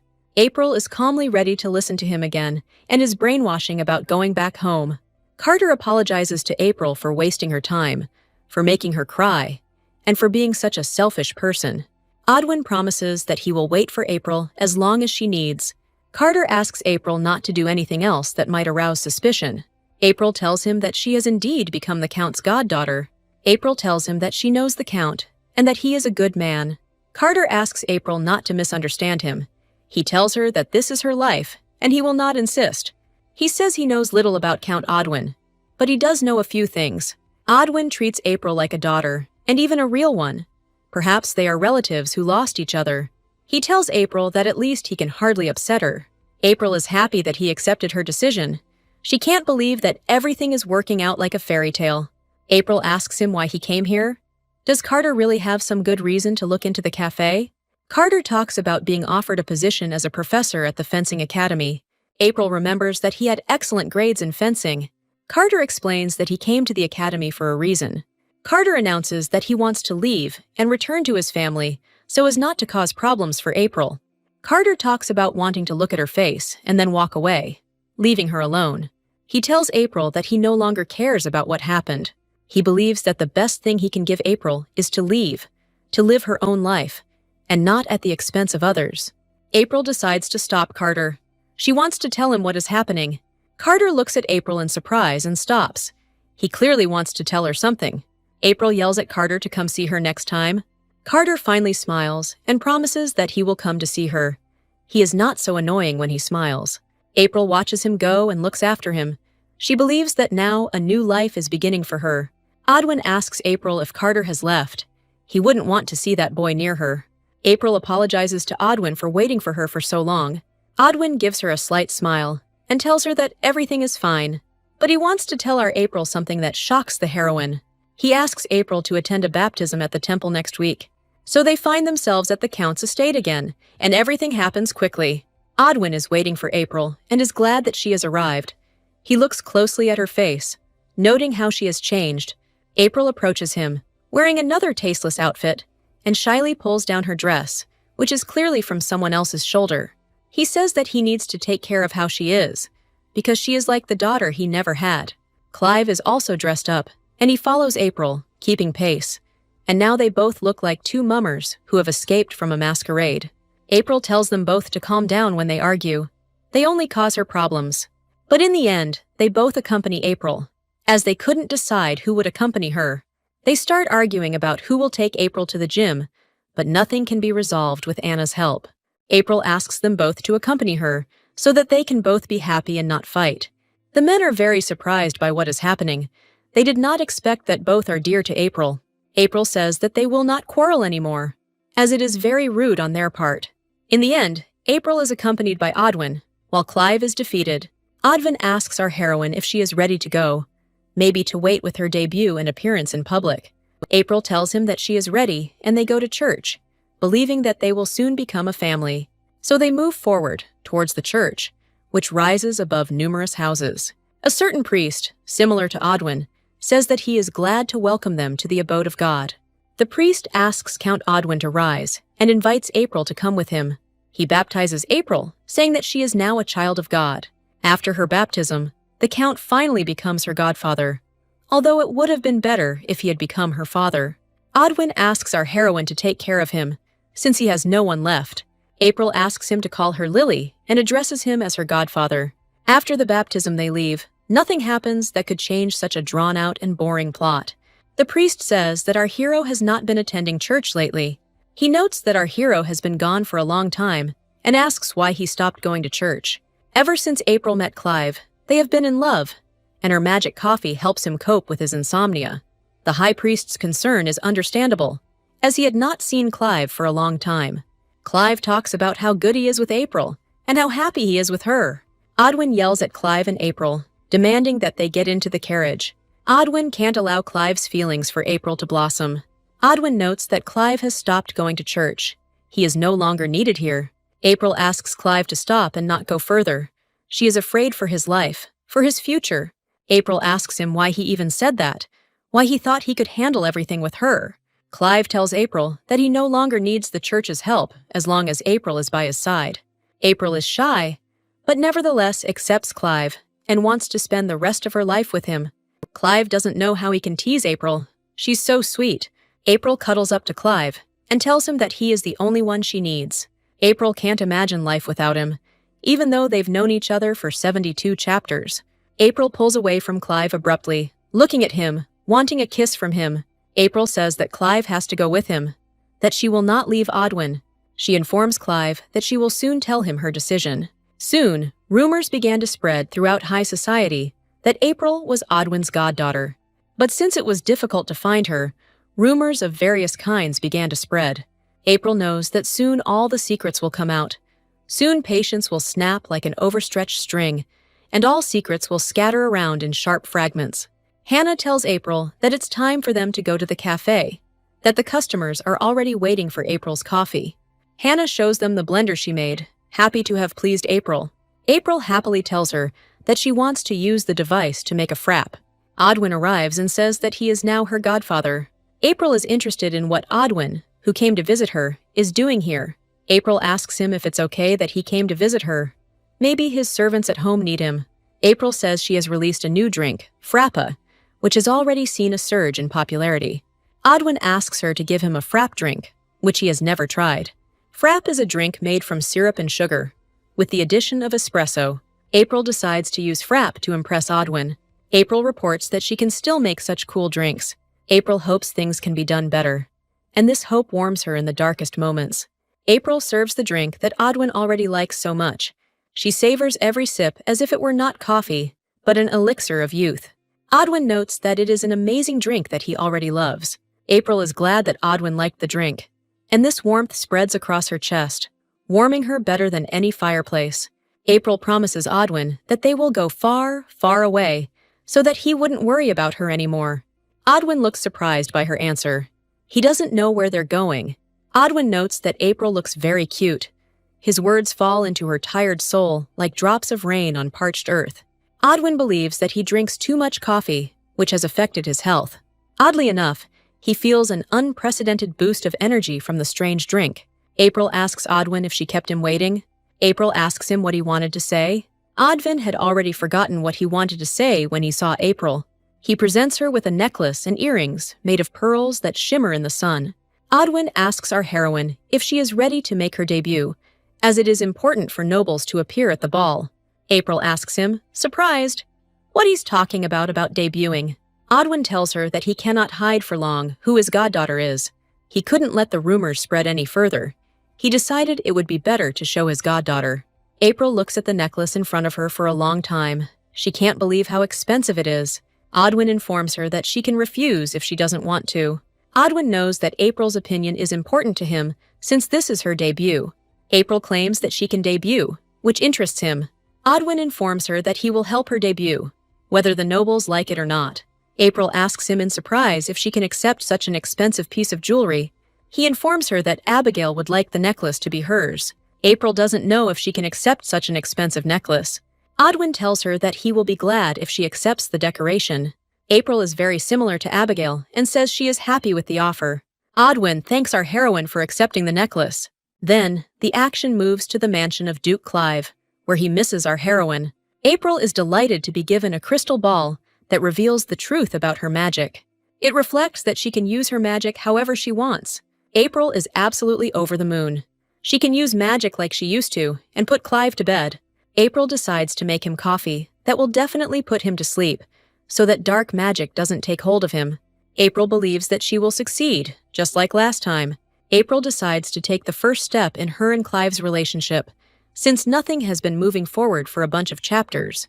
Clive is pleased to hear the news that April's mana pathways have been cleared. April decides to go into Clive's bedroom and give him some coffee to help him fall asleep, or vice versa. April asks the Duke what's wrong and why he's looking at her like that.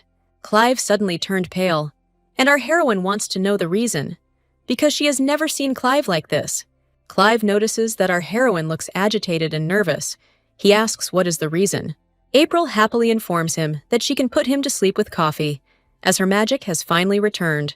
Clive takes this as a challenge and drinks a liter of the coffee she made for him.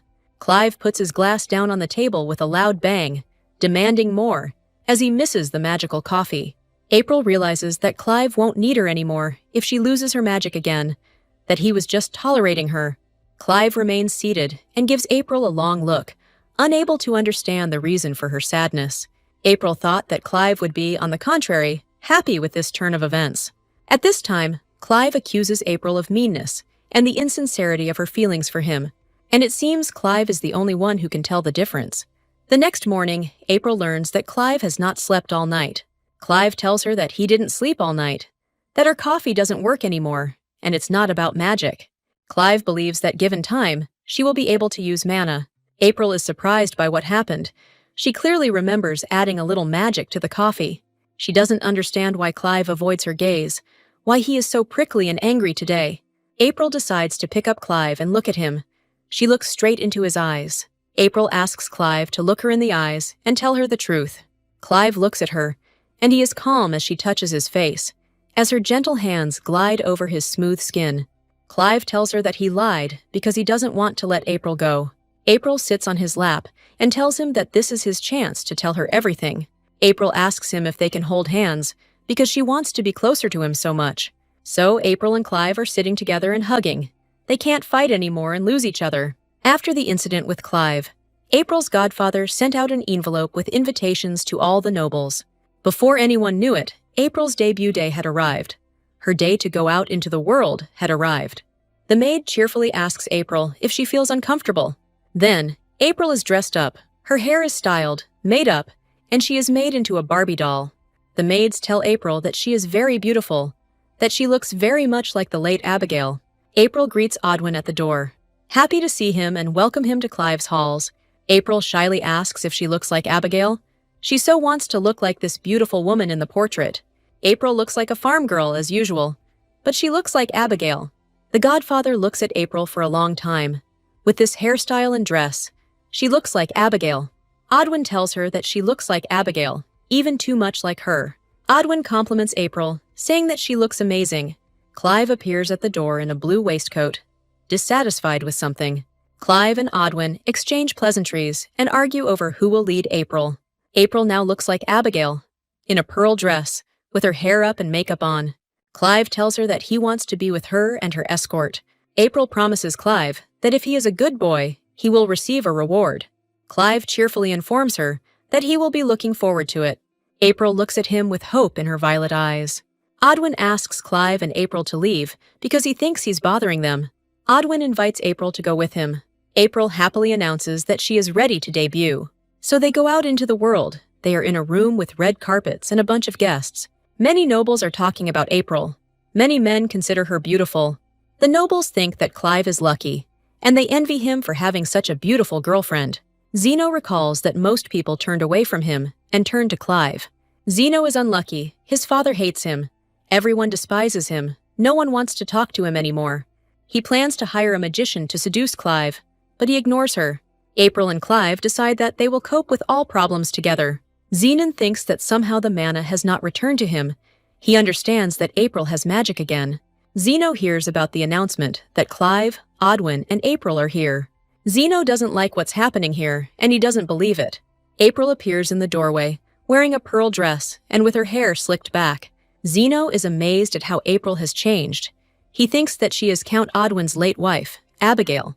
He is shocked that April has become Count Odwin's goddaughter, and is also happy with Clive and Asher. He decides that he will bring April back to him no matter what, even if he has to walk through a sea of corpses. Many nobles are shocked that April has become Count Odwin's goddaughter. Odwin tells everyone that April made her debut thanks to him and became his successor. April greets everyone in the audience. She is glad that so many people attended her debut. April happily announces that she is glad that she became his goddaughter. Odwin announces that the ball is about to begin and asks all guests to come to April. Many nobles welcome April as an equal. She is no longer alone among them. Isabella is upset that April didn't tell her anything. She was so confident that she would tell her everything. The nobles say she bears a striking resemblance to Abigail, the late wife of Count Odwin. Perhaps April has met her real family, as everything fits together. Abigail and Odwin are her parents. April is happy with what is happening. She believes that everything is fine. April becomes curious about her connection to Abigail and why she looks so much like her. Isabella suddenly looks at April. She doesn't believe what's happening. A fight breaks out, and Zeno's involved in it. He fights with Odwin and Count Alino. April recognizes some of these people, but she is afraid to come closer so as not to get hurt. It turns out that a fight is taking place between Count Aelino and Odwin. April remembers that she arranged her debut, that she is to blame for this quarrel. Count Aelino was most interested in what was happening. He, as usual, builds his ambitions regarding April, because he wants only one thing: money. He is delighted when Count Odwin greets him. This is his chance to move up the career ladder. Odwin tells the Count that he needs to ask him something. Odwin asks him if he remembers the house where April was taken as a child. The Count tells him where the house was, where he got April from. He tells Odwin that she is lucky that he became her godfather. Odwin is shocked by what the Count says next, that April needs to be protected. He tells Odwin that April has become a very pretty girl. The Count calls April a worthless child and says he is glad to be rid of her. Odwin suddenly grabs him by the chest and tells the Count that he is mistaken. He tells April that the Count is a real bastard, since he treated April like that. Odwin demands that the Count never appear in April's life again. He threatens the Count, saying that he will tear him to pieces if he appears before April. Odwin orders the Count to leave here far away and never appear here again. Odwin mentions that it would be better for him to get excommunicated from the church now. So they part as enemies and are not happy to see each other anymore. Odwin stops in front of April and looks into her eyes. He did this for her. April asks him worriedly if everything is okay. She heard their argument, and she is worried about what is going on. Odwin tells her to enjoy the holiday and be nice to everyone. April happily tells him that everything will be fine, that he only looks back and does not understand what is happening. The commotion that occurred allowed us to realize the following. No one has the right to touch April. No one has the right to even insult April or say nasty things about her. April breathes a sigh of relief as she steps out into the yard, this day already behind her. April says she's glad there are people who care about her. April suddenly hears that there is someone on the balcony. She turns around, and her face distorts with horror. Zenon Olsen approaches her in his splendor and says he is glad to see her. April orders him to leave and not come near her. Didn't he see what happened to Count Aelino? Zeno tells her that she is truly amazing, that such a woman is worth fighting for. He says that he is glad that April has become Odwin's goddaughter, congratulates her on her victory, but there is only poison in his words. Zeno suddenly kneels and asks April to return to him. April is furious. She tells him to leave immediately. She doesn't want him to ruin everything for her. Zeno cries about what a jerk he was, that he's sorry, but it's all a game to get April to come back to him. Zeno begs our heroine to give him a chance, but his train has already left. She doesn't love him. April tells him that she is happy with Clive and will not let him ruin anything. She informs him that Zeno blocked her mana so that it would return to him. Zeno kneels before April and asks her to return to him. April tells him that she won't take revenge on him, so he should just leave and stay away. April walks past him, leaving this creature behind her. She doesn't want to see him at all anymore. She tells Zeno to stop, at least for his own sake, so that he doesn't continue to ruin his life. Zeno stands still. He doesn't trust anyone. He can't believe that April has become so brave. Zeno swears that he will never forgive her, and she will pay for everything. We are shown a house in which everything is gloomy and dark. April is glad that she can handle it on her own, that she has left all her fears behind. April knows she's caused trouble for Odwin, but she can't help herself anymore. Zeno doesn't look as confident as he used to. Now he's broken by April. April hears a knock and allows entry into her chambers. Odwin asks permission to enter the room. He wants to talk about what happened.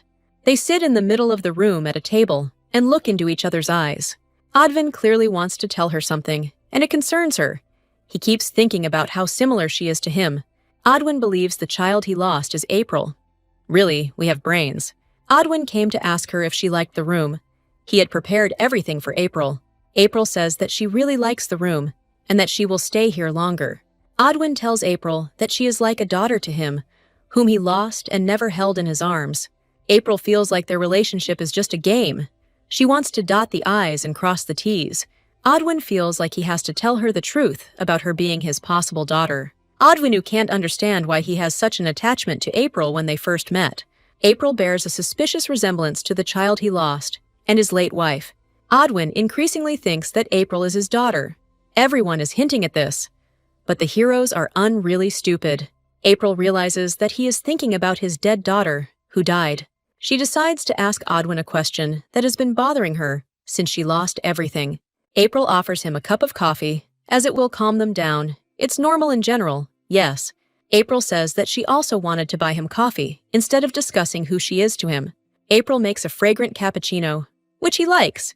He generally likes it when she cooks. She is so similar to Abigail. Odwin suddenly witnesses her magic manifesting in coffee and asks her about it. April says she's worried that her godfather isn't sleeping. Odwin is surprised that she is a magician. He didn't know about it. He always thought that April was an ordinary person. April is amazed by what Odwin tells her.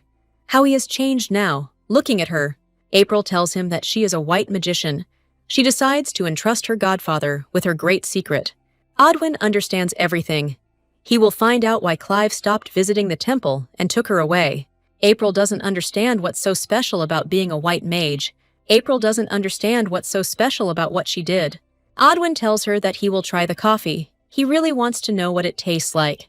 April is worried about his well-being. She doesn't want this to happen more than anything. April lies down on her bed and doesn't feel happy after such a hard day.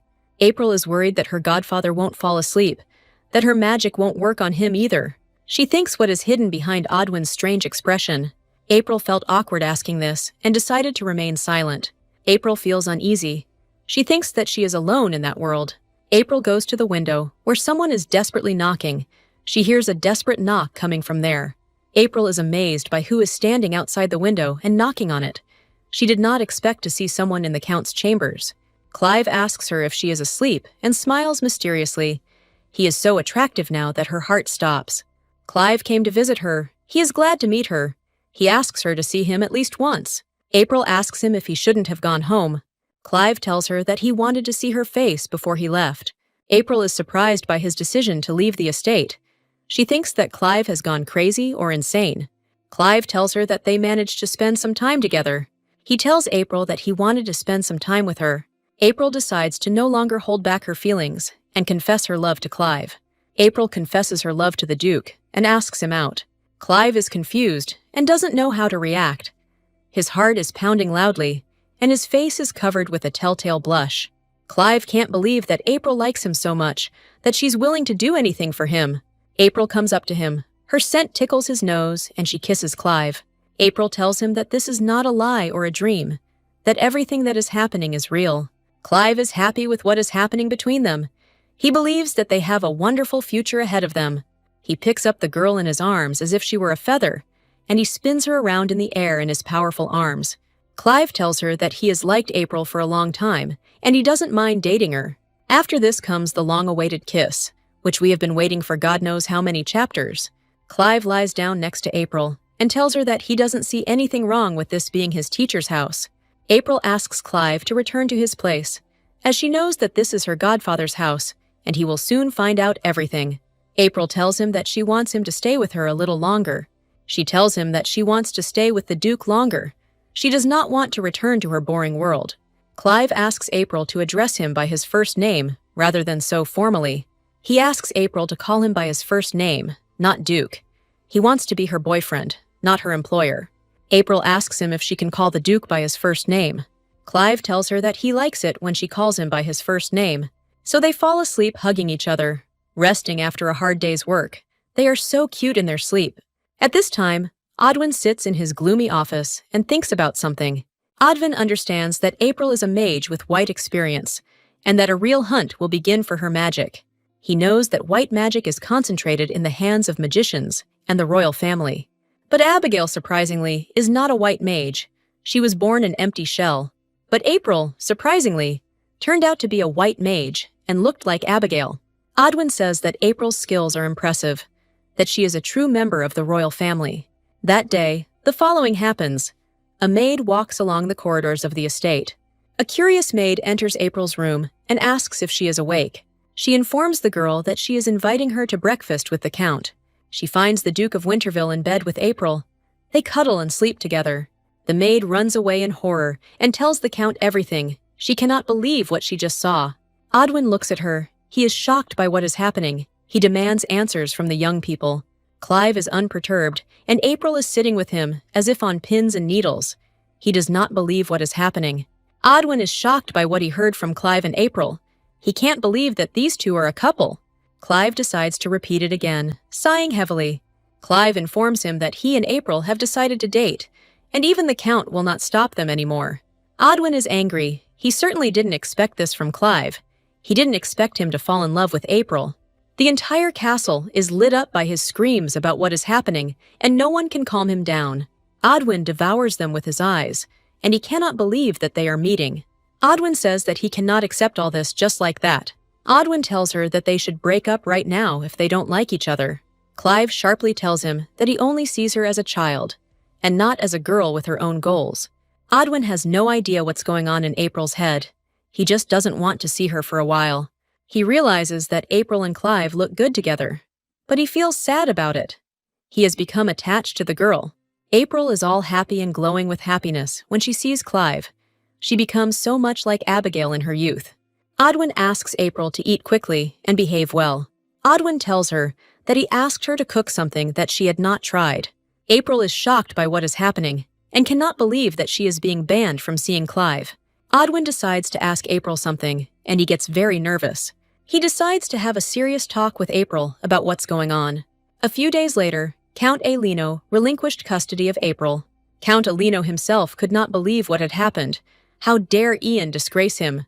April finally separated from her guardian and began communicating with Odwin.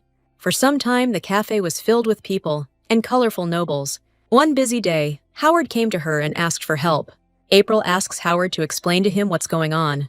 Howard informs her that he is to marry Isabella this fall. April tells him that she completely agrees with him. Howard tells her that he can't decide what to propose. Howard says he wants to make Isabella a special offer. He believes that Isabella will be happy and will be glad of his gift. Howard wants to propose to her in a way she will never forget. April is touched by what is happening in Isabella's family and decides to help her. He asks April to make special coffee for the proposal. April tells Howard that she knows the perfect coffee to melt her icy heart. April says that only Elliot can make coffee like this. She reminds Howard that it's the feelings that matter, not the cup of coffee. Howard says that he looks forward to her coffee because it will help him to collect his thoughts better. Howard asks April if she's developing a new menu. He's very interested in the new coffee. April tells him that she will make special coffee for the occasion. April makes cappuccino with her right hand and whips cream with her other. She makes coffee, and then she says that she will leave a small piece of coffee. The end result is an espresso with whipped cream in the shape of a heart. Howard asks April, surprised, what she did to the heart. April tells him that you can draw latte art on coffee. As a result, Howard's training in making latte art begins in the cafe. Clive is gloomy as usual. He likes April, but she's late. April talks about how much time she sacrificed and asks where she was. Clive asks her what happened that made her miss their dinner together. April tells him what she has prepared for Isabella. April asks Clive not to worry about her and her employment. Clive asks April for only one apology. A kiss. He wants to be with her, despite the obstacles. April reciprocates Clive's feelings and kisses him right on the lips, and he believes that everything will work out for her. April gently pulls away from him and looks him straight in the eyes. She believes that everything will work out between them. April says that she will quickly make him coffee so that he won't be upset. Clive remarks that April's kiss wasn't enough for him. He wants more than a kiss. April knows she feels very awkward kissing Clive first, but she kisses him first anyway. Clive says he's glad April decided to teach Howard how to make latte art. Clive is aware that April will be late at work. He doesn't like it. He wants to see her with him more. April talks about how she stays late at work to help clients. April tries her latte and invites Clive to try it too. Clive turns sharply to face her and lowers his face next to hers. He sticks out his little tongue to lick April and carefully licks the foam off her lips. He tells April that she has some foam left on her lips. April blushes with embarrassment. She is shocked that Clive allowed himself to do such a thing. Clive clearly wasn't satisfied with this, and he began to kiss April passionately. He and April have a French kiss that makes her go crazy. The kiss becomes more and more intense. His tongue penetrates deeply and firmly into her mouth. But Clive doesn't think that's enough, and he hugs April tighter and tighter. April is amazed by what Clive did. She has never had such a hot kiss. She is shocked and embarrassed by what just happened. She feels like a slut and shameless. Clive tells April that it's not enough for him to just touch her. He wants them to become husband and wife. He asks April if she thinks the same about him, if she wants passion in their relationship. April had no idea Clive could be so passionate. The estate is covered in night darkness. The windows glow with an unearthly light, and everything else is illuminated by the moon. A few days later, April's cafe is bustling with life, and everyone welcomes Isabella. Isabella asks April why she decorated the entire cafe. April smiles mysteriously and tells Isabella that she will find out for herself. April seats Isabella at a nice table with 2 chairs, and she becomes curious about who else will be coming to her place. A sweet voice asks if Isabella has arrived and whether she should take her order. She is surprised. She hasn't ordered anything yet. Howard shows up without his glasses, wearing a cafe uniform, and brings her a latte. Isabella looks surprised and asks him what he is doing in the cafe. Howard brings Isabella her order, which he made himself, he believes will melt her heart. Isabella looks in amazement at what Howard has done. She knows he has never been able to cook. In front of her is a latte with latte art in the shape of a heart. Our heroine decides to leave the 2 lovers alone because they have so much to discuss in private. Isabella is left alone with Howard and decides to talk to him. Isabella realizes that Howard wanted to please her and make her coffee. Howard kneels down in front of her and proposes to his girlfriend. Isabella is happy. She puts the ring on her finger. She does not want to deny Howard what he said. April believes that everything will be fine between these 2 now, that they will make a wonderful husband and wife couple. April hears someone calling her name, and she looks up. Isabella is happy, and she cuddles up to Howard like a cat. She kisses him and doesn't let go. Isabella thanks April for teaching Howard how to make latte art, and he proposes to her. Isabella says she is glad that Howard decided to propose to her. April is happy that Howard and Isabella are engaged, and that they will no longer live apart. April sees Howard and Isabella's carriage off on its happy journey. April knows that they will get married next month and become a couple. Suddenly, someone approaches April and asks if she is finished for the day. April is confused about who came to pick her up at the cafe. She didn't expect who exactly would be there. The carriage drives slowly towards Clive's house. Our heroes are silent as they pass through the town. Clive and April don't say anything, but this is the first time they've sat so close to each other. April realizes that she is very uncomfortable with what is happening. She believes that everything will be fine. April has been avoiding Clive since the day they kissed. She can't forget that embarrassing kiss. For a while, she simply left Clive coffee and went to work. Even when they collided, they would simply run away afterwards. They would become lost, like bashful schoolchildren who had confessed to each other. Although Clive doesn't say anything about what's going on between them, Asher, who is worried that his family is falling apart, started asking questions. April says she hasn't had a fight with Clive, but she feels awkward seeing him. Asher tells her that his uncle is feeling very depressed. April tells Asher not to worry and to get back to his business. But April understands perfectly well that they can't hide from each other forever. She understands that if she avoids Clive for too long, they will break up. April thanks Clive for taking her, and he is happy that she spoke to him. Clive asks April not to avoid him anymore. Otherwise, he will be offended. April asks him to forgive her, because she didn't want to offend him. She didn't want to rush their relationship so much. Clive cuddles up to April, believing their relationship will work out. So, they arrive at Clive's mansion, where everyone is waiting for them to show up together. April learns that Clive plans to return home at the end of the month. Clive announces that he wants to prepare everything for the coming winter, so that the townspeople don't have to take shelter from monsters. The Winterville estate is located in a mountain gorge that is teeming with monsters. For many years, the Duke of Winterville protected everyone from monsters. April is well aware that if the Duke does not come to the estate, the inhabitants will suffer from the monsters. Clive invites April to come with him to his estate, as this is their first step towards a life together. April happily informs him that she agrees to go with him. She believes that they can make coffee without her. He needs April here and now. Clive is happy with this decision. He is eager to show April his home, the cold north. April informs him that she will prepare properly. Clive accidentally touches April's arm, and they look at each other awkwardly. April quickly apologizes and looks at Clive, worried that she did something wrong. Clive suddenly pulls April towards him and doesn't let go. Clive and April believe that they will succeed in the future, that they will be able to overcome all obstacles together. Clive looks at April with hopeful eyes. He loves her so much in such a short time. Clive kisses April tenderly on the forehead and tells her that they will get through this together, that he loves her more than his life. April is embarrassed by what Clive did, but can't say anything. Clive tells April to be calm, and he believes that they can work it out. Clive leaves, looking at April with hope, believing that their trip will strengthen the relationship between them. Clive decides that if he asks her for more, he will scare April away. April wonders why Clive stopped kissing her, why he stopped so abruptly because of that incident. April thinks that there is something he doesn't like, that she did something wrong in their relationship. Suddenly, Clive comes into her room and gently wakes her up. He wants to talk to her about something important. He kisses April much harder than before. He believes that everything will work out for them. They French kiss again, their tongues intertwined, passion engulfing them both. Clive tells April that he loves April very much. He laid April down on the bed and literally lay on top of her. It's clear here what Clive wants, but the merciless censorship is unlikely to show us anything interesting. April falls out of bed and wakes up abruptly when her head hits the floor. April is very upset. The dream was very realistic. April can't believe she's having such vivid and depraved dreams. The next morning, we find ourselves in County Odwin, and again nothing is happening, just routine. Count Odwin meets April at the estate. He believes that everything happened for a reason. April asks Odwin to forgive her for the sudden visit, and she wants to ask her for advice.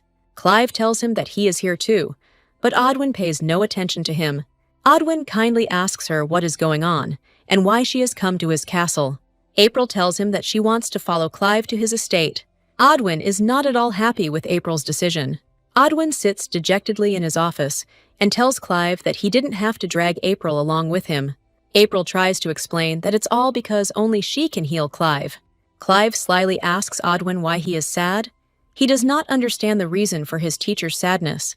Odwin was looking forward to the time when Clive and April would live together anyway. But Odwin knows full well that the treacherous Clive is kidnapping April and will not give him the opportunity to see her. Odwin receives support from April, who is worried about how the Count will cope with loneliness. Clive asks Odwin in surprise if he has ever been to his estate. Odwin gloomily answers him that he has work in the capital and that he definitely won't be able to come to them. April gives Odwin a questioning look. She wants answers to all her questions. After that, April was busy preparing for her departure and running the cafe. She says she's sorry she's asking Sophia and Ethan to take care of the cafe. April will ask the staff to understand that she needs to support Clive and that she will not leave the cafe. April realizes that she has not been abandoned in trouble, and she can go. She will be reunited with her beloved Duke. We are invited to Isabella and Howard's wedding, which also looks poorly in the manhwa. April looks amazed as she looks at the celebration around her. Isabella appears in a tasteless dress, and she is ready to play the role of a bride. She congratulates April and the Duke for coming to her wedding. April gives her a wedding gift, believing that the gift will be useful to Isabella. Isabella is happy, and she looks at the gift with anticipation to see what is inside. April congratulates her on her wedding and says that everything will be fine. Isabella suddenly feels like crying. She believes what is happening. Today is the happiest day in Isabella's life. She is getting married. April dreamily accompanies Isabella. She also dreams of marrying Clive. The priest asks Howard and Isabella if they are ready to become husband and wife. Clive looks at April in a strange way. He is ready to make her his bride too. Clive tells her that Isabella looks very beautiful in her wedding dress. April wistfully tells him that she wishes she were in Isabella's shoes. Howard and Isabella kiss happily. They are now husband and wife. Clive slyly tells April that they can get married too. April feels like the whole world has gone crazy around her, that everything that is happening is a luxurious dream. Clive asks her point blank if he's going to end the relationship like this. April is shocked by his unexpected proposal to become his wife. Isabella is ready for the important part of the celebration. She has decided to throw the bridal bouquet. April can't get the idea that Clive is thinking about marrying her out of her head. April glances at Clive, who is standing behind her, watching the wedding closely. April can't imagine marrying Clive. She can't call herself Mrs. Winterville. Isabella announces that she will now throw a bouquet of flowers. She believes that a worthy girl will catch it. A bouquet of bright flowers flies past the girls who are about to catch it. Many girls catch the bouquet, but it doesn't end up in their hands. It seems to fly into the hands of, you know, whom. But the bouquet unexpectedly falls into April's hands, as expected. The girls congratulate April and are happy for her that she was the one who caught the bouquet. Perhaps April will have some good news soon, but we will still have to endure a bunch of boring chapters and wait for her to finally marry him. Odvin sharply asks our heroine what kind of newspaper advertisement this is. Clive asks Odwin why he was so nervous. He says that Clive was just supposed to accompany him. Clive asks people not to give in to what is written in the articles. He believes that everything will work out. Odwin sharply reminds him that he will not allow him to marry April as long as he lives. Asher reads the newspaper in amazement and asks April if she has really decided to marry his uncle. April sharply tells him that no, and that it's all just rumors. She doesn't want to be considered that other girl. But you could tell from the look in Clive's eyes that he wasn't joking when he asked if April would marry him. Asher asks April to marry his uncle because they love each other. April says that they can't sit idle. Clive tells him that April is still thinking about marrying him. Clive believes that April will not be able to refuse, and she will agree. Clive wants to put a lot of effort into making April happen. April can't believe Clive's self-confidence, which is so overflowing with confidence. Odwin imagines the day when April gets married, because he will be able to accompany her. April tells Odwin not to worry, and she promises to be back soon. Odwin apologizes to April for the way he behaved earlier. He says that when April gets home, he has to tell her something. April vows to him that she will definitely return to him. A magic circle is drawn under the carriage, which begins to sparkle as soon as the carriage is on it. Asher watches with delight as the horses teleport. April understands that something is really bothering Odwin. Asher asks April to look out the window. He sees something unusual. Clive suddenly announces that the teleportation has ended, and they have already arrived. So, our heroes find themselves in Clive's estate, which is similar to the winter castle of Novenstein. Winterville Manor rises above the lake with its tall towers reaching into the sky. The maids heard the news that the Duke had brought home a girl and were ready for his marriage. The stern maid orders them to shut up and not say such things out loud again. A butler and numerous maids welcome our guests. The Duke arrives in his carriage, drawn by the finest horses. Clive steps out of the carriage and is clearly pleased to be greeted. He looks with a smile at Asher, who also gets out of the carriage. The butler is amazed and happy that April is with the Duke. Everyone is delighted to see Asher, the son of the late Leonardo, brother of Duke Clive. April slowly steps out of the carriage. She and the Duke have become quite close over the past few years. Clive introduces April as his lover to the old butler. He cuddles up to April and tells her that April is the most precious person in the world to him. The butler is shocked to hear his master's words. He cannot believe that he brought the girl into the house. He is pleased to welcome Asher and April to the Duke of Winterville's estate. The butler asks them to follow him, and the heroes set off for the Winterville estate. April is asked to stay in a room with a cute little mirror and white, tasteless furnishings. Asher happily boasts to her that his room is opposite hers. The butler introduces her to a new maid, Laura, who will look after April. The butler says that if she needs anything, she can always ask Laura. Then the butler and Asher leave. They say goodbye. They want to leave the young people alone. Laura asks April that if she needs anything, she can rely on her. Laura invites April to look around the castle, and if she likes something, she should say so. Laura happily informs April that girls haven't been brought to the Winterville estate for a long time. She tells April that the Duke said he wouldn't take a girl on a monster-filled walk with him. Laura is delighted with April. She is glad, like all the servants, that the gloomy Duke has found himself a girl. Laura thinks that April is something special, and the Duke will soon marry April. April doesn't understand how everyone knows that she is supposedly marrying the Duke. The Duke at this time is busy receiving numerous citizens with their requests, but Clive's real thoughts are occupied only with April. He thinks only about her all the time. The old servants have something to say about the new guest. They are waiting for her to hear their opinion about her. They are glad to hear that the Duke has a beloved. They are glad that she is pretty and kind. They happily announce that they are glad that the Duke has a girlfriend, and they can't wait to call her his new mistress. The servants ask our hero when he will get married, but our Duke asks them not to raise the topic of marriage, which leaves the servants amazed at his decision. Clive explains to his servants that they have just started dating. He disappoints the servants by telling them that the information here is false. The butler is very upset. He is so looking forward to seeing the master's children. Clive explains that they need to wait, but he wants to be with April for the rest of his life. He delights the servants by telling them that he has asked April for marriage. But he doesn't want to burden everyone, since no one wants to force April. Clive slyly talks about how he has to force April to marry him. The servants can't believe how much Clive has changed since meeting April. The butler promises that he will warn the servants of his master's decision. Thus pass several days in the gloomy Winterville estate. All April's worries about this place were in vain. She soon fell in love with this gloomy place. April is constantly surrounded by servants who are ready to fulfill her every whim. April doesn't know what's worse for them. She still thinks it would have been better to say yes to Clive.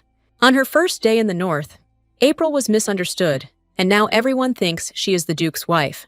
Laura never mentioned marriage to the Duke again, as she realized it was pointless. The old butler is just waiting to help April become the Duke's wife. He asks April if there is something she wants to convey to the Duke. April realizes that she misses the Duke, who hasn't visited her for so long. The butler asks if she could wait for him in the office. Clive looked upset because he hadn't seen April for a long time. April walks into the corridor, waiting for an audience with the Duke. But the Duke is not there, and this worries April. She thinks about Clive all the time. April notes that the Duke was busy, judging by the enormous amount of paperwork. All April can think about is that the Duke proposed to her. April doesn't know if she can have any kind of relationship with the Duke, but April can't imagine life without Clive. Throughout the entire MANHWA, he has become dear to her. April really wants to stay in this novel forever with the Duke. April would have agreed immediately if Clive had proposed to her. Clive appears at the door, looking worried that the meeting is taking too long. Clive looks at her and believes that everything will be fine now. But April falls asleep without waiting for the Duke. She was unable to see him. Clive gently wakes April and asks her if she can go. He will take care of her. Clive decides to ask April why she hasn't been herself lately. April hugs Clive and pulls him close. She loves him more than her life. Clive tells April that he missed her too, and they kiss. Clive tells April that he thought a kiss would be enough. Clive tells April that he is willing to be there for her as long as she needs him. April suddenly declares that the kiss is not enough for her. She wants more. Clive laughs. He didn't expect April to behave like this. He understands that she needs to be rewarded. He kisses April, and they are happy after the kiss turns out to be gentle. April wants one thing, for the kiss to last forever, for this life to never end. Clive tells April that they will never be apart, that they will always be together. But after a few days, something bad happened. April was damn angry. April and Clive had their first big fight, and that's what our story is about. We are shown Clive's estate, where the expedition is to take place. Clive and April are sitting in his cozy office, and they are discussing how the whole expedition will go. He informs April that monsters will soon descend on the residents' homes. Clive asks April what she will prepare for. What will happen between them? April tells him that she will be ready for the expedition, that she will go with him.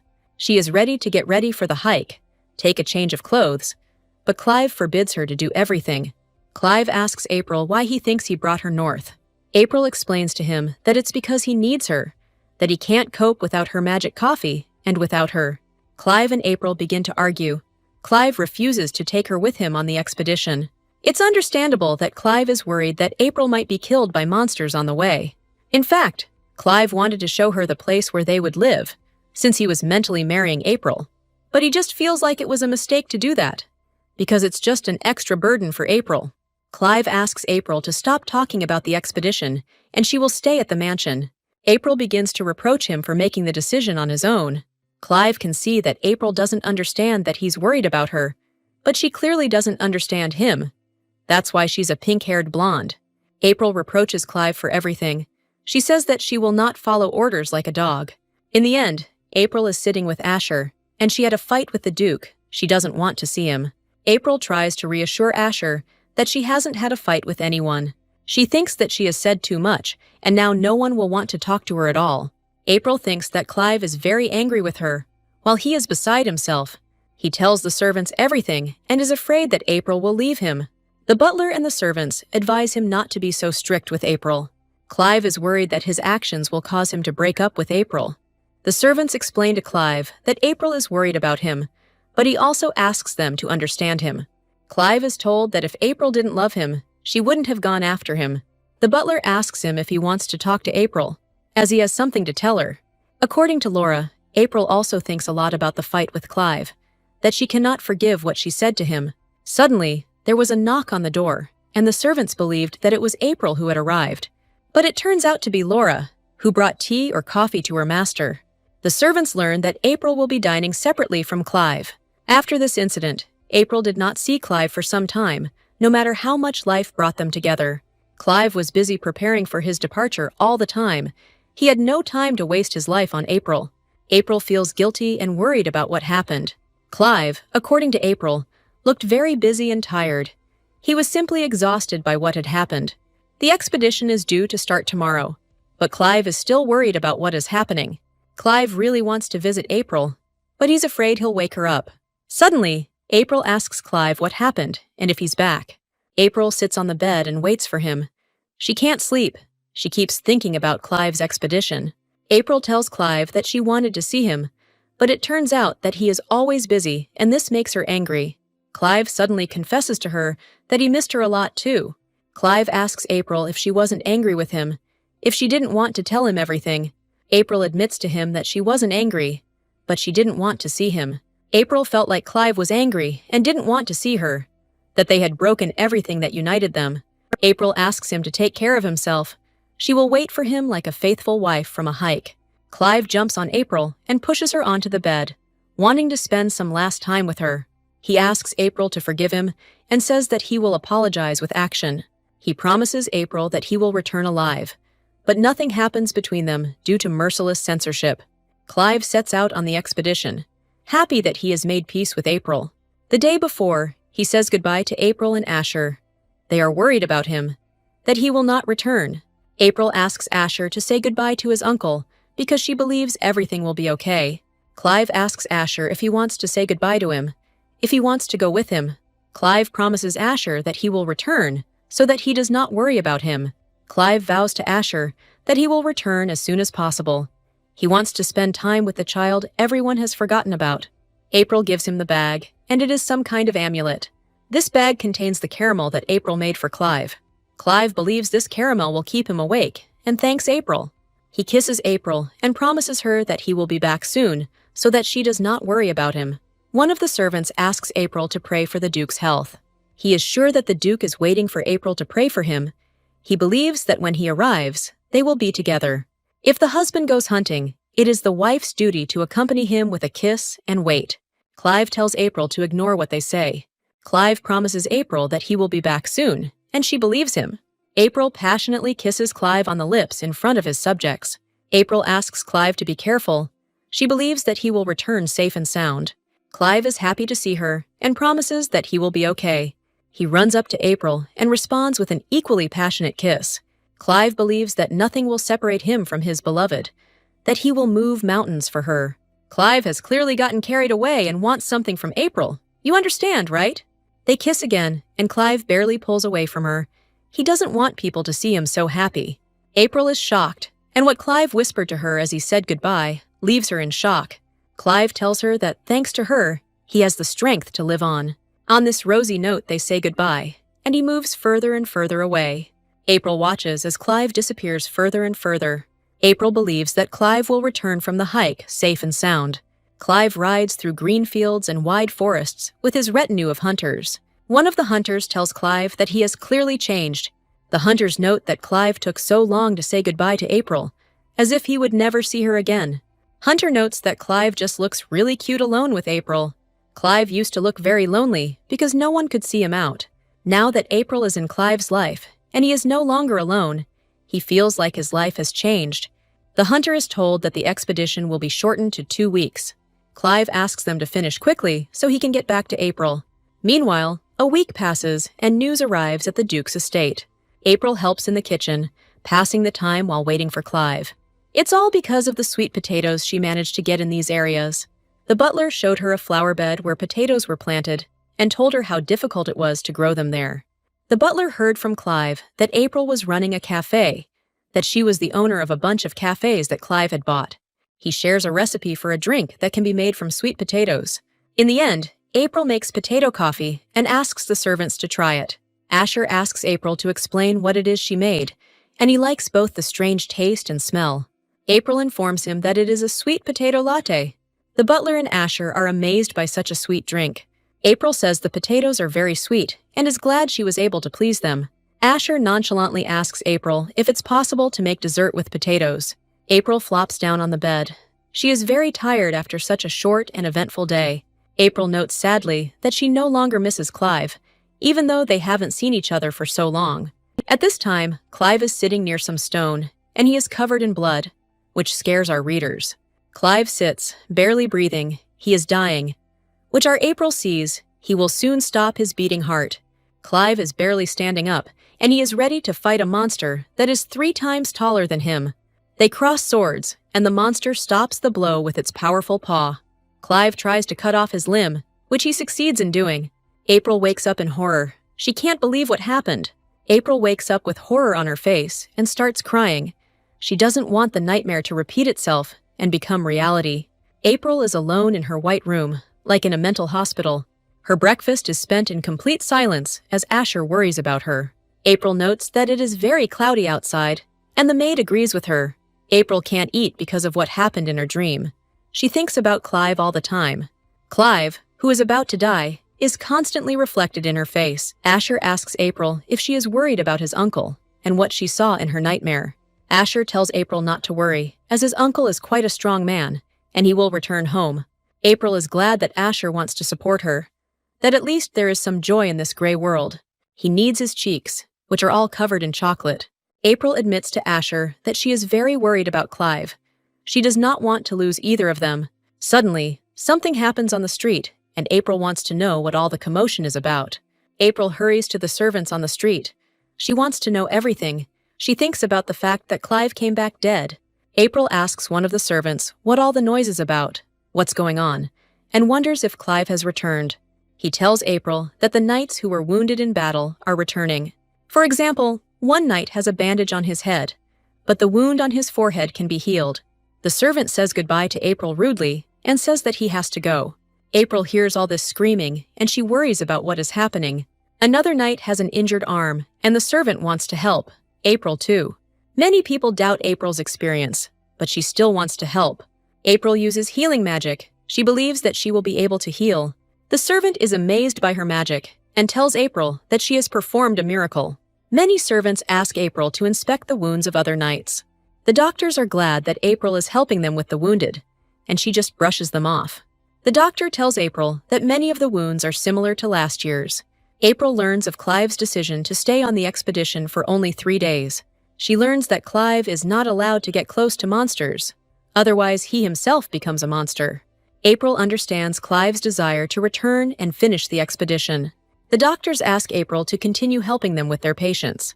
April tells them that she is always happy to help, that she will always lend a helping hand to those in need. Since then, April has been busy helping the knights and healing the sick. Meanwhile, the day of Clive's return arrived, and the castle seemed to awaken from sleep. Laura pleases April with the news that Clive will arrive soon, and that he is okay. April suggests going outside and waiting for Clive. She can't live without him. April races through the castle, Asher barely keeping up with her on his feet. April suddenly hears that Clive is sick and has been injured. The maids tell us with horror that Clive does not have long to live. April looms over the maids, asking them if this is true. April asks the maids in horror where Clive is now. She doesn't believe that he is dead. At this time, Clive stands half naked among the servants and assures that he is completely fine. Suddenly, his gaze slid ahead, and he saw someone. He saw her, our April. April, all tearful and worried about him, rushes towards him. Clive asks her if she was so worried about him that she came running at full speed. Clive tells April not to worry about his scars. They're just cuts. He tells her that he scared her for nothing. Everything is not so bad. That they will be together. That everything is fine. April cries and comes to him. Clive tries to calm her down. April tells Clive that she was scared for him, and she bursts into tears. Clive is glad that April is completely safe now, that he is now next to her and hugging her. Clive hugs April and tells her that everything is okay now. They kiss. They are happy to be reunited again.